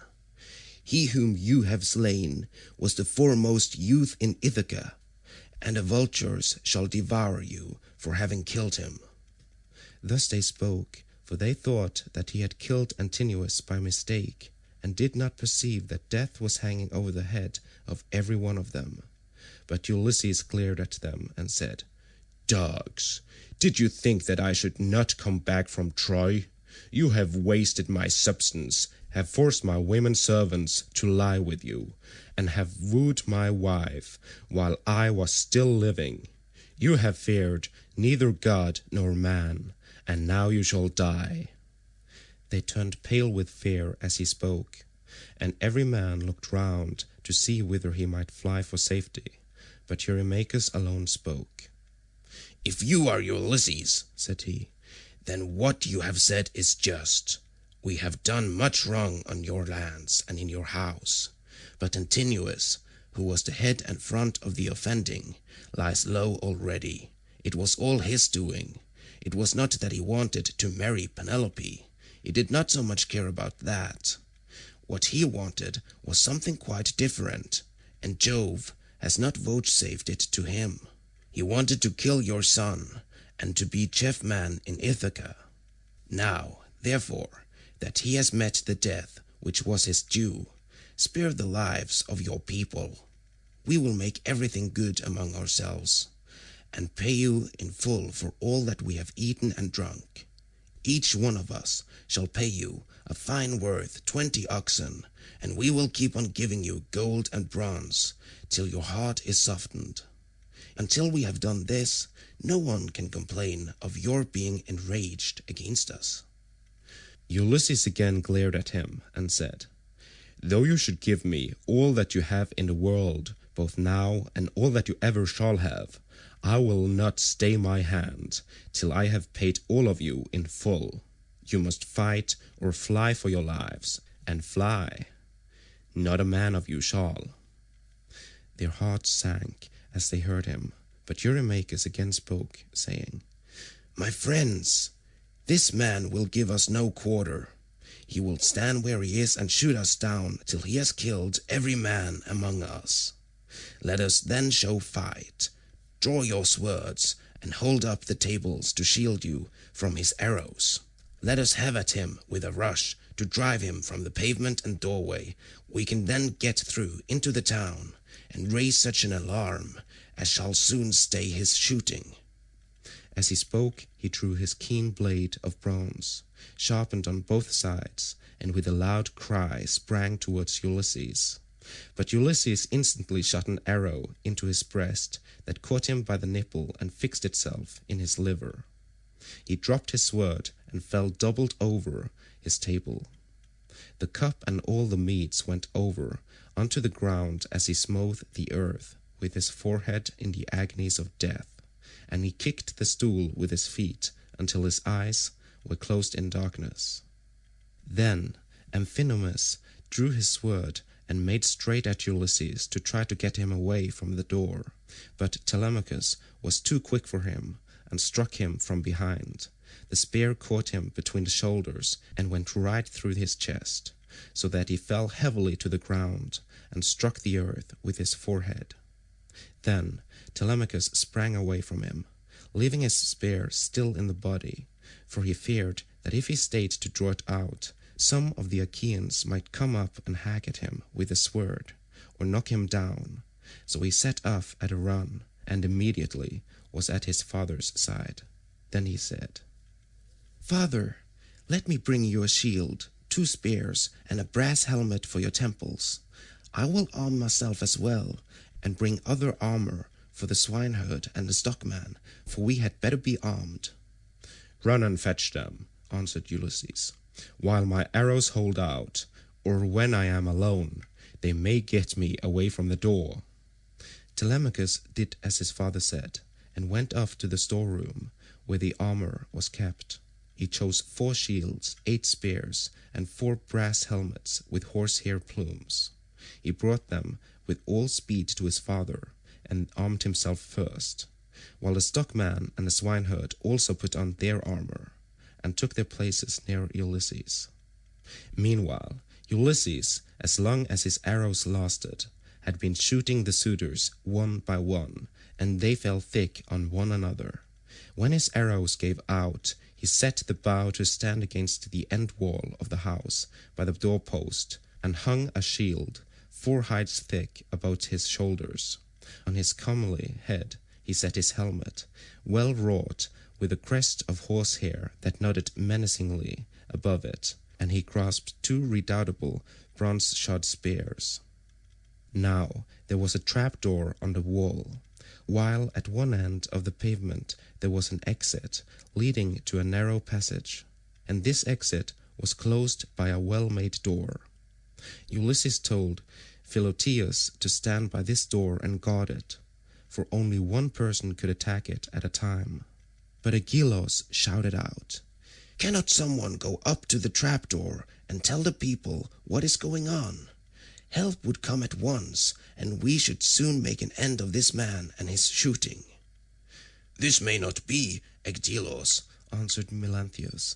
"The mouth of the narrow passage is dangerously near the entrance to the outer court. One brave man could prevent any number from getting in. But I know what I will do. I will bring your arms from the storeroom, for I am sure it is there that Ulysses and his son have put them."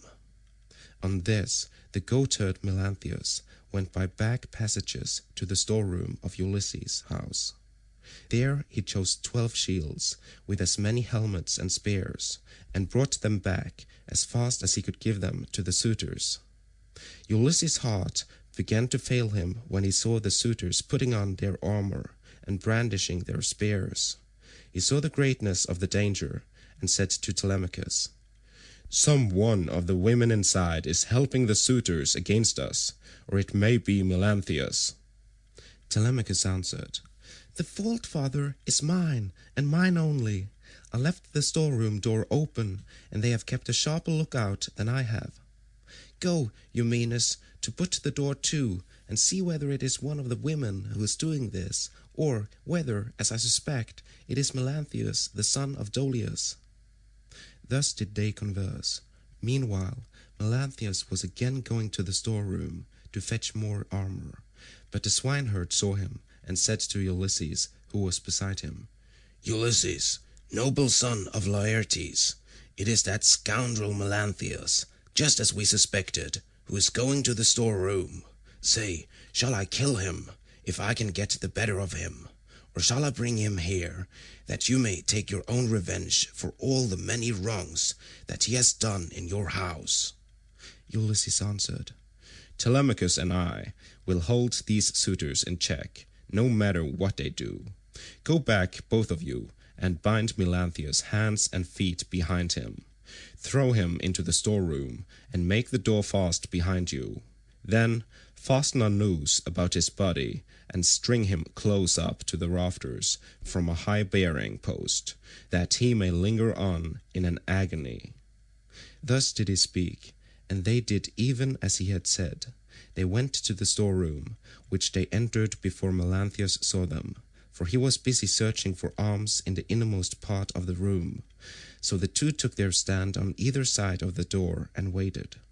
By and by, Melanthius came out with a helmet in one hand and an old dry-rotted shield in the other, which had been borne by Laertes when he was young, but which had been long since thrown aside, and the straps had become unsewn. On this the two seized him, dragged him back by the hair, and threw him struggling to the ground. They bent his hands and feet well behind his back, and bound them tight together with a painful bond as Ulysses had told them. Then they fastened a noose about his body, and strung him up from a high pillar till he was close up to the rafters. And over him did you then vaunt, O swineherd Eumenes, saying, "Melanthius, You will pass the night on a soft bed as you deserve. You will know very well when morning comes from the streams of Oceanus, and it is time for you to be driving in your goats for the suitors to feast on." There, then, they left him in a very cruel bondage, and having put on their armor, they closed the door behind them, and went back to take their places by the side of Ulysses, whereon the 4 men stood in the cloister, fierce and full of fury. Nevertheless, those who were in the body of the court were still both brave and many. Then Jove's daughter Minerva came up to them, having assumed the voice and form of Mentor.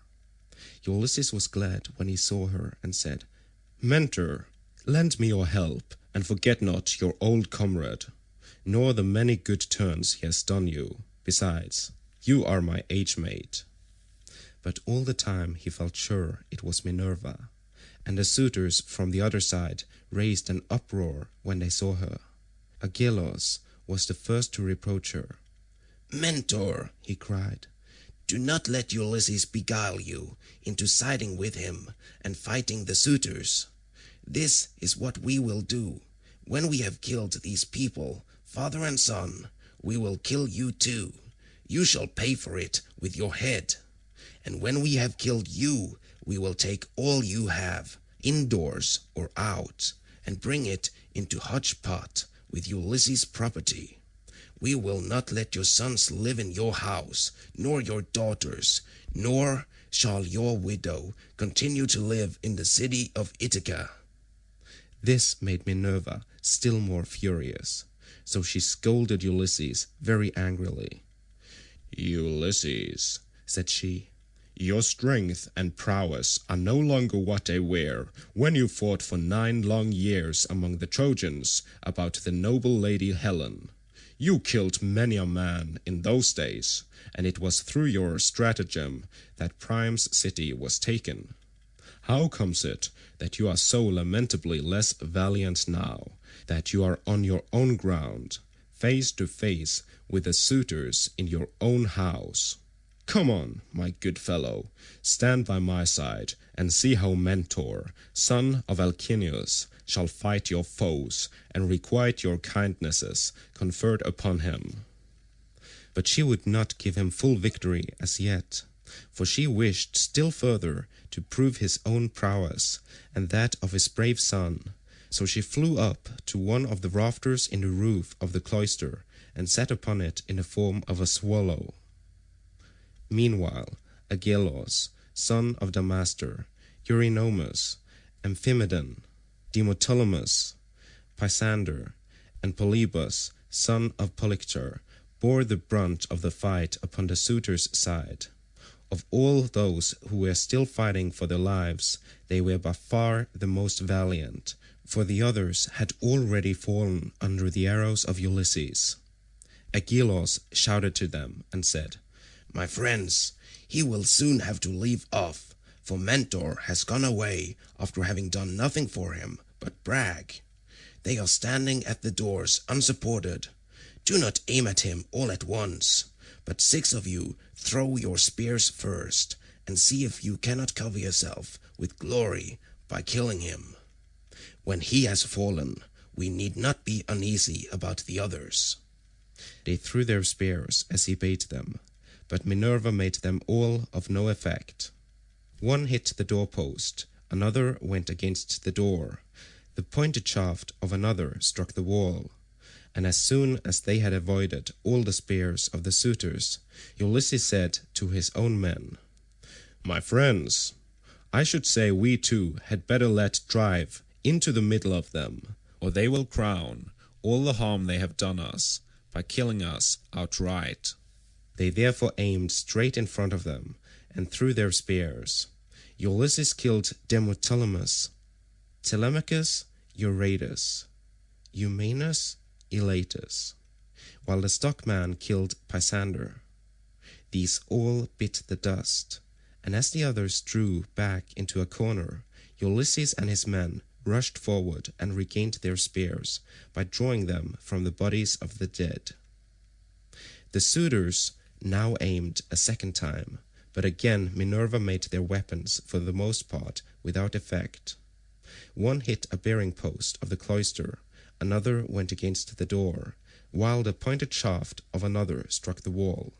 Still, Amphimedon just took a piece of the top skin from off Telemachus's wrist, and Ctesippus managed to graze Eumaeus's shoulder above his shield, but the spear went on and fell to the ground. Then Ulysses and his men let drive into the crowd of suitors. Ulysses hit Eurydamas, Telemachus, Amphimedon, and Eumaeus Polybus. After this the stockman hit Ctesippus in the breast, and taunted him, saying, Foul-mouthed son of Polytherus, do not be so foolish as to talk wickedly another time, but let heaven direct your speech, for the gods are far stronger than men. I make you a present of this advice, to repay you for the foot which you gave Ulysses when he was begging about in his own house. Thus spoke the stockman, and Ulysses struck the son of Damastor with a spear in close fight, while Telemachus hit Leocritus, son of Evenor, in the belly, and the dart went clean through him, so that he fell forward full on his face upon the ground. Then Minerva, from her seat on the rafter, held up her deadly aegis, and the hearts of the suitors quailed. They fled to the other end of the court, like a herd of cattle maddened by the gadfly in early summer, when the days are at their longest. As eagle-beaked, crook-taloned vultures from the mountains swoop down on the smaller birds that cower in flocks upon the ground, and kill them, for they cannot either fight or fly, and lookers on enjoy the sport.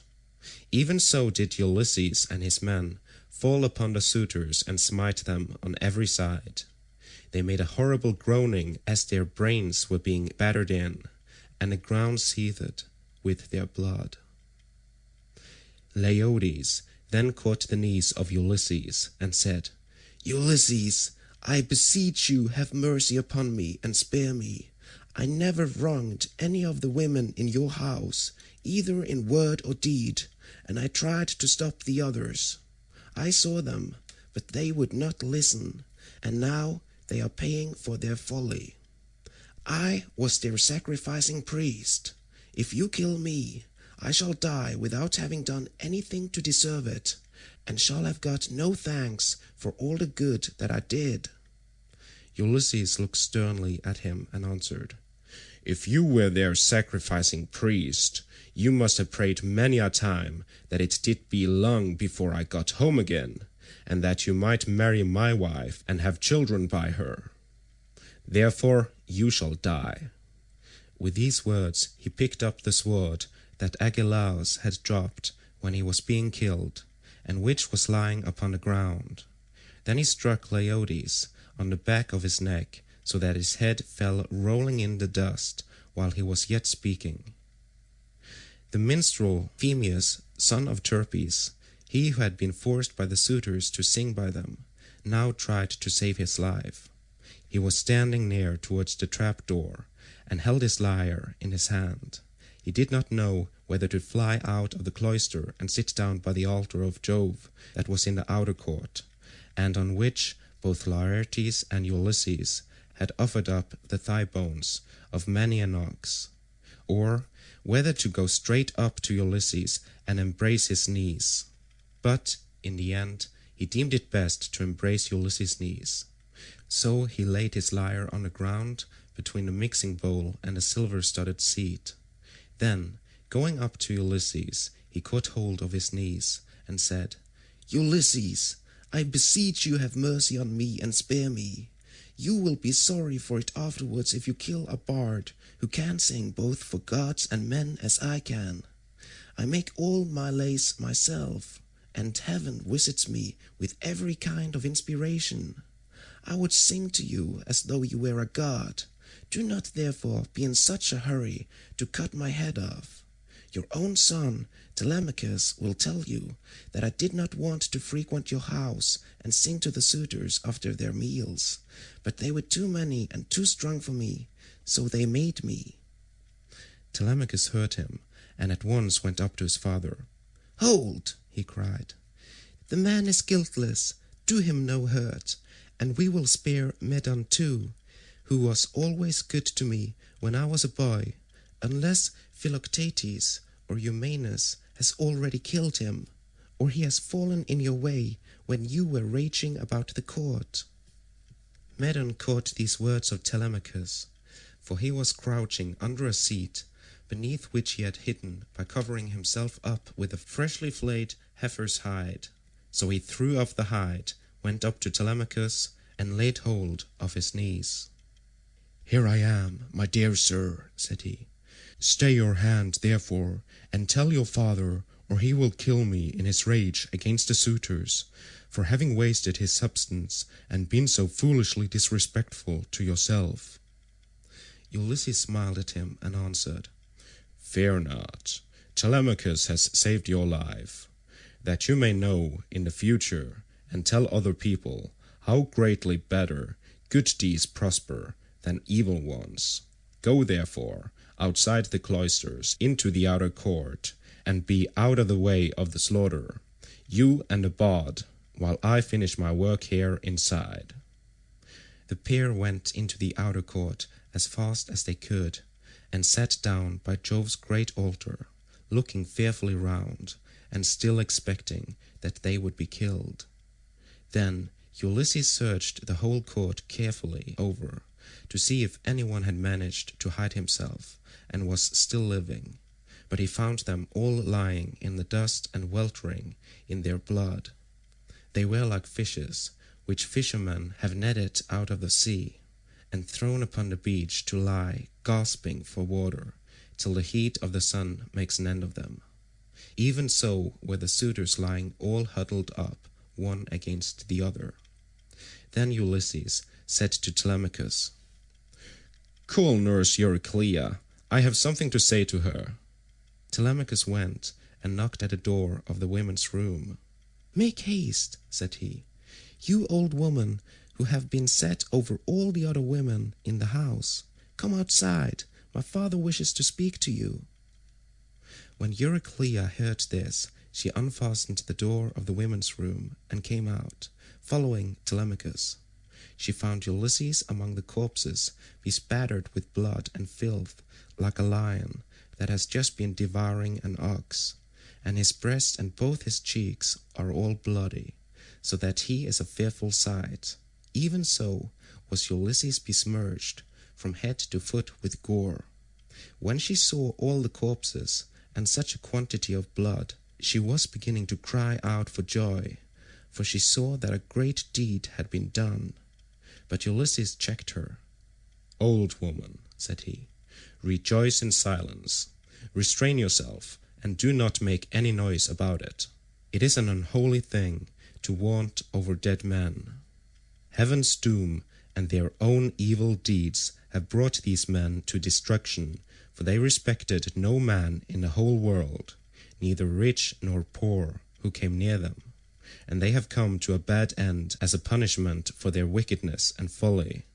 Now, however, tell me which of the women in the house have misconducted themselves, and who are innocent." "I will tell you the truth, my son," answered Euryclea. "There are 50 women in the house whom we teach to do things such as carding wool and all kinds of household work. Of these, 12 in all have misbehaved, and have been wanting in respect to me, and also to Penelope. They showed no disrespect to Telemachus, for he has only lately grown, and his mother never permitted him to give orders to the female servants.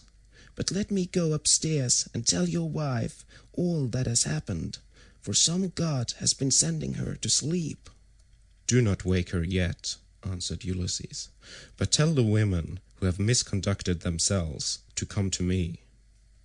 Euryclea left the cloister to tell the women, and make them come to Ulysses. In the meanwhile he called Telemachus, the stockman, and the swineherd. "Begin," said he, "to remove the dead, and make the women help you. Then get sponges and clean water to swill down the tables and seat. When you have thoroughly cleansed the whole cloisters, take the women into the space between the domed room and the wall of the outer court, and run them through with your swords till they are quite dead, and have forgotten all about love and the way in which they used to lie in secret with the suitors." On this the women came down in a body, weeping and wailing bitterly. First they carried the dead bodies out and propped them up against one another in a gatehouse. Ulysses ordered them about and made them do their work quickly, so they had to carry the bodies out. When they had done this, they cleaned all the tables and seats with sponges and water, while Telemachus and the two others shoveled up the blood and dirt from the ground, and the women carried it all away and put it out of doors. Then, when they had made the whole place quite clean and orderly, they took the women and hemmed them in the narrow space between the wall of the domed room and that of the yard, so that they could not get away. And Telemachus said to the other two, "I shall not let these women die a clean death, for they were insolent to me and my mother, and used to sleep with the suitors."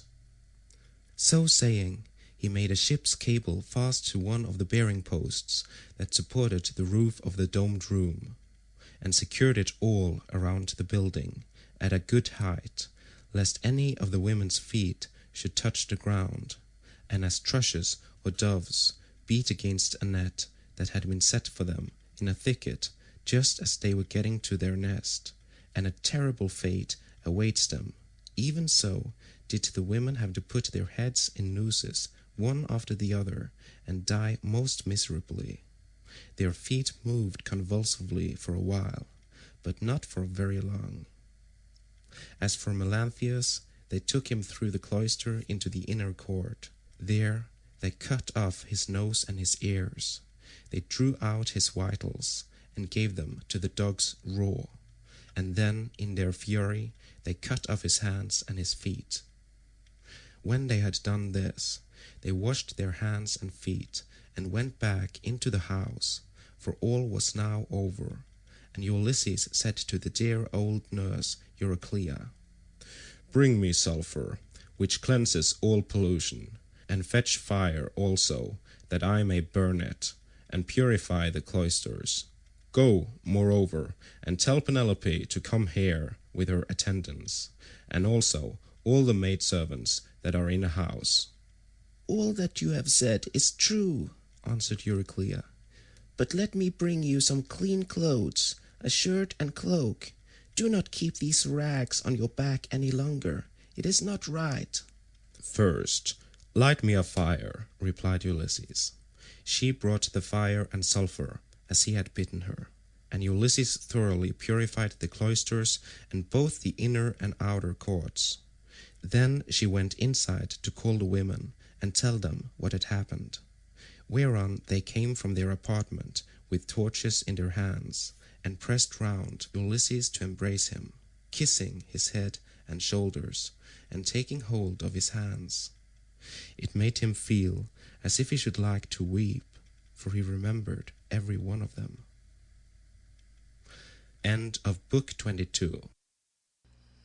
The Odyssey by Homer, translated by Samuel Butler. Book 23. Euryclea now went upstairs laughing to tell her mistress that her dear husband had come home. Her aged knees became young again, and her feet were nimble for joy as she went up to her mistress and bent over her head to speak with her. "Wake up, Penelope, my dear child," she exclaimed, "and see with your own eyes something that you have been wanting this long time past.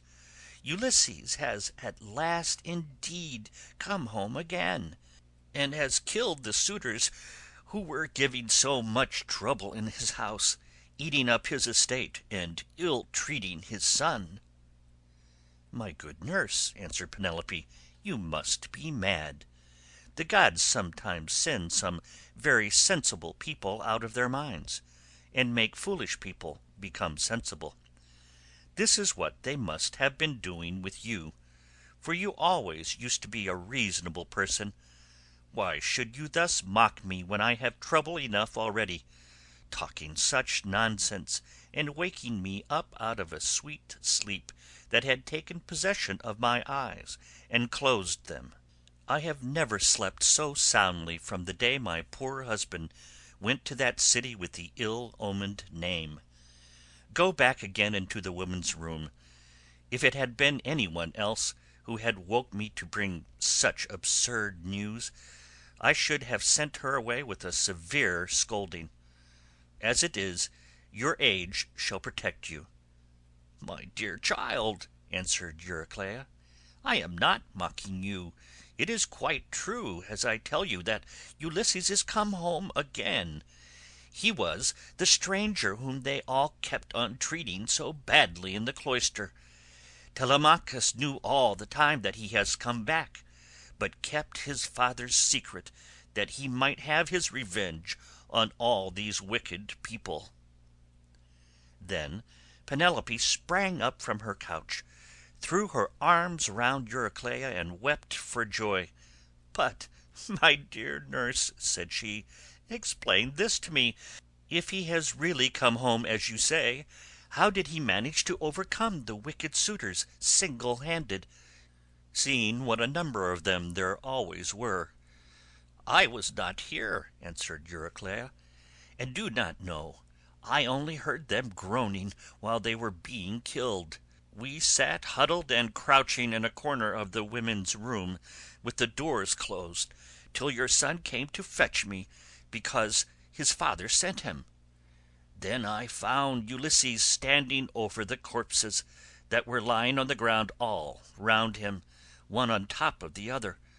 You would have enjoyed it if you could have seen him standing there, all bespattered with blood and filth, and looking just like a lion. But the corpses are now all piled up in the gatehouse that is in the outer court, and Ulysses has lit a great fire to purify the house with sulphur. He has sent me to call you, so come with me, that you may both be happy together after all. For now at last the desire of your heart has been fulfilled. Your husband is come home to find both wife and son alive and well, and to take his revenge in his own house on the suitors who behaved so badly to him." "My dear nurse," said Penelope, "do not exult too confidently over all this. You know how delighted everyone would be to see Ulysses come home, more particularly myself, and the son who has been born to both of us. But what you tell me cannot be really true. It is some god who is angry with the suitors for their great wickedness, and has made an end of them, for they respected no man in the world, neither rich nor poor, who came near them, and they have come to a bad end in consequence of their iniquity. Ulysses is dead, far away from the Achaean land, and he will never return home again." Then nurse Euryclea said, "My child, what are you talking about? But you are all hard of belief, and have made up your mind that your husband is never coming, although he is in the house and by his own fireside at this very moment. Besides, I can give you another proof. When I was washing him, I perceived the scar which the wild boar gave him, and I wanted to tell you about it, but in his wisdom he would not let me, and clapped his hands over my mouth. So come with me, and I will make this bargain with you. If I am deceiving you, you may have me killed by the most cruel death you can think of." "My dear nurse," said Penelope, "however wise you may be, you can hardly fathom the counsels of the gods. Nevertheless we will go in search of my son, that I may see the corpses of the suitors and the man who has killed them." On this she came down from her upper room, and while doing so she considered whether she should keep at a distance from her husband and question him, or whether she should at once go up to him and embrace him. When, however, she had crossed the stone floor of the cloister, she sat down opposite Ulysses by the fire, against the wall at right angles to that by which she had entered, while Ulysses sat near one of the bearing posts, looking upon the ground, and waiting to see what his wife would say to him when she saw him. For a long time she sat silent, and as one lost in amazement. At one moment she looked him full in the face, but then again directly she was misled by his shabby clothes, and failed to recognize him, till Telemachus began to reproach her, and said, "Mother, but you are so hard that I cannot call you by such a name. Why do you keep away from my father in this way? Why do you not sit by his side and begin talking to him and asking him questions? No other woman could bear to keep away from her husband when he had come back to her after 20 years of absence, and after having gone through so much. But your heart was always as hard as a stone." Penelope answered, "My son, I am so lost in astonishment that I can find no words in which either to ask questions or to answer them. I cannot even look him straight in the face. Still, if he really is Ulysses come back to his own home again, we shall get to understand one another better by and by, for there are tokens with which we two are alone acquainted, and which are hidden from all others." Ulysses smiled at this, and said to Telemachus, "Let your mother put me to any proof she likes. She will make up her mind about it presently. She rejects me for the moment, and believes me to be somebody else, because I am covered with dirt and have such bad clothes on. Let us, however, consider what we had better do next. When one man has killed another, even though he was not one who would leave many friends to take up his quarrel, the man who has killed him must still say good-bye to his friends and fly the country, whereas we have been killing the stay of a whole town, and all the picked youth of Ithaca. I would have you consider this matter." "Look to it yourself, father," answered Telemachus, "for they say you are the wisest counsellor in the world, and that there is no other mortal man who can compare with you. We will follow you with right good will, nor shall you find us to fail you in so far as our strength holds out." "I will say what I think will be best," answered Ulysses. "First wash and put your shirts on. Tell the maids also to go to their own room and dress. Phemius shall then strike up a dance tune on his lyre, so that if people outside hear, or any of the neighbours, or someone going along the street happens to notice it, they may think there is a wedding in the house, and no rumours about the death of the suitors will get about in the town before we can escape to the woods upon my own land. Once there, we will settle which of the courses heaven vouchsafes us shall seem wisest." Thus did he speak, and they did even as he had said. First they washed and put their shirts on, while the women got ready. Then Phemius took his lyre and set them all longing for sweet song and stately dance. The house re-echoed with the sound of men and women dancing, and the people outside said, "I suppose the queen has been getting married at last. She ought to be ashamed of herself for not continuing to protect her husband's property until he comes home." This was what they said, but they did not know what it was that had been happening. The upper servant, Eurynome, washed and anointed Ulysses in his own house, and gave him a shirt and cloak, while Minerva made him look taller and stronger than before. She also made the hair grow thick on the top of his head, and flow down in curls like hyacinth blossoms. She glorified him about the head and shoulders, just as a skilful workman who has studied art of all kinds under Vulcan or Minerva, and his work is full of beauty, enriches a piece of silver plate by gilding it. He came from the bath looking like one of the immortals, and sat down opposite his wife on the seat he had left. "My dear," said he, "heaven has endowed you with a heart more unyielding than woman ever yet had. No other woman could bear to keep away from her husband when he had come back to her after 20 years of absence, and after having gone through so much. But come, nurse, get a bed ready for me. I will sleep alone, for this woman has a heart as hard as iron."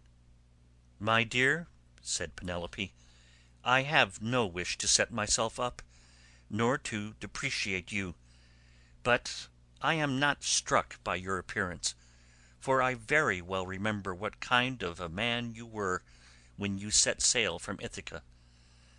Nevertheless, Euryclea, take his bed outside the bedchamber that he himself built. Bring the bed outside this room, and put bedding upon it with fleeces, good coverlets, and blankets." She said this to try him, but Ulysses was very angry, and said, "Wife, I am much displeased at what you have just been saying. Who has been taking my bed from the place in which I left it? He must have found it a hard task, no matter how skilled a workman he was, unless some god came and helped him to shift it. There is no man living, however strong and in his prime, who could move it from its place, for it is a marvellous curiosity which I made with my very own hands. There was a young olive growing within the precincts of the house, in full vigour, and about as thick as a bearing post. I built my room round this with strong walls of stone, and a roof to cover them, and I made the doors strong and well fitting. Then I cut off the top boughs of the olive tree, and left the stump standing. This I dressed roughly from the root upwards, and then worked with carpenter's tools well and skilfully, straightening my work by drawing a line in the wood, and making it into a bed prop. I then bored a hole down the middle, and made it the centre post of my bed, at which I worked till I had finished it, inlaying it with gold and silver. After this I stretched a hide of crimson leather from one side of it to the other. So you shall see I know all about it, and I desire to learn whether it is still there, or whether anyone has been removing it by cutting down the olive tree at its roots." When she heard the sure proofs Ulysses now gave her, she fairly broke down. She flew weeping to his side, flung her arms about his neck, and kissed him. "Do not be angry with me, Ulysses," she cried, "you who are the wisest of mankind. We have suffered, both of us. Heaven has denied us the happiness of spending our youth and of growing old together. Do not then be aggrieved or take it amiss that I did not embrace you thus as soon as I saw you. I have been shuddering all the time, through fear that someone might come here and deceive me with a lying story, for there are many very wicked people going about. Jove's daughter Helen would never have yielded herself to a man from a foreign country, if she had known that the sons of Achaeans would come after her and bring her back. Heaven put it in her heart to do wrong, and she gave no thought to that sin, which has been the source of all our sorrows. Now, however, that you have convinced me by showing that you know all about our bed, which no human being has ever seen but you and I, and a single maidservant, the daughter of Actor, who was given me by my father on my marriage, and who keeps the doors of our room. Hard of belief though I have been, I can mistrust no longer." Then Ulysses in his turn melted, and wept as he clasped his dear and faithful wife to his bosom. As the sight of land is welcome to men who are swimming towards the shore, when Neptune has wrecked their ship with the fury of his winds and waves, a few alone reach the land, and these, covered with brine, are thankful when they find themselves on firm ground and out of danger. Even so was her husband welcome to her as she looked upon him, and she could not tear her two fair arms from about his neck. Indeed, they would have gone on indulging their sorrow, till rosy-fingered morn appeared, had not Minerva determined otherwise, and held night back in the far west, while she would not suffer dawn to leave Oceanus, nor to yoke the two steeds Lampus and Phaeton, that bear her onward to break the day upon mankind. At last, however, Ulysses said, "Wife, we have not yet reached the end of our troubles. I have an unknown amount of toil still to undergo. It is long and difficult, but I must go through with it, for thus the shade of Tiresias prophesied concerning me, on the day when I went down into Hades to ask about my return and that of my companions. But now let us go to bed, that we may lie down and enjoy the blessed boon of sleep." "You shall go to bed as soon as you please," replied Penelope, "now that the gods have sent you home to your own good house and to your country. But as heaven has put it in your mind to speak of it, tell me about the task that lies before you. I shall have to hear about it later, so it is better I should be told at once." "My dear," answered Ulysses, "why should you press me to tell you? Still, I will not conceal it from you, though you will not like it. I do not like it myself, for Tiresias bade me travel far and wide, carrying an oar, till I came to a country where the people have never heard of the sea, and do not even mix salt with their food. They know nothing about ships, nor oars that are as the wings of a ship. He gave me this certain token which I will not hide from you. He said that a wayfarer should meet me and ask me whether it was a winnowing shovel that I had on my shoulder. On this I was to fix my oar in the ground and sacrifice a ram, a bull and a boar to Neptune, after which I was to go home and offer hecatombs to all the gods in heaven, one after the other. As for myself, he said that death should come to me from the sea, and that my life should ebb away very gently, when I was full of years and peace of mind, and my people should bless me. All this, he said, should surely come to pass."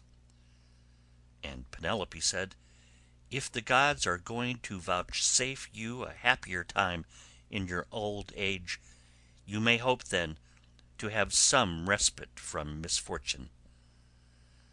Thus did they converse. Meanwhile Eurynome and the nurse took torches and made the bed ready with soft coverlets. As soon as they had laid them, the nurse went back into the house to go to her rest, leaving the bedchamber woman Eurynome to show Ulysses and Penelope to bed by torchlight. When she had conducted them to their room she went back, and they then came joyfully to the rites of their own old bed.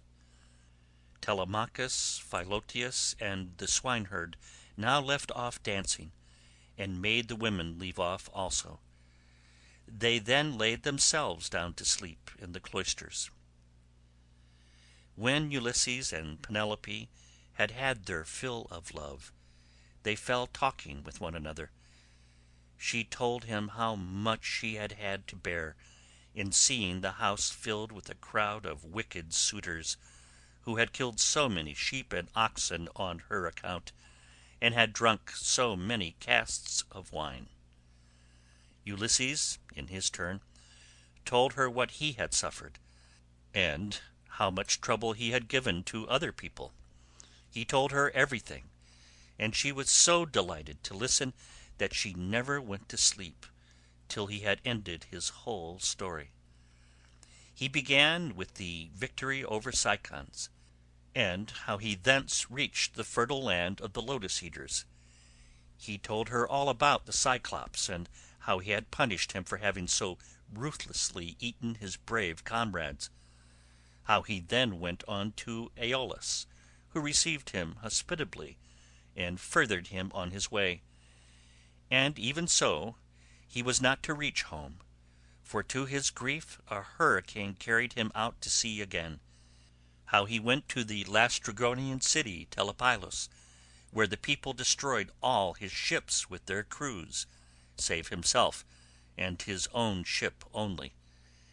Then he told of cunning Circe and her craft, and how he sailed to the chill house of Hades to consult the ghost of the Theban prophet Tiresias, and how he saw his old comrade in arms, and his mother who bore him and brought him up when he was a child.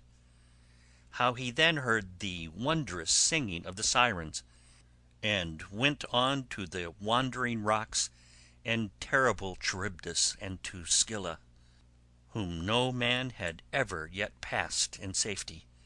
How his men then ate the cattle of the sun god, and how Jove, therefore, struck the ship with his thunderbolts, so that all his men perished together, himself alone being left alive.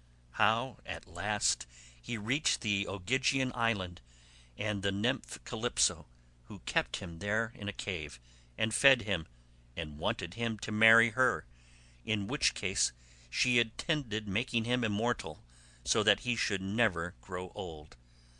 But she could not persuade him to let her do so, and how after much suffering he had found his way to the Phaeacians, who had treated him as though he had been a god, and sent him back in a ship to his own country, after having given him gold, bronze, and raiment in great abundance.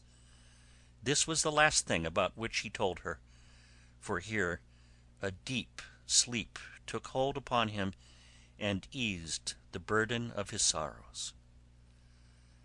Then Minerva bethought her of another matter.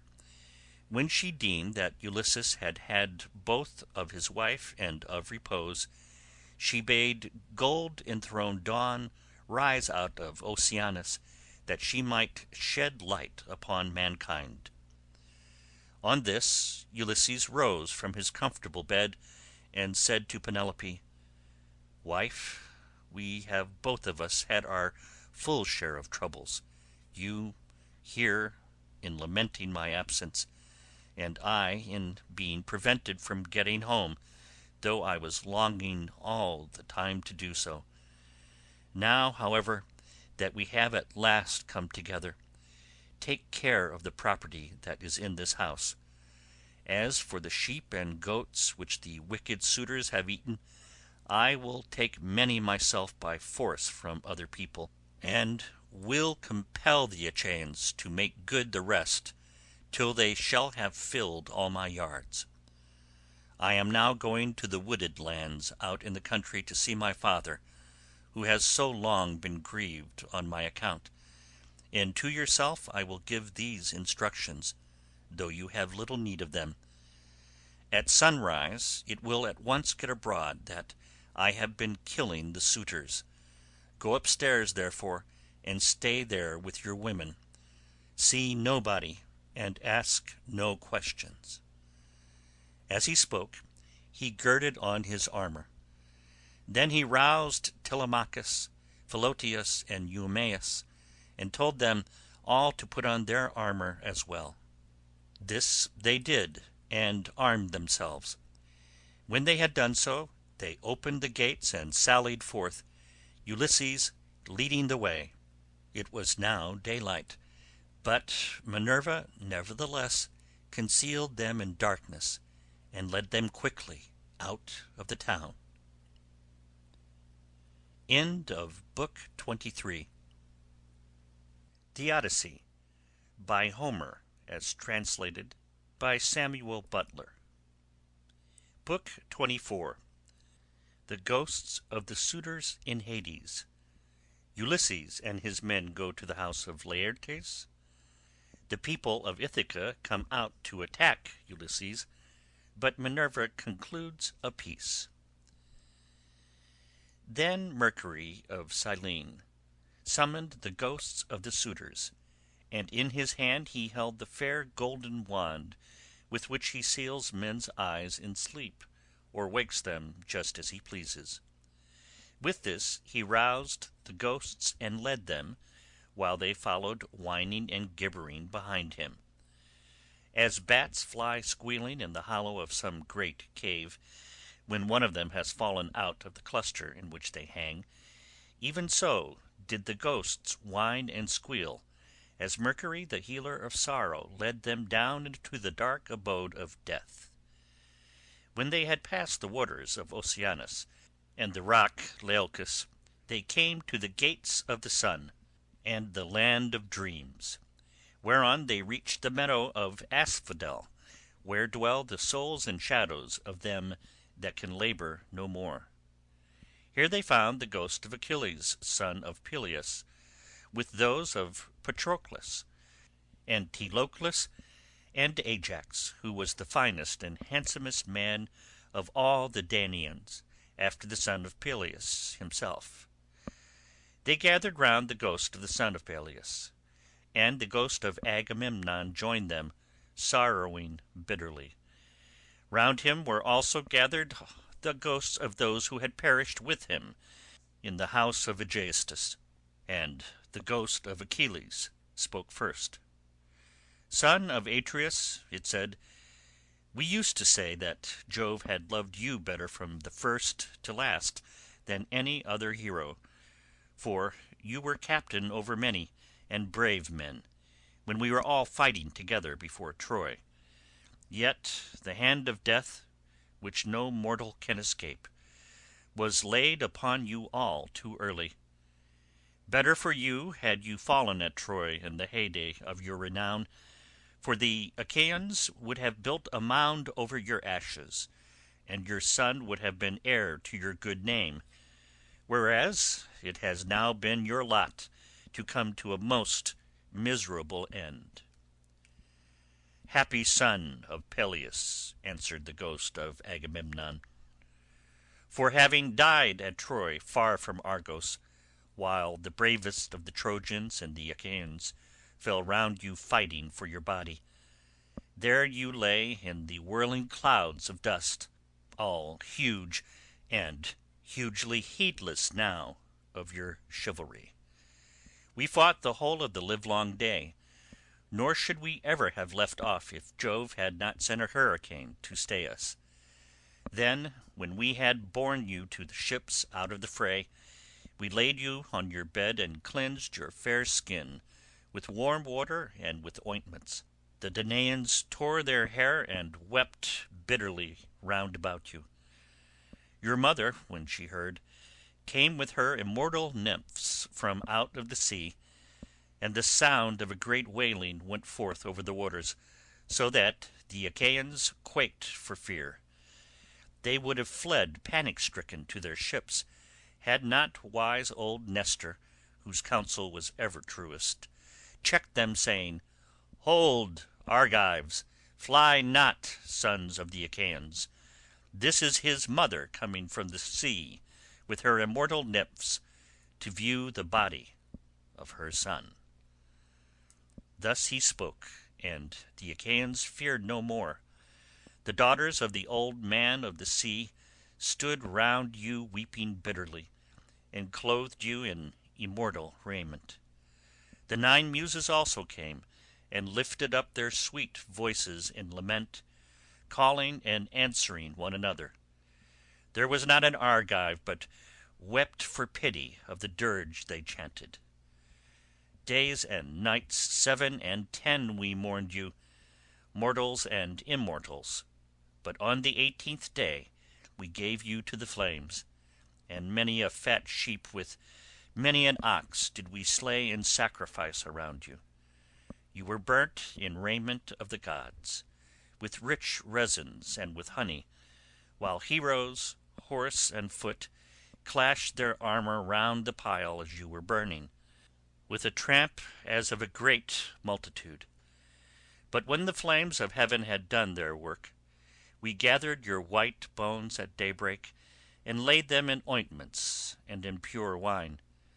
Your mother brought us a golden vase to hold them, gift of Bacchus and work of Vulcan himself.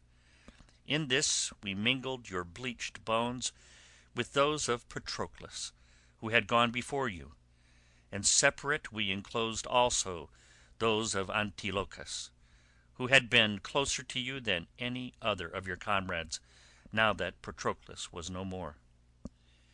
Over these the host of the Argives built a noble tomb, from a point jutting out over the open Hellespont, that it might be seen from far out upon the sea by those now living and by them that shall be born hereafter. Your mother begged prizes from the gods, and offered them to be contended for by the noblest of the Achaeans. You must have been present at the funeral of many a hero, when the young men gird themselves and make ready to contend for prizes on the death of some great chieftain, but you never saw such prizes as silver-footed Thetis offered in your honour, for the gods loved you well. Thus even in death your fame, Achilles, has not been lost, and your name lives evermore among all mankind. But as for me, what solace had I when the days of my fighting were done? For Jove willed my destruction on my return by the hands of Aegisthus and those of my wicked wife. Thus did they converse, and presently Mercury came up to them with the ghosts of the suitors who had been killed by Ulysses. The ghosts of Agamemnon and Achilles were astonished at seeing them, and went up to them at once. The ghost of Agamemnon recognized Amphimedon, son of Menelaus, who lived in Ithaca and had been his host, so it began to talk to him. "Amphimedon," it said, "what has happened to all you fine young men, all of an age too, that you come down here under the ground? One could pick no finer body of men from any city. Did Neptune raise his winds and waves against you when you were at sea? Or did your enemies make an end of you on the mainland when you were cattle lifting or sheep stealing, or while fighting in defence of your wives and city? Answer my question, for I have been your guest.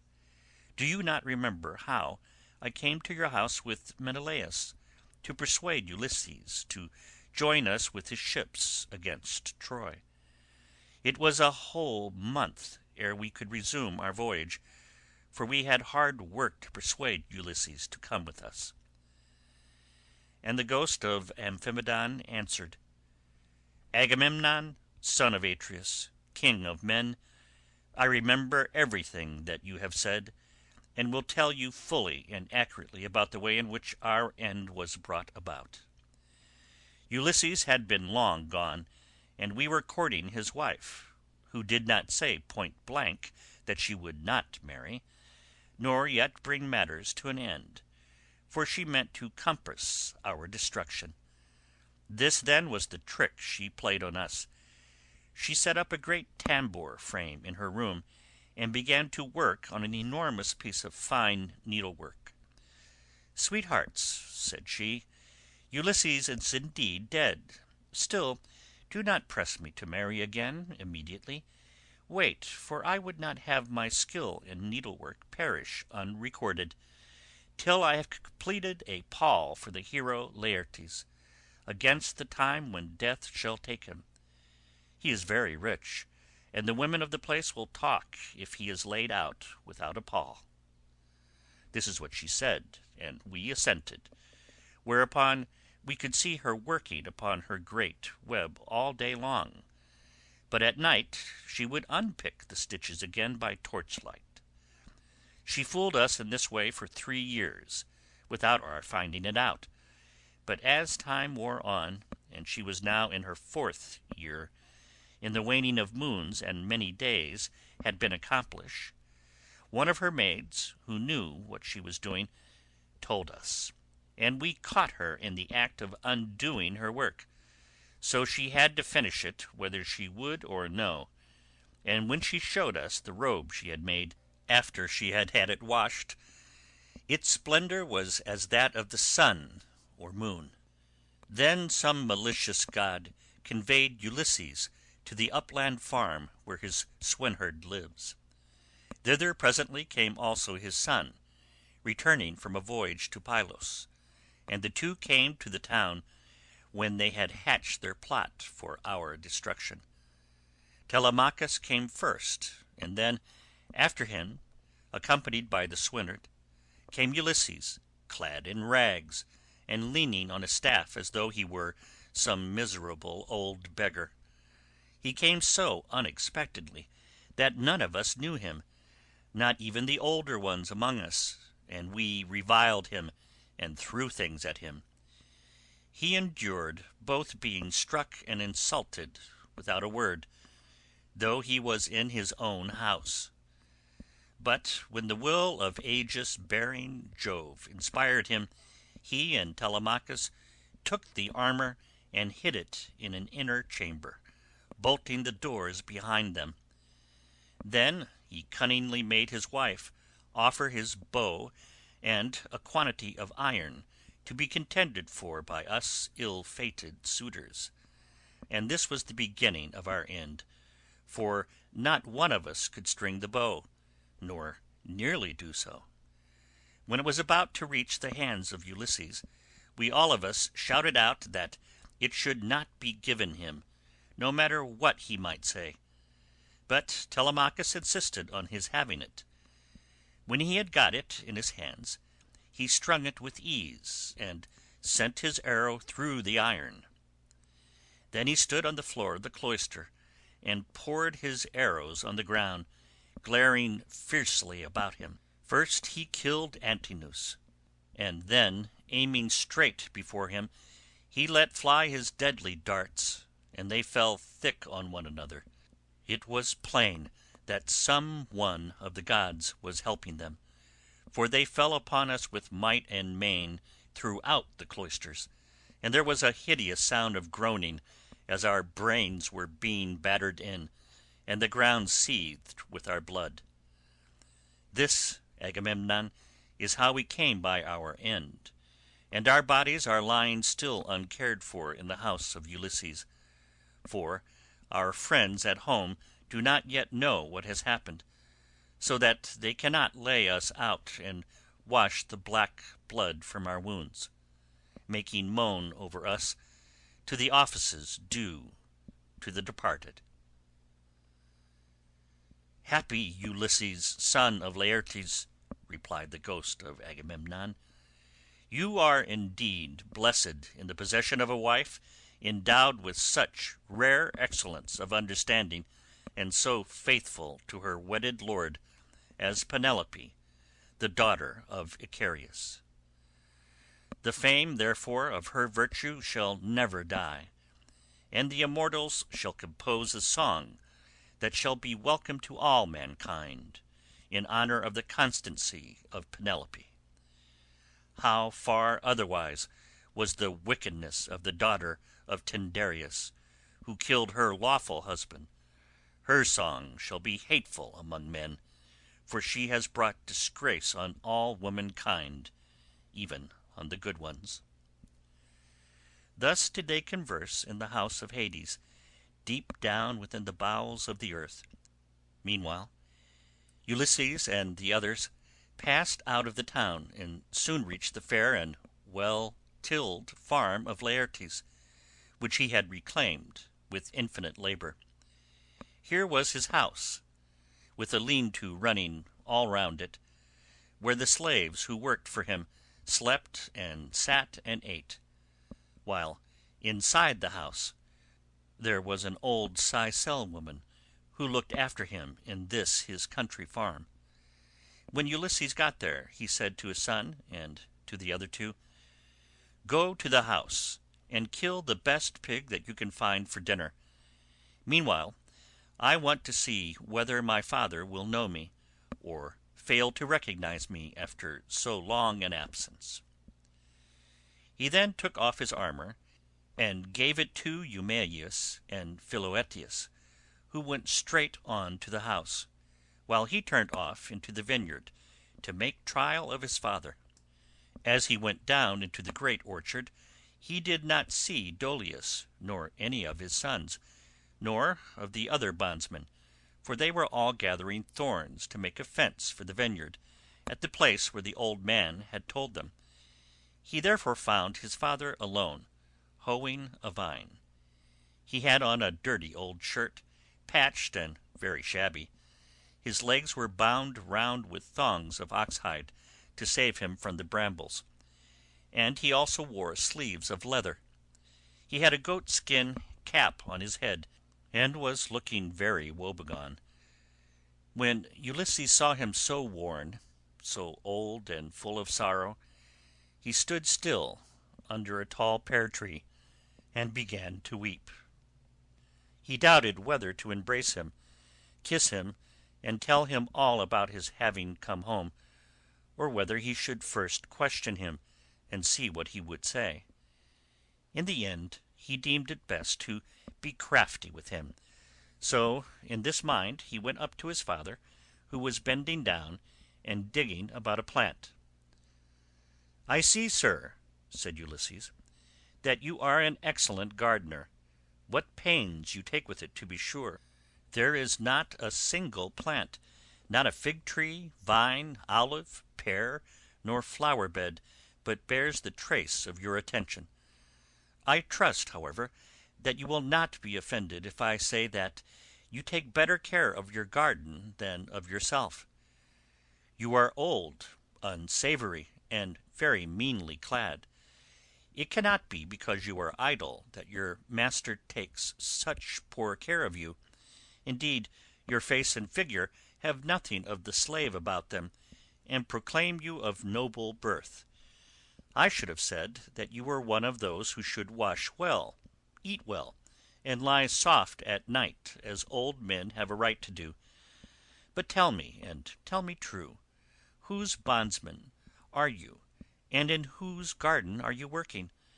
Tell me also about another matter. Is this place that I have come to really Ithaca? I met a man just now who said so, but he was a dull fellow, and had not the patience to hear my story out when I was asking him about an old friend of mine, whether he was still living, or was already dead and in the house of Hades. Believe me when I tell you that this man came to my house once when I was in my own country, and never did yet any stranger come to me whom I liked better. He said that his family came from Ithaca, and that his father was Laertes, son of Arceisius. I received him hospitably, making him welcome to all the abundance of my house, and when he went away I gave him all the customary presents. I gave him 7 talents of fine gold, and a cup of solid silver with flowers chased upon it. I gave him 12 light cloaks and as many pieces of tapestry. I also gave him 12 cloaks of single fold, 12 rugs, 12 fair mantles, and an equal number of shirts. To all this I added 4 good-looking women skilled in all useful arts, and I let him take his choice. His father shed tears and answered, "Sir, you have indeed come to the country that you have named, but it has fallen into the hands of wicked people. All this wealth of presents has been given to no purpose. If you could have found your friend here alive in Ithaca, he would have entertained you hospitably, and would have requited your presence amply when you left him, as would have been only right considering what you had already given him. But tell me, and tell me true, how many years is it since you entertained this guest, my unhappy son as ever was? Alas, he has perished far from his own country. The fishes of the sea have eaten him, or he has fallen a prey to the birds and wild beasts of some continent. Neither his mother nor I his father, who were his parents, could throw our arms about him and wrap him in his shroud. Nor could his excellent and richly dowered wife Penelope bewail her husband as was natural upon his deathbed, and to close his eyes according to the offices due to the departed. But now tell me truly, for I want to know, who and whence are you? Tell me of your town and parents. Where is the ship lying that has brought you and your men to Ithaca? Or were you a passenger on some other man's ship, and those who brought you here have gone on their way and left you?" "I will tell you everything," answered Ulysses, "quite truly. I come from Alybus, where I have a fine house. I am son of King Aphaeus, who is the son of Polypemon. My own name is Eperitus. Heaven drove me off my course as I was leaving Sicania, and I have been carried here against my will. As for my ship, it is lying over yonder, off the open country outside the town, and this is the 5th year since Ulysses left my country. Poor fellow! Yet the omens were good for him when he left me.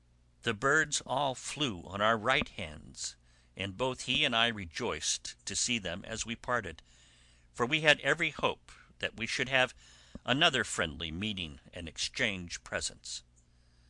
A dark cloud of sorrow fell upon Laertes as he listened.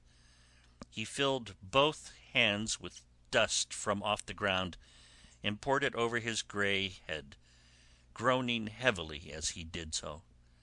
The heart of Ulysses was touched, and his nostrils quivered as he looked upon his father.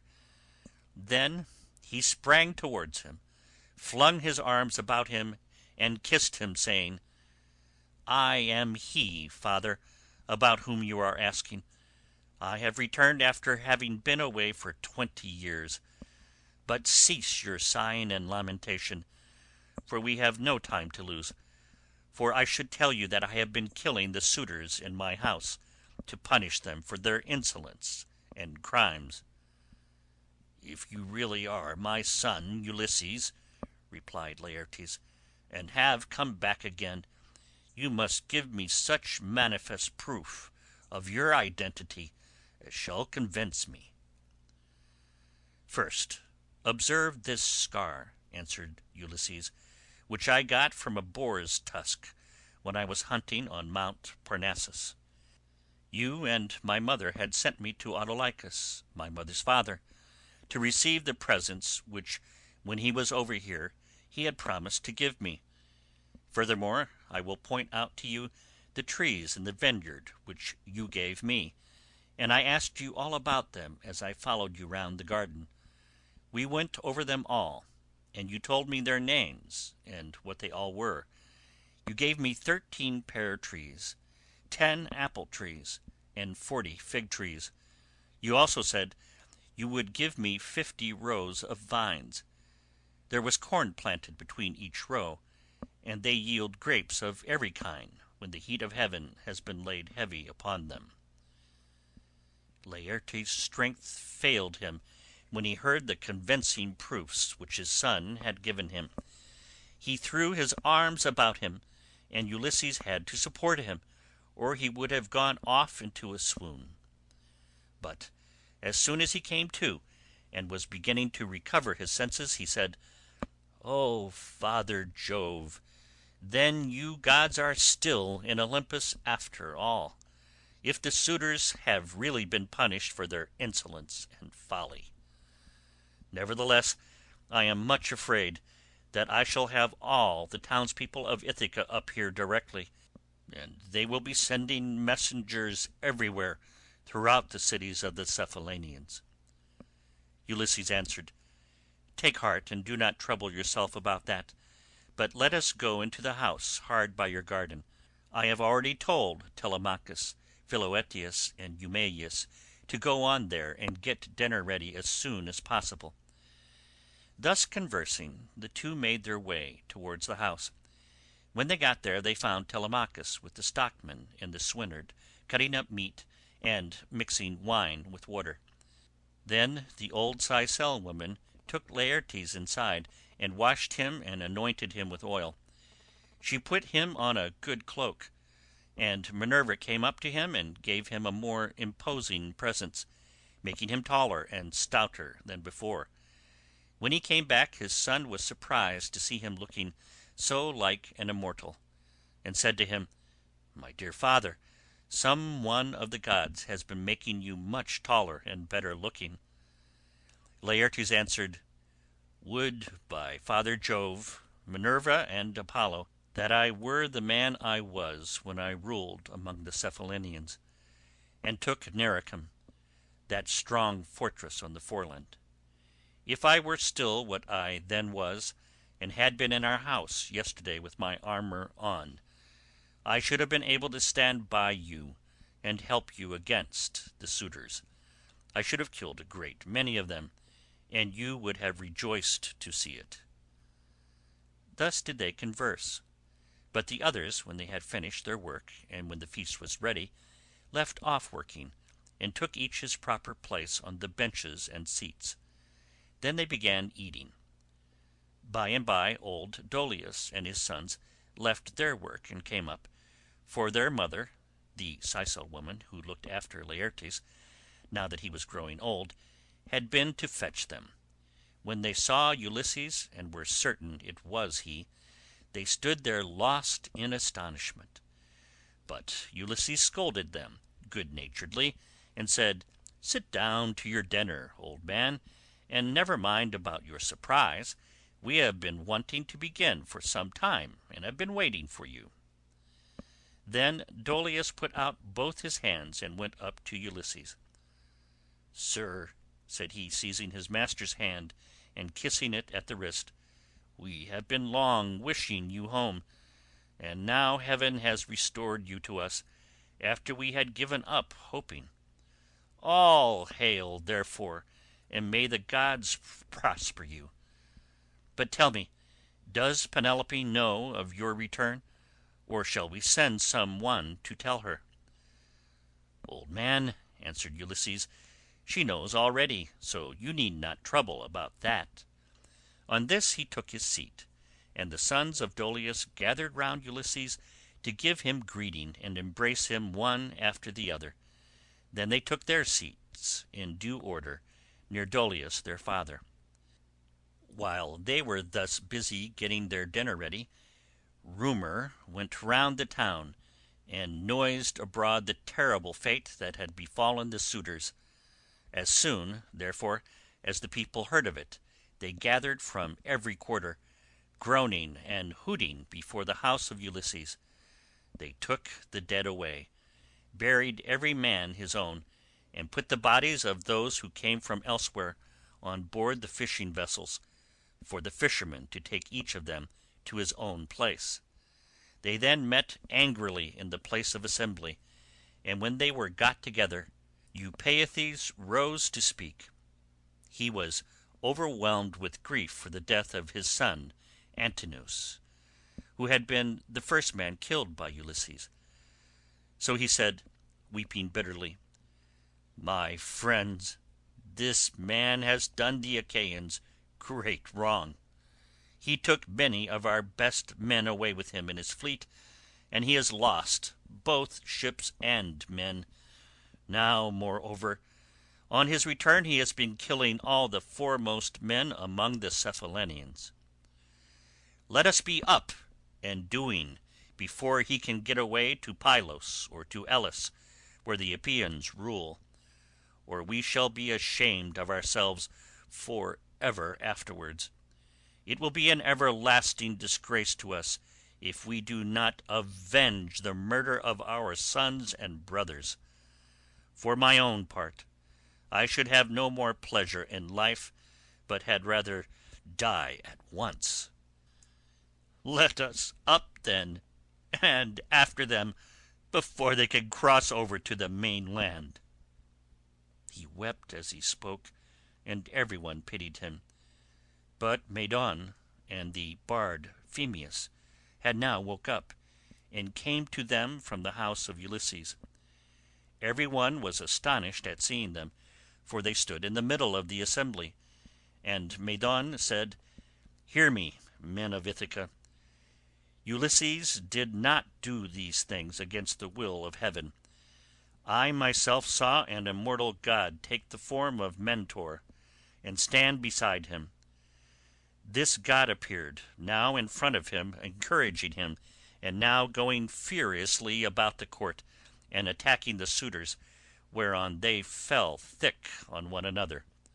On this, pale fear laid hold of them, and old Halitherses, son of Mastor, rose to speak, for he was the only man among them who knew both past and future.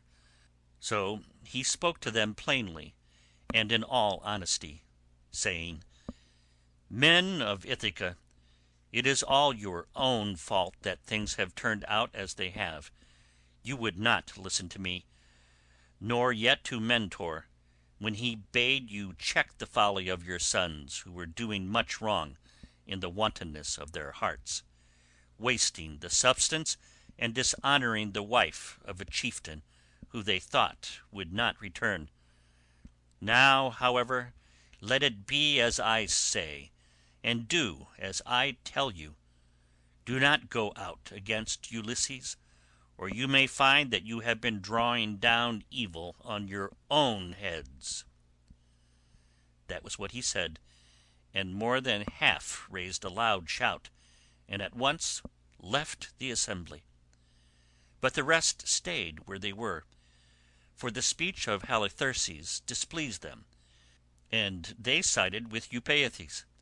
They therefore hurried off for their armour, and when they had armed themselves, they met together in front of the city, and Eupeithes led them on in their folly.